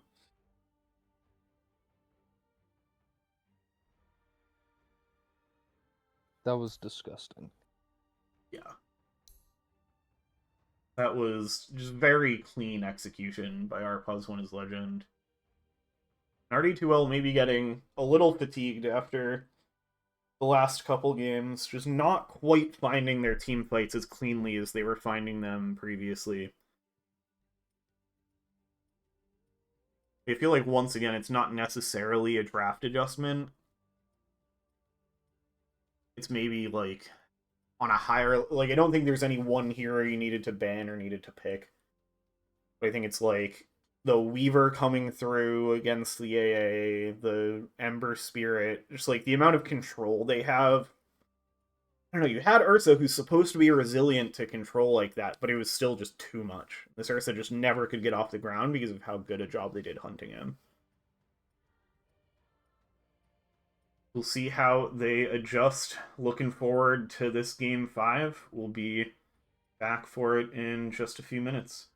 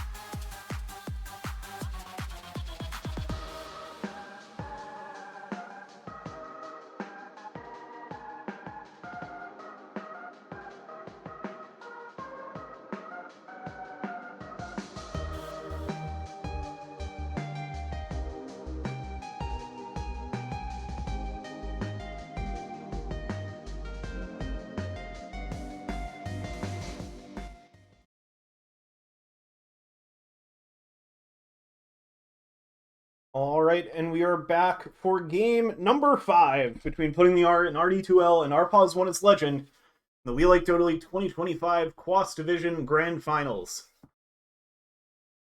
I am very excited to see who is able to bring it home in this 5th and final game of the whole WLDL season, as this is the last of our 3 divisions to finish out their bracket.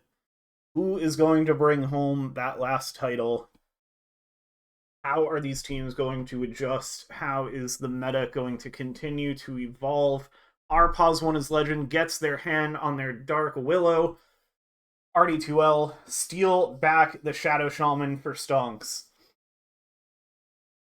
Got the AA band out once again.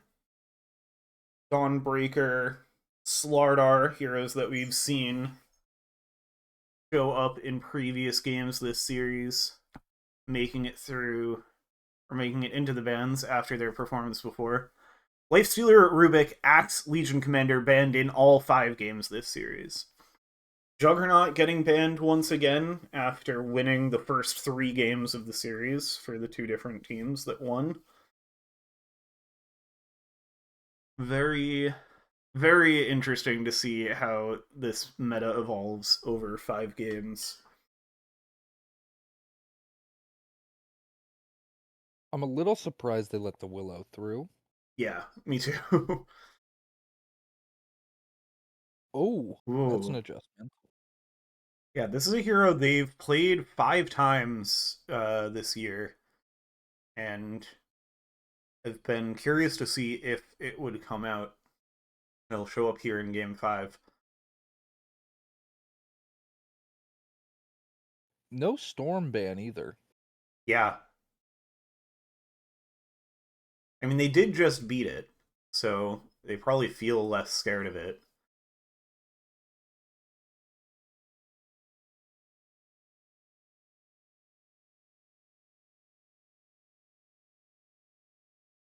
Now the Ursa will get taken by our pause one as legend, stolen from the last draft.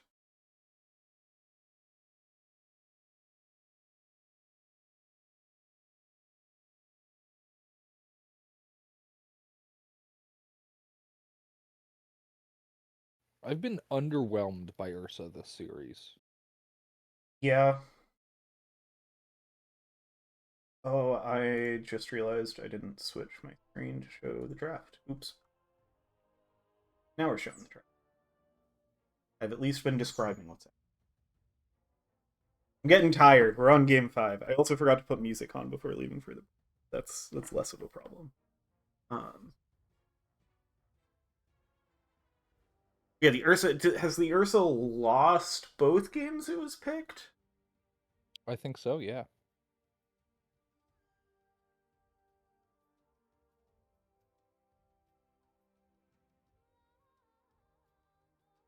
Can I see all four? And yes. Ursa was picked by Pause 1 as Legend in Game 2, which RD2L won, and then it was picked by RD2L in Game 4, which Pause 1 as Legend. This is a hero. That is a hero. That is another new hero. I don't dislike it. I just feel like I haven't seen much of it lately. To go. 5 seconds. It's felt pretty average from what I've seen of it this patch.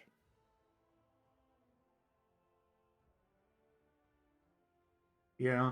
I'm not seeing any obvious, like... I mean, it's kind of another Shadow Shaman at home. Like, much less than the Lion is, but just, like, it's a good channeled stun. He's nice in lane with the way his mana works with his innate. You just get to spam spells as much as you want, basically. The frost shielded Ursa's sounds kind of nice. Yeah. Helps Ursa stick on people better and tanks him up.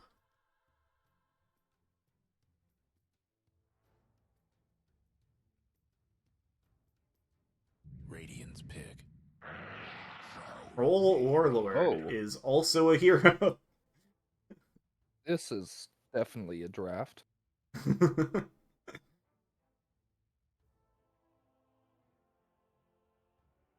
The Troll is a hero I've not been impressed by this patch, but maybe they see something.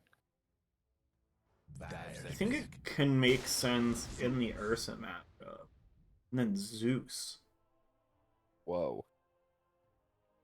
Do we think this is a mid Zeus or a mid or Chen Zeus? I have no idea. I'm guessing this is a mid or Chen Zeus. 10 seconds to go. I'm guessing they wouldn't 5 seconds. pick mid here. Yeah. It's also possible this is a flex. Yeah, they do have overall last pick.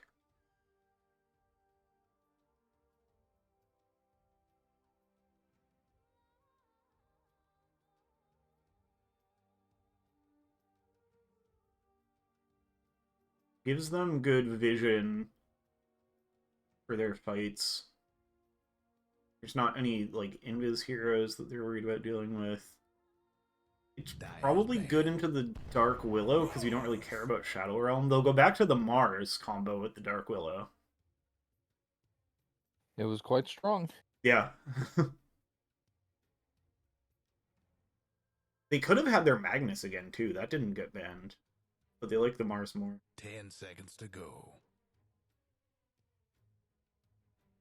5 seconds. I'm not all that surprised. Mars Willow is like a classic combo. Yeah. Radiance ban. Yeah, the Mars Magnus, I mean the Willow Magnus combo, I like it with the skewer through the brambles because you pick up like 3 brambles and they take a shitload of damage. Radiance ban. You kind of get the same thing Dyer's with Spear. ban. Yeah. And then similar last phase bans that we've been seeing throughout the series. OD, Sniper, Quap. Yeah, I think bringing back Can the ban Claire Huskar? Quap ban. 10 seconds to go. 5 seconds. They makes sense to ban Huskar just based on how it's Dyer's gone. pick. Yeah, there it goes. Even though you said Claire doesn't really play Huskar.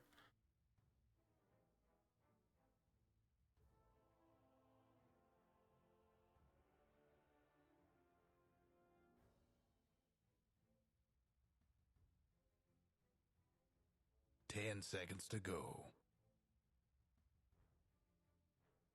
5 seconds. Radiance pick. Ember Spirit. Ember Spirit taken by our Pause 1 as Legend. Again. Yeah, they had it last game. So pretty similar draft in the end to their Game 4 draft. 10 seconds to go. Swapping Yeah. out the Weaver Shadow Shaman for Ursa 5 Lich. seconds. I think feels weaker. I think you'd much rather have the Weaver Shadow Shaman in most situations. The Ursa is maybe better against, like, Tide than a Weaver would be.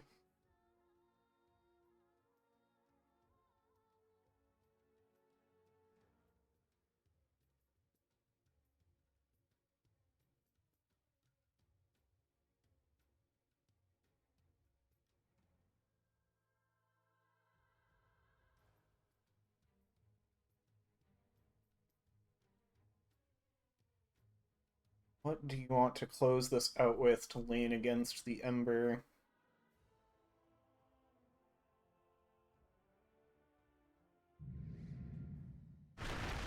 Tiny. Okay. Who's it gonna be? I'm kind of surprised we haven't seen this hero in this series until now. Yeah, I think this here is pretty good, but guess no one's wanted to play it. Yeah. Maybe just always preferring something else for particular matchups or comfort. Now, with everything on the line, they'll bust it out. You are Who's... playing Troll in the Dark Willow. This can't be a good matchup. Yeah, I wonder if they swap side lanes around again.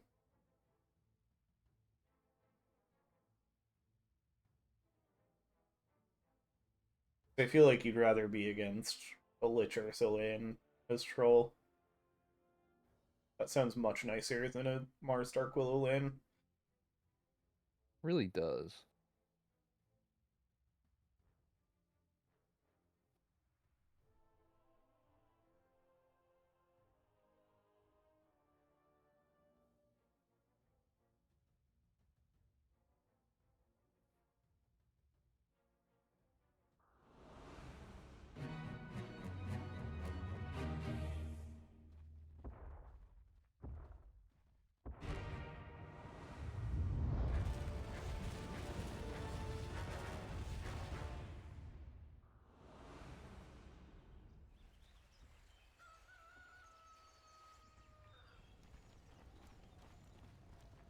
That's the spirit. Places. Whose draft are everyone. you favoring in this game? I've been trying to think about that, and I don't know. Um,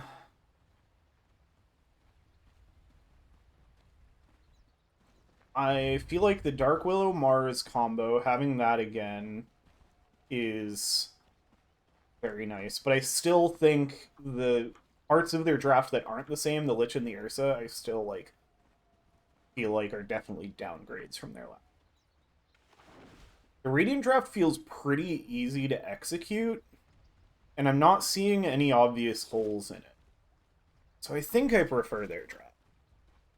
It just also doesn't have anything that, like... It doesn't have a support Storm Spirit. It's not as exciting. To go. I think the hole with their draft is they have a Troll Warlord, right? Yeah, that's fair. This hero can be very hit or miss.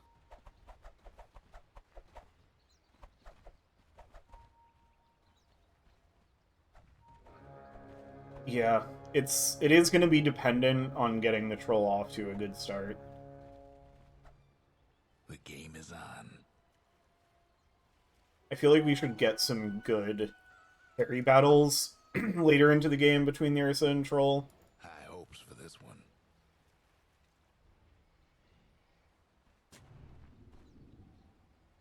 They're I'm going to guessing there's start... gonna be some good man fights. Yeah. They're going to look for an interesting Oh, this gank level finding one Mr. gank Fishy is through the tough. river. The Bramble catches. Black Joe isn't quite in position to help with this, but is going to distract Mid or Chen for a bit. Like they won't find anything. So it wasn't the same mid gank, but it was similarly successful as their past mid ganks at level 1. And no big fight. Nobody died before. Seems like everyone's learned their lesson. Yeah. Well, it's really been dependent on does our Pause 1 is Legend cross the river. That's what it's come down to every time.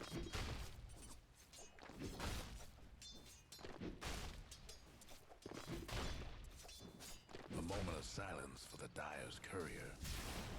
Black Joe and Mitter Chen just duking it out up here in top lane. Blood Grenade comes out. I don't think it's going to finish him off. He's got 1 charges if he needs it. Dimitri pretty low down bot, too. Already burning through the tangos.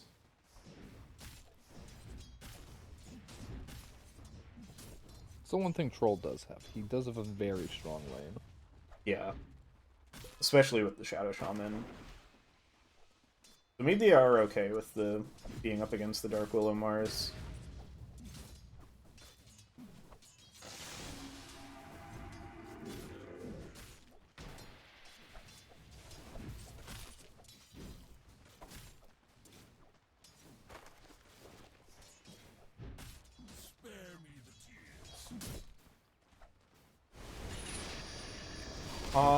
They get the taunt onto Mitter Chen.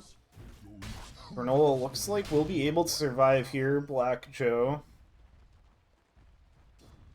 Getting chunked down, but not going to be enough. Mr. Fichet is left with quite a bit of health here, so we'll be pretty comfortable. While Dire regens up in the lane.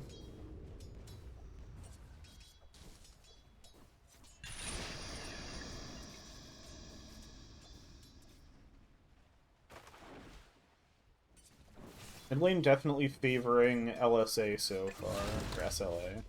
Down bot, Buttery Greg finds the kill on Dimitri. Facing forward for the Courier is going to finish it off with 1 last ranged attack. Didn't make it. They take quite a few auto attacks from Sari in the meantime, but doesn't seem to mind too much.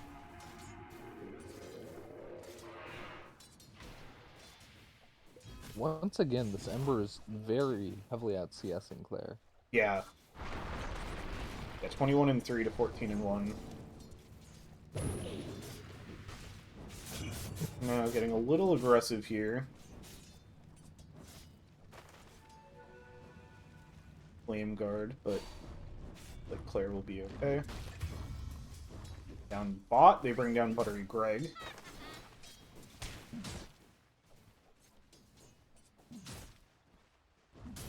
Mostly by Willow. Spear does connect to help secure it. But it looks like didn't even stun him into anything, just got the damage from the spear.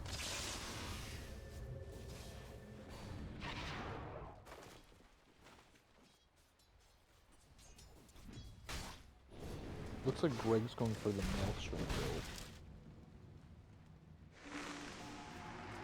Yeah, I think that makes sense. I feel like there's not too many heroes that like building Battle Fury right now. Just seen a lot of them in this series. Which I also find interesting, because I feel like it's largely considered to be a ranged carry patch, and we've been getting basically all melee carries. I think that has to do with these being two lower ranked carries, and their hero pools not being that big. That makes sense.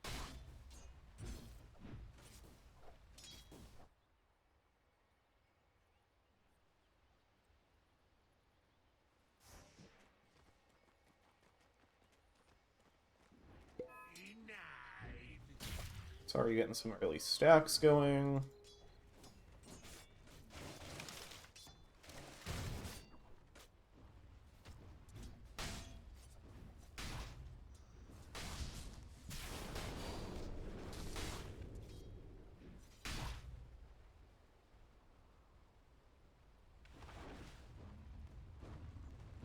Overall, things mostly quieting down. We're gonna get a smoke gank from Sari. Setting up some deep vision. Looks like Stonk's on the way over. Here comes Black Joe, though. Sinister Gaze out. Avalanche coming through, but Sari is there. Finishes off the kill on Claire. So both supports making the rotation over to secure that kill. And Stonk's not able to arrive in time to help contest it. This is also going to secure the first power rune for Ember Spirit. SLA also hitting level 6. Radiant's mid tower's getting banged up. That's a big one. Oh yeah, damage amp rune for SLA.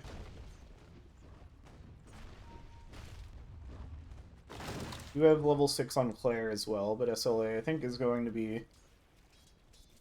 I thought maybe looking to gank, but Sari heading back over towards the mid lane. Damage amp top. Gonna look to contest the fight up top. They bring down Black Joe. Granola trying to get the trade from Midder Chen. Mr. Fishay and SLA get the catch. Has the phase boots. Here comes SLA.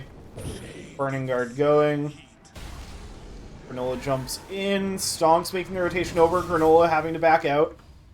Wary of the control. Mr. Fishay is low, but now they get the stun. They turn over towards Stonks. Flame Guard could burn down the Shaman. Survives for a little bit with the foul play. Eventually pops.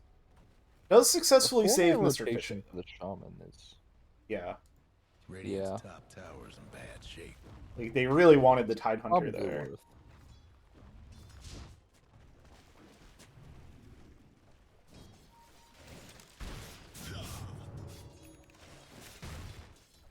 No fights over Wisdom Runes this time around. Black Joe in the area from mid, rooted up. Sari joining as well. Bramble Maze going to block off the escape, but Claire able to find a path through the maze, so we'll be able to survive.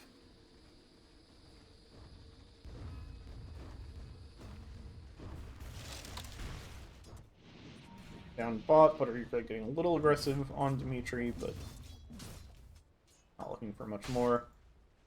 Granola suffering a bit with all of the support ganks. Been tougher for this Ursa, and Midder Chen is going to further that even more. Lightning Bolt out, one more Q would do it, one more Lightning Bolt up, just off the mark. So close. Yeah. But the damage is done. Oh yeah, this is very rough for Granola. Again, Ursa having a really bad game. Yeah. It's just been Dire's top tough on both sides throughout the series. Lots of players for our Pause 1 is Legend now coming down towards bot. They've got the first arena. They're going to drop it on the two of them. Do have the ult. Can they prevent him from getting it off? No, he gets the ult off on the troll. Now stunned up. And they turn around on SLA with the teleports coming in. Claire gets a big avalanche. They bring down SLA. They finally get Buttery Greg, but Dimitri falls as well. Sorry, looking to escape. Black Joe gets chased down by Minter Chen, finishes off the kill. I am holier than thou. That was really nice. Yeah, huge TP's in to turn that fight around on him. And they just didn't have quite enough control to prevent the battle trance. SLA wants more, gets the chains onto 2 with the massive Serpent Ward committed. They're gonna respect that and back away.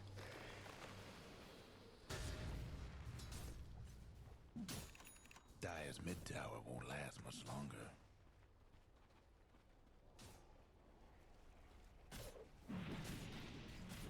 Dire's mid tower's having technical difficulties.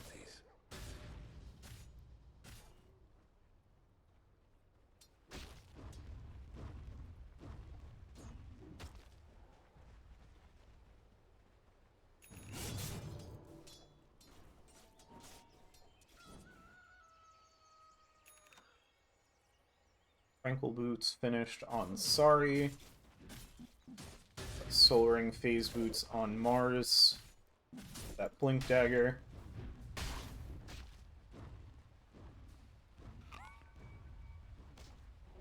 Arms for the dead. Vlad's on the way for the Tidehunter, it looks like. Still needs the recipe. I'm kind of surprised top went so well for this Tide. Yeah. I think it was just how much Blackbear left the lane to help other lanes. And that surviving the gank from the mid is now they're going to bring lots of heroes up here. Has the Ravage available, but gets speared before he can get it off. Now they're going to chase for more. Searing Chains onto both of the supports. Dimitri getting low, hexed up, but Minter Chen is going to fall. Granola looking for more onto Stonk's going to turn with the stun, but SLA going to bring out the damage. Flame Guard as well. That's going to burn down the Stonks. Double kill for SLA. They find 3 up top.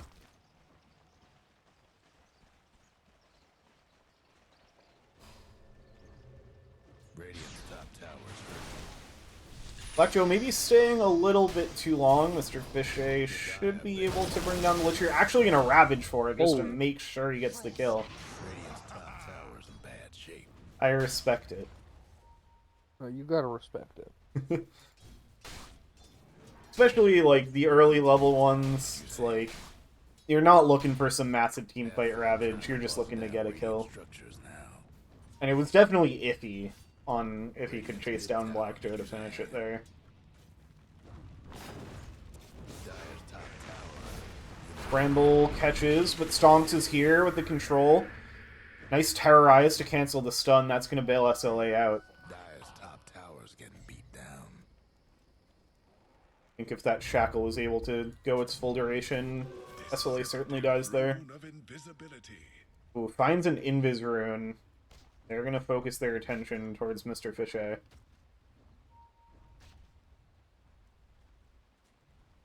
This Invis Rune chains there. They know the Ravage is down. And they will find the Tidehunter. TP's come in, Avalanche onto 2. Looks like they'll be able to walk that one off. Dire's mid tower could use a little help.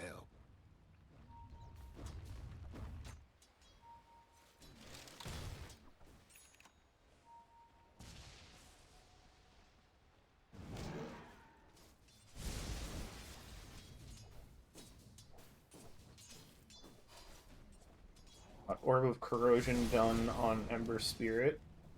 Looking towards that Mage Slayer next. Mitter trying to go right for the Ags on Zeus. We have a portal play setting up bot. Oh yeah, both supports. Hunting for Buttery Greg, who is going to cross the lane, look for some farm over here, but who's going to catch who? Brambles are off the mark. Blood Grenade is there. So, will not find the catch that they're looking for. See if they turn this into any tower pressure down here while they have the supports in the area. Radiant's bottom tower ain't a pretty sight right now.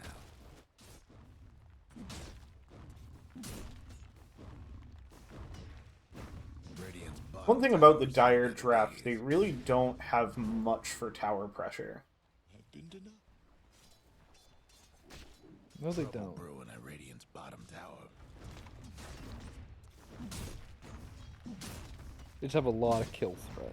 Yeah. I guess that Radiant's functionally bottom tower works, ain't a but pretty sight right Yeah, it's like they're taking this tower because RD2L would have to bring most of their team here if they wanted to defend it and not lose their heroes. Like, that's kind of the tower threat. Up top, the Massive Serpent Horde used. Control out onto Claire, but getting defended by the big snake. Ravage is back up.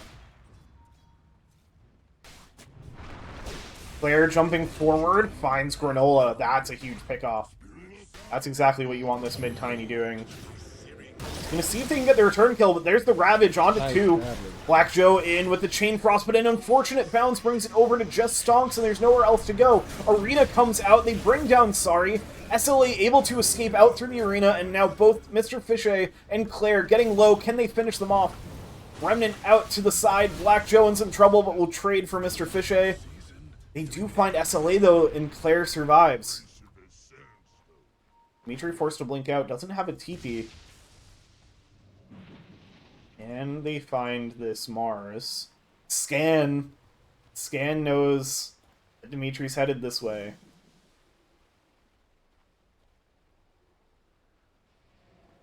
Your trend's gonna TP away, so it looks like they will not chase down the Mars. Take them a good chunk of time if they were going to. They'd rather focus that time towards taking the tower. Well, they've got Claire and Buttery Greg up here. They're gonna look to contest. SLA is in, but immediately gets ravaged up. Sorry, avalanched up. But the battle trance is there, and they find the kill on SLA with the control from the Shadow Shaman. It's 11-11 now at 16 minutes, but a 2k net worth lead. They're putting the R in RD2L. That swings pretty heavily off of those last 2 fights. All 5 of these games have just been utter bloodbaths. Oh yeah. The total kill score across this series is insane. And it's not slowing down. No, they pick up Sari as well. It's just like, both of these teams love playing heroes with so much kill threat. Dire's mid tower could use a little help.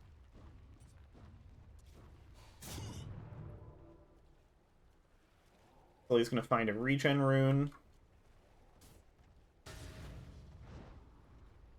We've got Vlad's finish on the Tidehunter most of the way towards a Mage Slayer.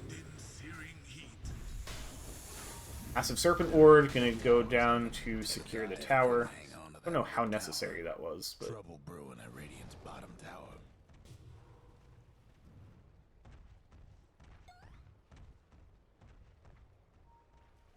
RD2L will move off their jungle for a smoke up. Curious what they're looking for here. What they're going to find is an Ember and a Mars, who immediately drops down the arena, brambles onto all of them with the Terrorize, but the Ravage is out afterwards. Dimitri and SLA both go down.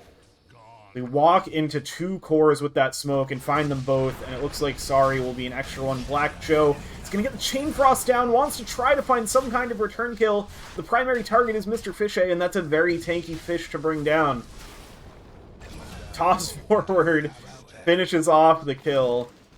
Player throws Midderchun in. They find 4 kills for RD2L, and suddenly, for what feels like the first time in the series, might have been 1 game before this where RD2L had an early lead, but this time they definitively have, feels like the biggest early lead they've had in the series.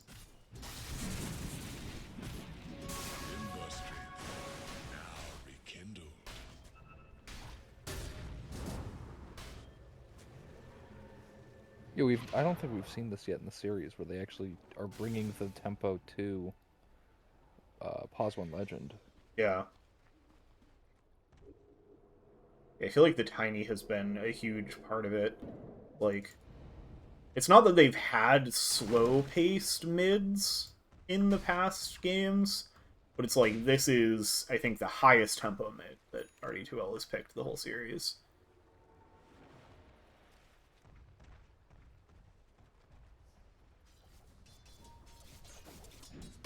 Mage Slayer finished on Mr. Fisher. That's also a big part of it, is the fact that Tidehunter's having a good game.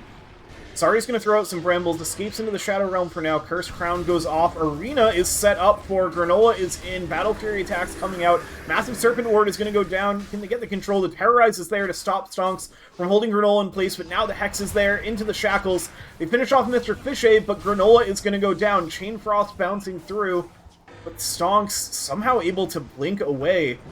SLA now hunting for more. They'd love to find Claire here. Stonk still in the area. Black Joe stepping up. Avalanche is there, holding back SLA.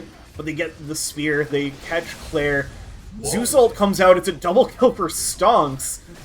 They find SLA as well as Buttery Greg and Mitterchen both connect with the fight. So somehow, even that fight, which looked so good for our Pause 1 is Legend, except for losing Granola along the way, somehow that becomes a 2 for 4 as well. They lose all 3 of their cores.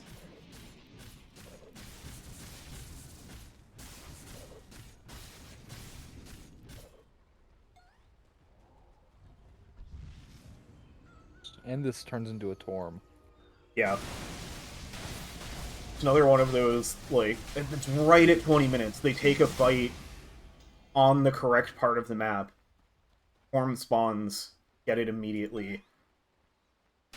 And now, it's not an amazing shard. It's a pretty nice survival tool for Stonks, but with the Ember Spirit, it's pretty hard to survive with foul play. It is nice versus the Ursa, though. That's true. And if he survives a single time from it, it's worth it. Like, or even if it just kites a little bit of Ursa in Rage with BKB, that's probably worth it. that's true. Just burning a little bit more time of the Ursa's fight is certainly valuable.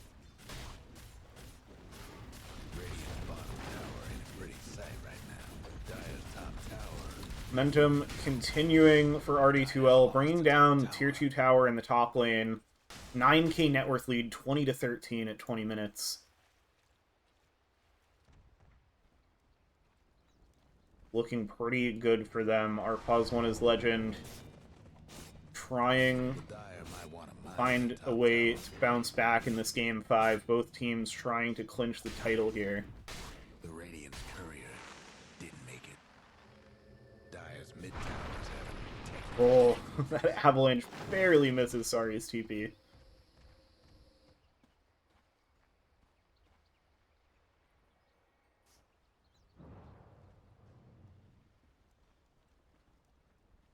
EKB being worked on by SLA.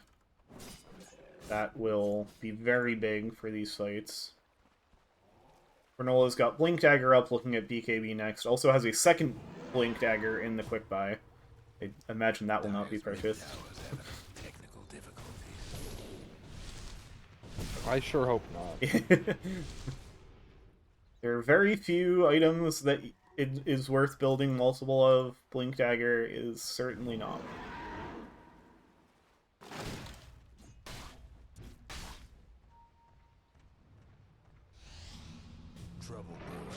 Ooh, Glimmer Cape gets Black Joe out of trouble as Claire blinks forward.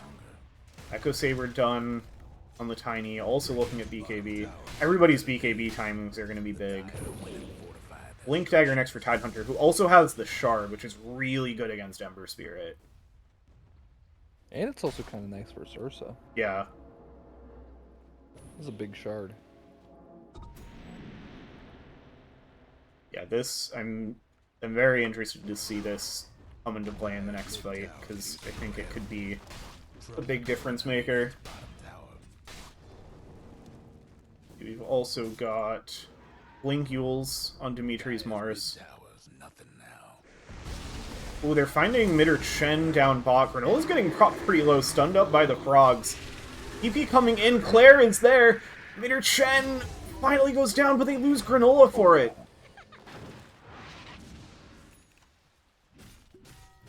That's so unfortunate. Yeah, the frog stun is so brutal. I can imagine a patch coming up that like makes it less likely to be cast.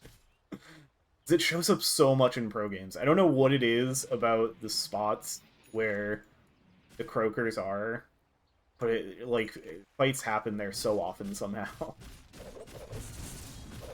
It's usually not the ones that we just saw. It's usually the ones that like Troll just farmed.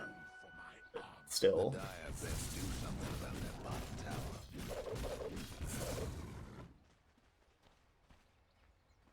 They're quite ridiculously strong. Dire gave up a bottom tower.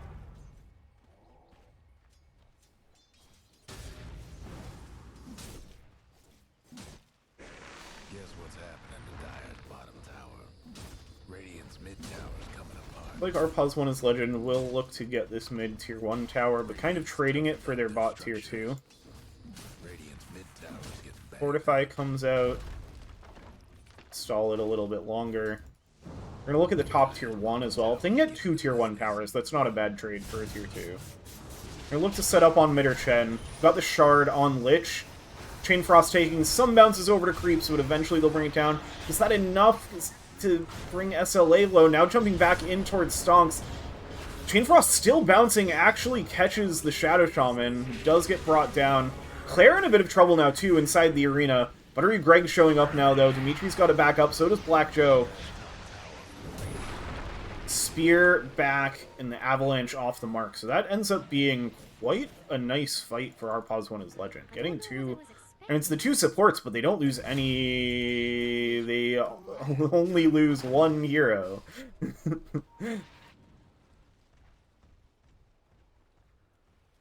They're gonna go into Roche. Yeah, they've got one of the Let's good go, Arena. early Roche heroes. Yeah, a little surprising when they no just arena. like lost the fight. But yeah, no arena, no Chain Frost.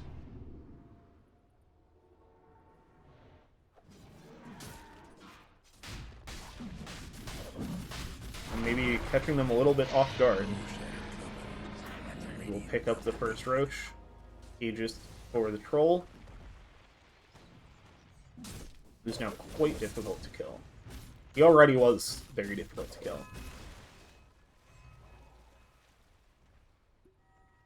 That full Maelstrom and the SNY. BKB next on the list. Radiant's bottom tower ain't a pretty sight right now. BKB finished on Claire.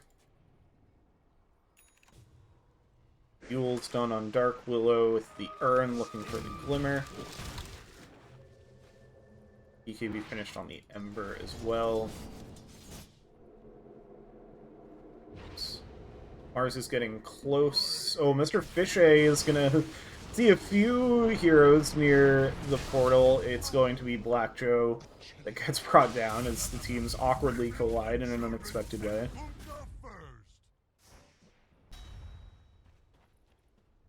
Mr. Fishay is kind of hunting the Ursa, blinks forward. Maybe just wants to farm some of these camps. No, we'll back away.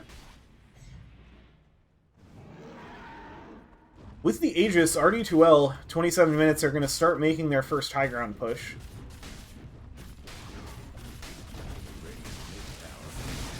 And this tier 3 tower is going to go down quite quickly. Got tons of damage from Buttery Greg, that attack speed, and Claire dealing all that damage to buildings with the tree. Oh. Big Terrorize onto Big 3, Terrorize, but no real follow-up for it. Now charging forward with the Bedlam. The full racks go down. BKB popped in with the Ravage onto everybody in the back. Claire in with the BKB. They get the arena down onto 2. Granola looking to finish off mid or Chen. Buyback from Black Joe and Sorry. Those supports rejoining the fight here. Claire in some trouble. Mr. Fishay just still standing in the middle of everybody. The control is out, trying to bring Sorry down a second time. Mr. Fishay stepping forward, now Granola chewing into the fish. Claire brings down Dimitri under the tier 4s, though. They're just not quite able to bring down anybody here. Finally, they get the Tide Hunter, now turning over towards the Shadow Shaman. But there's the Shard coming into play. He survives, and Granola goes down. Buttery Greg still has the Aegis, has used the Battle Trance. Sorry finishes off Stonks. And isn't gonna go down. Oh, now this is troublesome for RD2L. Only Buttery Greg left standing. They set up the brambles on top of the troll. They're all just trying to kite out this troll warlord. Dancing around him, keeping their distance, and now going in for the damage. Can they bring him down a second time? Chasing forward, they find the kill. A pretty big high ground defense. It costs a lot for Arpaz 1 as Legend. But they do manage to hold after losing one set of barracks.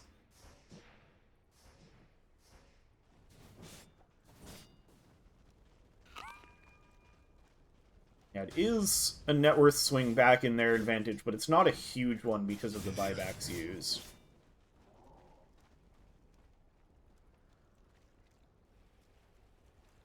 Yeah, Damage. that's a lot committed. Yeah. I'm not sure how well you scale this game as Dire. Yeah, it feels like the Troll Warlords game has been good enough that it's hard to imagine the Ursa getting ahead of him.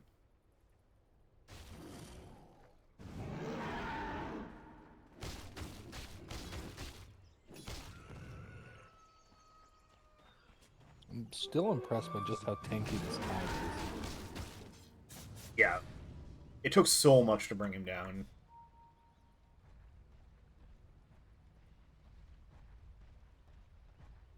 Working on the Pipe of Insight. Tons of magic resist between that and the Mage Slayer.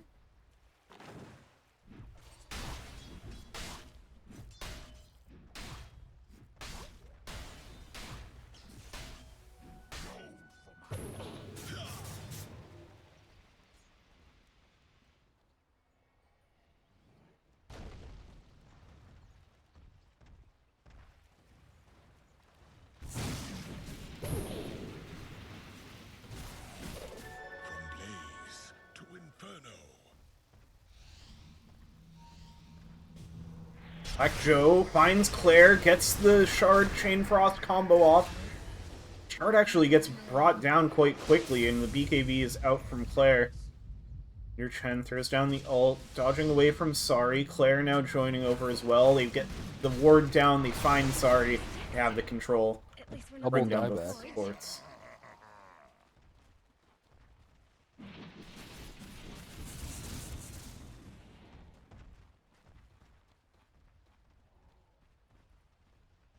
It should be another tier 3. Yeah, both supports down, no buyback. Dyer's mid-tower. And they're pretty free to push up. Fortify will come out. No breaking down radio structures like this. Massive Serpent Horde once the Fortify is gone. This is going to speed up this push quite a bit. Should be the full set of racks. They do get a nice catch with the arena onto Claire. They're jumping maybe a little too far forward. The Dyer's mid-rag. Racks go down. Hearing chains come out. Can they do anything else to stop this? It doesn't seem like it. Granola and Dimitri looking for an angle off on the side. Dyer's mid-rags didn't make it.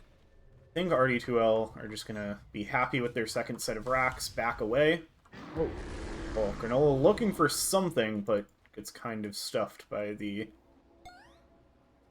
heavenly jump from the Zeus.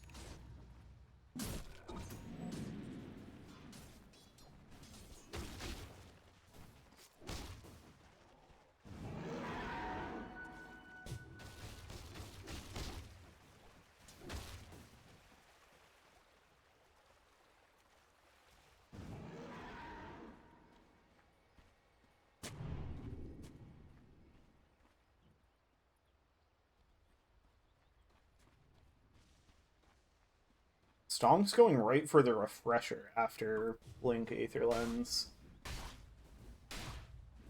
That's going to be a problem for our Pause 1 is like that on its own is kind of a win condition. Because only Ursa can really deal with the Serpent Wards.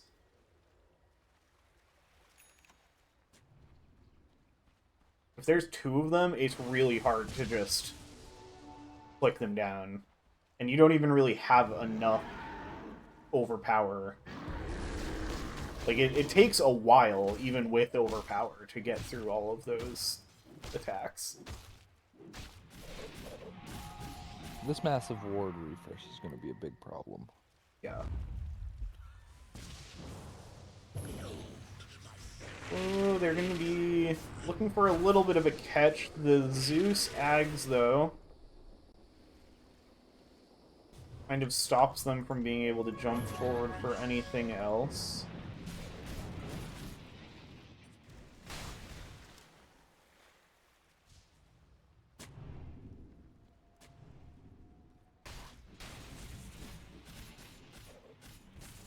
That's where it is. I was like, I'm pretty sure I saw the Ember get sheepsticked, and I was like, who has that? It's Mitterchat.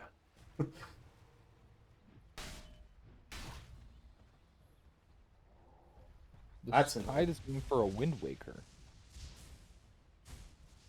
That's interesting. It's very interesting. I guess just to get out of all of the annoying roots. But he should be the least annoyed by their roots. He has Blubber. I think maybe it's to get out of Arena. Yeah. Although the Ursa is queuing up Nullifier. Oh yeah, so that's not gonna help you there. I also feel like he should care the least about being in Arena. Yeah. I think he kind of wants to be there. Yeah. But maybe rather this be a Shiva's or something. Yeah, a Shiva's would be nice. You've got tons of magic damage on your team, so amping that up certainly feel good. I feel like this is a pretty long Roche spawn. Stonks might be dancing here for a while. They want to see it spawn. They're going to get a smoke from our Pause 1 as Legend, kind of using the Ember as bait. Whoa. Mr. Fichet takes the bait, throws down the anchor. First crown goes out. They're trying to find the Shadow Shaman on the back and be a good catch to have to start the fight.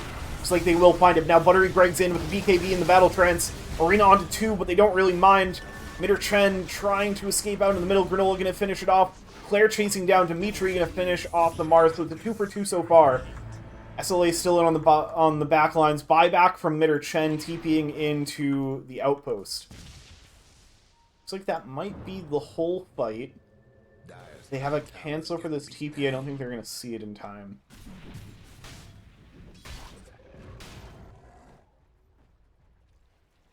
It was a good jump by our Pause 1 as Legend, but it didn't even feel like it got them what they wanted, because it was still a 2 for 2, and they only killed off the supports. The scan comes out, but they're not roaching yet, because it's... Yeah, this must have been, like, almost a maximum length spawn. I think this... There it is. Okay, 2 seconds off. Yeah.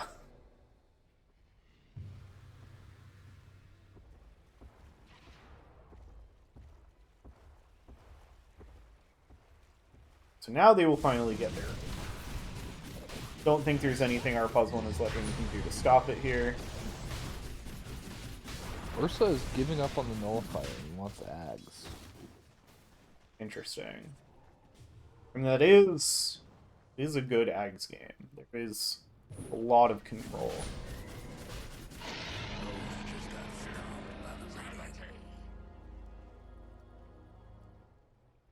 Smoke up immediately out of Roche. Hunting for something. They spot Granola. Mr. Vichy blinks in and finds more. Doesn't have the Ravage quite yet. Meanwhile, Black Joe finds Mitter Chen on the backline. That's a nice catch because he doesn't have buyback. Now they get the Arena onto the Tiny. BKB will be there, so able to deal with it. Granola getting brought super low, but able to dodge away. SLA now in trouble, leashed up by the anchor. BKB is there, though. Claire getting low, trying to finish him off. Spear away, nothing to catch on to. Finally goes down to Sari's damage. Buttery Greg now kind of in the middle of everybody, but Stonks is here. Helping control everybody, but going to get blocked off by the first crown. Dimitri super low, but the Glimmer Cape will be enough to escape. Black Joe will be the one who goes down instead. Dimitri able to TP away. Now jumping forward onto Sari. Shadow Realm TP away. Do they have a way to cancel it? Nothing ground targeted except the Ravage, which they were not willing to commit for just Sari. A little surprised a Ravage never came out there. Yeah, it was a little awkward because they smoked out of Roche and found something immediately, but they didn't have Ravage up when they started that, and then I think just never found a time in the fight that it looked good. That fight was super spread out.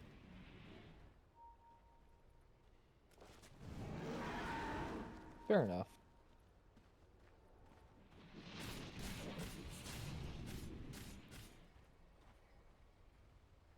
Now our pause one is Legend gonna go on the hunt. But once again, could be finding more than they expect if they go up this high ground. Looks like they are wary of that, and so will not commit to it. Now have to be careful because there's going to be some chasing here. BKB still on cooldown for the Ember, so that anchor is absolutely devastating, and there's no way for SLA to escape. Wow. Well, Dimitri and Sari getting found here. There's the Ravage, on to 2. Dimitri pops the BKB, trying to escape Arena to give the space for Blink Dagger. Not able to TP out for Sari, so is going to get brought down, but at least Dimitri gets away there.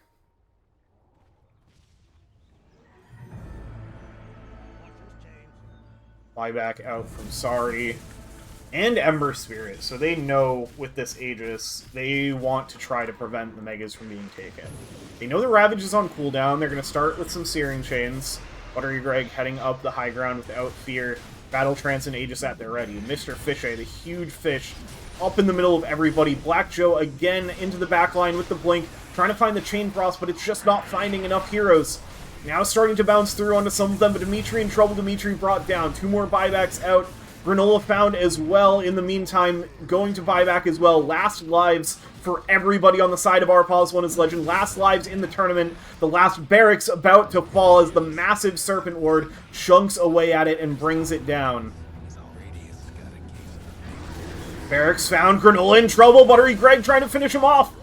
No buyback for the Ursa. 5v4 now. Dimitri next. Hexed up, but has the Glimmer Cape, has the Arena down. Buttery Greg brought down the first time, but the second massive Serpent Ward is there with Stonk's Refresher Orb. That will finish off the Lich. Only 3 heroes left. SLA with the BKB trying to find somebody. Finally, the Zeus goes down, but they jump forward with Claire. They find another kill. 2 heroes left for our pause one is Legend. On to the tier 4s for the side of RD2L. Trying to close out the series here and now. Looking over towards Dimitri, the control is there, they bring down the Mars. Sorry, the only one left standing. Yule's up, Mr. Fishay on top. Glimmer Cape there, trying to escape into the fountain, but hexed up, tossed forward. All 5 dead for our pause one is Legend. GG called, Ancient Falls, putting the R in RD2L. Closes out the series, takes it 3 games to 2, and they're going to be your We Like Dota League 2025 Quas Division champions.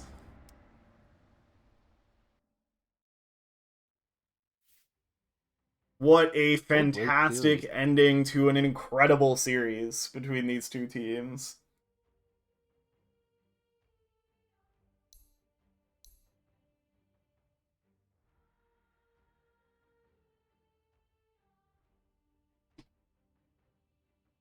Yeah, I feel like the tempo that RD2L brought in this final game, like, really just flipped the story of the series on its head. And they charged their way to a victory off of a lot of really nice fights. Yeah, that was very impressive. The Shadow Shaman hero, like... Yeah.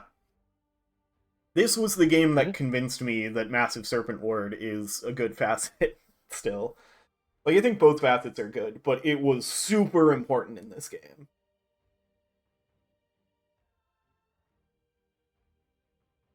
Yeah. I think both facets are still, like, very strong. Mm-hmm. But this Massive Serpent Ward won this game. Yeah. Man, I mean, like, all 10 players played so well throughout the series. It really did feel like the support performance was consistently, like, incredible. I feel like there's a good case to be made for Mitter Chen being the MVP of the series. There's a good chance to be good. I've run out of words. We've been at this for too long. all of these players could be the MVP. If I had to pick one, I lean towards Mid or Chen. Those Storm Spirit games were huge in games 2 and 3. And this Zeus game was, I feel like this was a subtle one, but there were so many fights that couldn't happen without the vision the Zeus was providing. And he kind of secured the Tide's lane top. Yeah. And Tide having a good lane was pivotal for this game plan. Yeah. Yeah, they did a really good job punishing the rotations that Arpaz 1 as Legend was making. Like they were getting pretty good pressure onto Claire with their supports, but it opened up the door for Mr. Fichet to have a good lane, and that really set up their game really well. And in the end, Claire had a great game as well, going 14-5 and 19.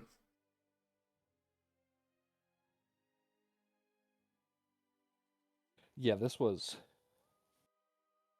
Yeah. Well, GG's. Yeah. That was a great series. Yeah, that was a fantastic series.